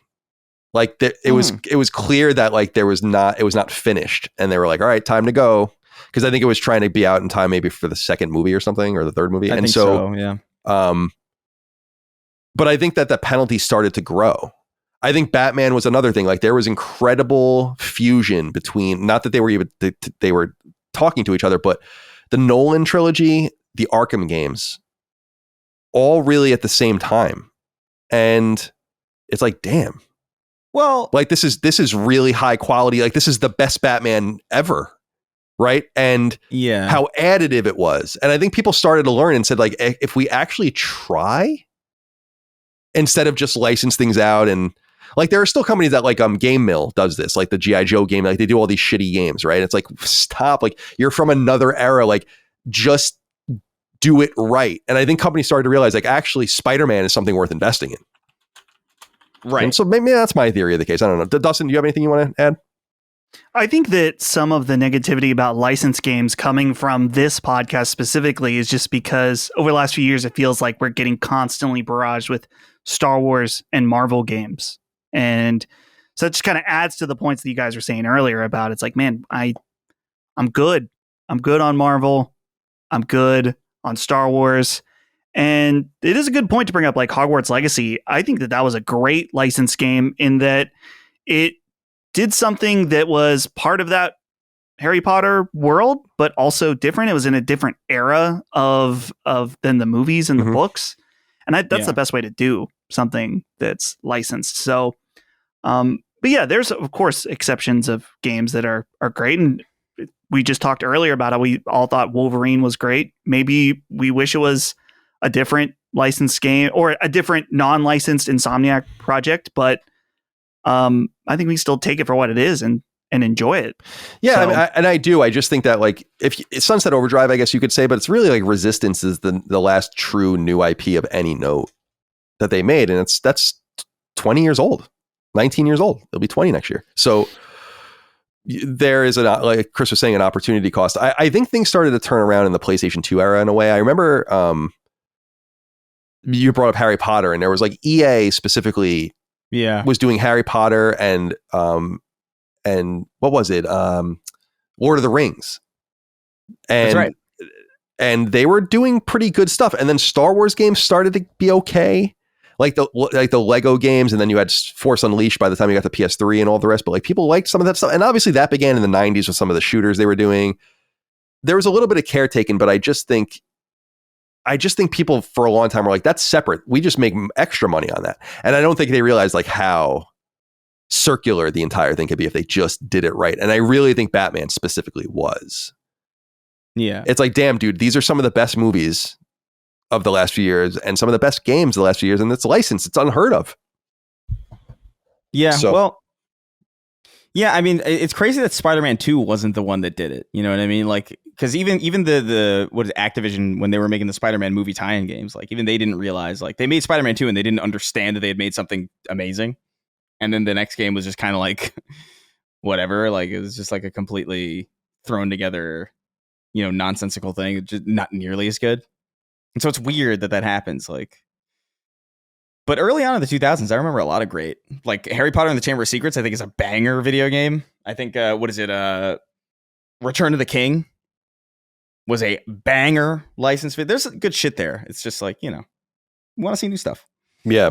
Well. And by the way, Harry Potter stuff's going to get crazy because they're doing that show. Like, I think Hogwarts Legacy was nice because Harry Potter at the time that Hogwarts Legacy came out was kind of like, there was a big question as to whether or not that meant anything. And you had like the theme park, I guess, that like is always popular because whatever, it's of course. Right. But those new movies weren't doing well. Like the Fantastic Beasts was like, no one cared. Declining. Yeah. Like those weren't even real to most people. Like there wasn't really anything happening. And so for that to come out of nowhere basically and reignite everything. Like that was an example of a license kind of being in some ways resurrected, which is kind of nice.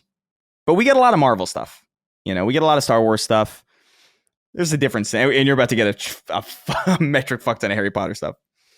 I mean, I think Avalanche has a big Hogwarts Legacy 2 or whatever they call it. They should probably just call it something else. Hogwarts Dynasty or something. Not that exactly, something like that. That's going to be a big one. Yeah. I mean, people just came out of the fucking woodwork for that Harry Potter game. It was crazy. I knew it was going to do well, but I didn't think it was going to do that well because I played it for 5 or 6 hours. It was good, but it wasn't like, it didn't blow me away. But I think it was so true for people that are really into it that it's about as good as it's going to get. And Avalanche just, I didn't know they had it in them. I mean, that was the beauty of it was good. They did good stuff, Skylanders and stuff, but like, Disney or what was it? Disney Infinity, I guess was the Disney last Infinity, thing. Not Skylanders, Disney Infinity it was. But it's like that's a could game. they do it? And they did it. And they're arguably the most important thing WB has, which is so that's funny. Crazy. Because they were 5 years ago, they were like the least important studio that they owned. So things do change. Yeah, that would be like if Media Molecule like made something that was at this point. It was like, the biggest thing that PlayStation's ever done. Right. Yeah. Unlikely, but not impossible. Yeah. Well, we'll see. That's a game I'd like to get back to as well. Me too, actually. I liked it. I just was like, it's the same thing actually with that Lego Star Wars game where I think I played episode 1 and episode 2 and I was just getting so tired of it because I didn't want to, I knew if I skipped into 4, I would just never do the original. So, but then I was like, like it was like catch-22 and I was just not into it. That was an interesting year for licensed games. And I think it shows that just less is more. Yeah. Really dump all of the money and time into just big, really high quality, oft supported products. And that's what they've done. I think Hogwarts Legacy 2, if WB's smart, they doubled the fucking budget and are blowing it out. I mean, that's the move. All right. Jason H wrote in and said, who is the most adept and skilled player of video games on Sacred Symbols or at Last Stand? Who are you handing the controller to beat Mike Tyson? We often say Chris. I mean, I think Chris is a great player of games, but I wonder how you guys gauge the talent.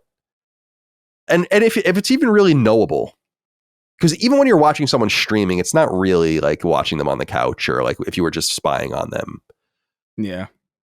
So Chris is my automatic answer to that, but I feel like it's deeper than that probably because I think that there's also like skill levels of different kinds of games. And if you like put us all together and like took the best component or the best components and removed our weaknesses and then made some sort of Voltron, be a pretty formidable player of video games, pretty useless skill.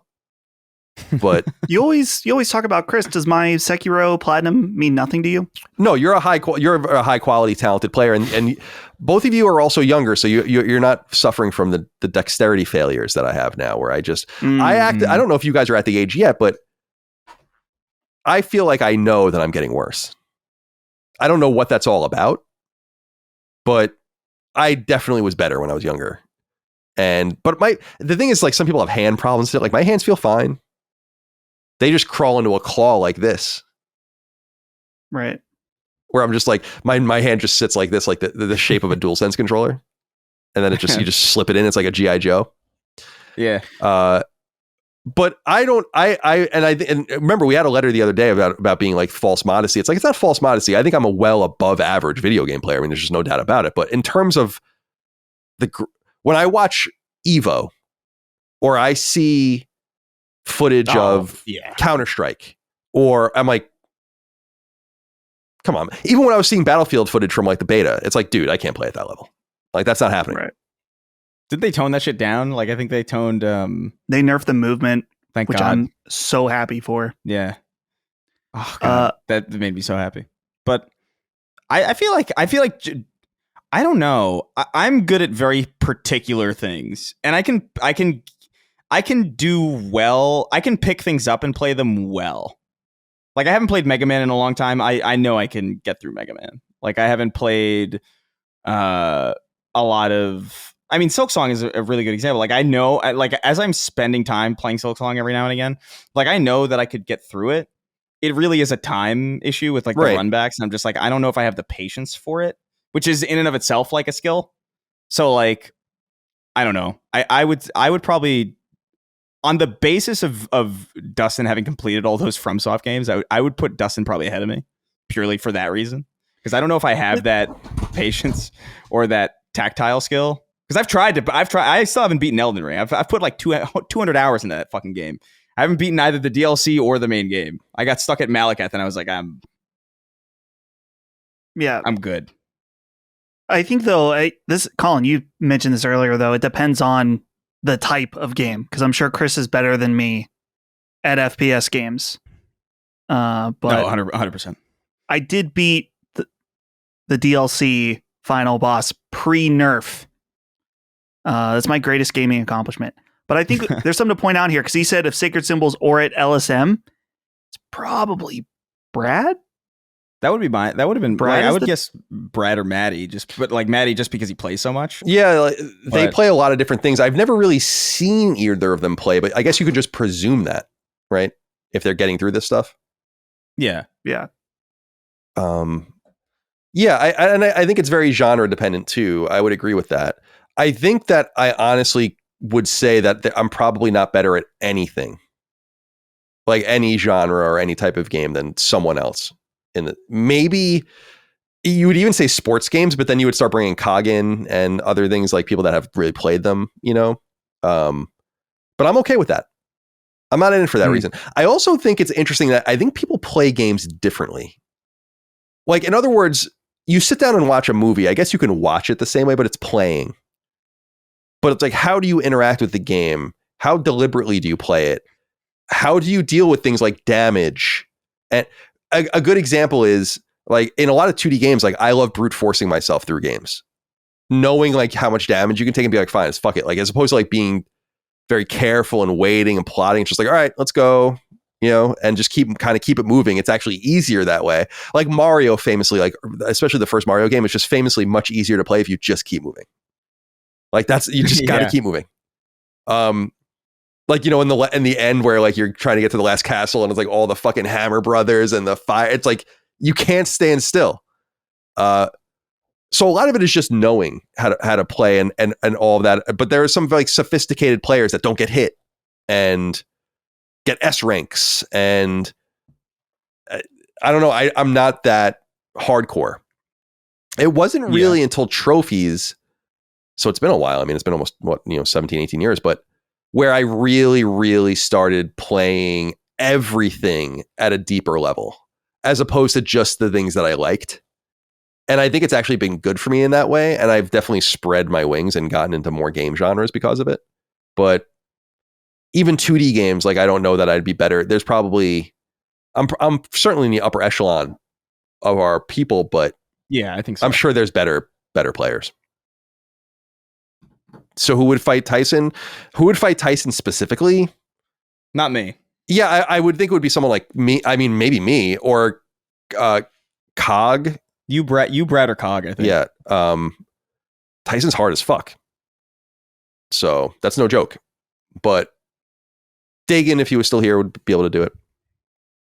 But then like newer stuff, like if I've said before, when the rare times I jump into an online competitive game, if I get out with a kill to death ratio of 1, I am beyond amped. It's like, oh, because often it's like, the decimal 0.8. It's like, oh, that's not good. Yeah. But I'm that guy. That's me. Yeah. The only game like that I ever got really good at was The Last of Us. where I was like really starting to run the numbers up. But otherwise, I'm just very average, very pedestrian. And I think that's fine. And speaking of the cadence in which we play games, I play games much slower than a lot of people do too, because I just love looking at things and like just dicking around. You know, you find a fork in the road, you take the left path, and then you go to like halfway down the left path and you're like, all right. And then you like want to go back, you go back and you like want to see like the right path and you go like halfway down the right path and you're like, all right. And then you go back to the left path and you get a little further down. You're like trying to see like which way is the right way and you're not trying to. That's the way I play games. That's so crazy. So anyway. All right. A couple more. Oh no, one more. Comes from Gene Park's Uber driver. Writes in and says, hey, Sacred Dudes. I'm curious what your top 5 genres of video games are in order from most to least favorite. I took a stab at what your rankings would be based on the games you've discussed on Sacred over the years. There's obviously some crossover between genres, but I tried to use commonly known genres. I feel least confident about my picks for Dustin and most confident about my picks for Colin. How did I do? So I don't like the way you worded this, Gene Park Uber driver, just in that you said, let's see, I took a stab at what you're right from most favorite to least favorite. I think what you're saying more and what you're looking at here is favorites in order. Because in other words, you're not getting into least favorites. Like my least favorites would be like puzzle, adventure, shit like that. That's not here. Here's what he says for us. Chris, he says your favorite 5 would be in order: FPS, immersive sim, third-person shooter, action RPG, stealth. Dustin, he says for you, JRPG, Souls-like, FPS, third-person shooter, platformers. And for me, he says JRPGs, 2D platformers, FPS, Metroidvanias, third-person shooters. I don't really agree with mine, but I'm kind of curious about what you guys think. Chris, let's go to you first. So yeah, does he nail you? FPS, immersive sim, third-person shooter, action RPG, stealth. Yeah, I mean, if I were to choose, I'm sure there's like certain things that I'm not necessarily thinking of, but like I think if I were to look at these 5, I think FPS is probably number 1. I would put immersive. I would put maybe third person at 2, immersive sim at 3, stealth at 4, and action RPG at 5. Is how I would kind of reorganize it. But more or less, that's like, yeah, I would say they nailed number 1. I love an FPS game. Dustin, what about you? It says JRPG, Souls-like, FPS, third-person shooter, platformer. Yeah, I don't know. For as particularly number 2, Souls-like, it's so weird because, and I've talked about this before, I really don't like non-From Software Souls-like games.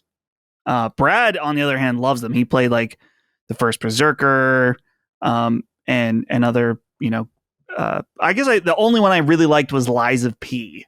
And I even had problems with that. And so even Souls-like as a genre, like that's action RPG, right? I mean, yeah, I guess. Yeah, it's like the Surge, I guess. It's stuff like that. Right. This is going to sound lame, but I don't even really think about like what my favorite genre is. Because I think about some of my favorite games of all time, like Halo. Does that mean that's the first-person shooters are my favorites? I haven't shut the fuck up about the finals the last 3 weeks. It's first-person shooter my favorite. It's one of some of the most fun I've had this year playing.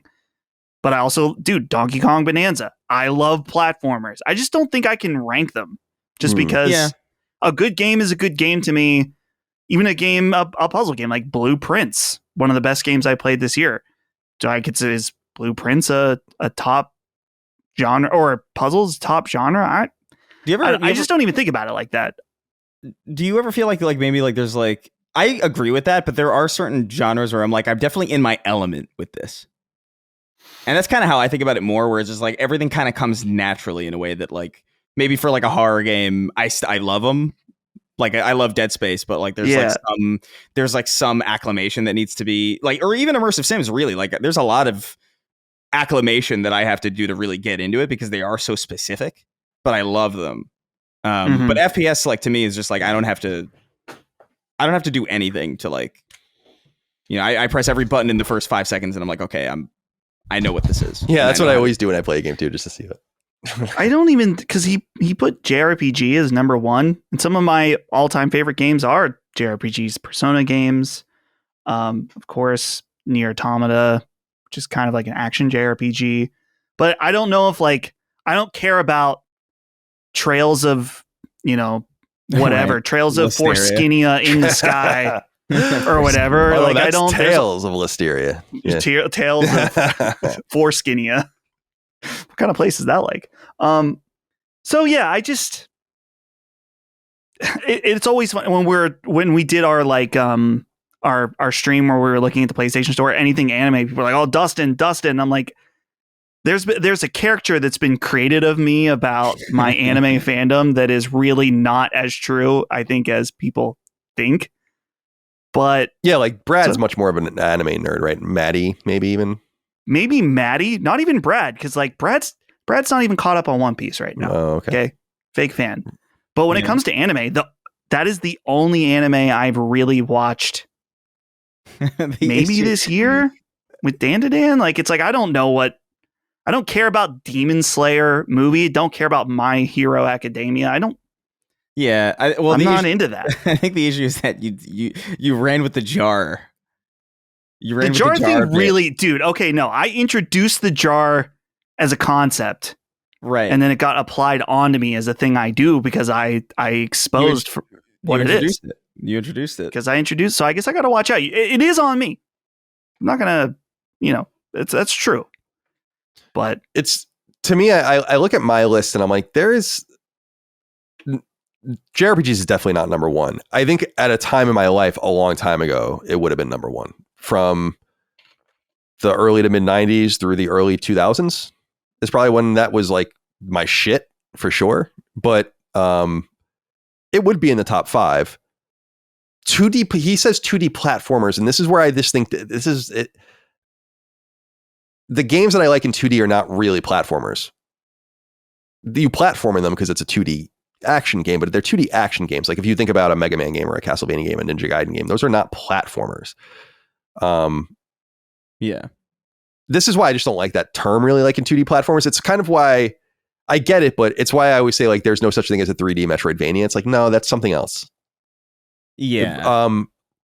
He has Metroidvanias listed here.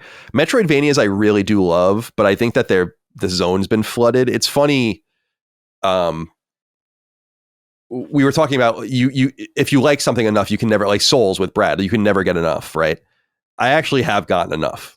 Metroidvanias used to be more seldom and more special. They kind of became the flavor of the indie world after Shadow Complex, I would say. And some of my favorite games in the world are Metroidvanias, but I don't know that I would really rank them in the top 5 anymore because I just don't, I'm not keeping up with it like a lot of other people are.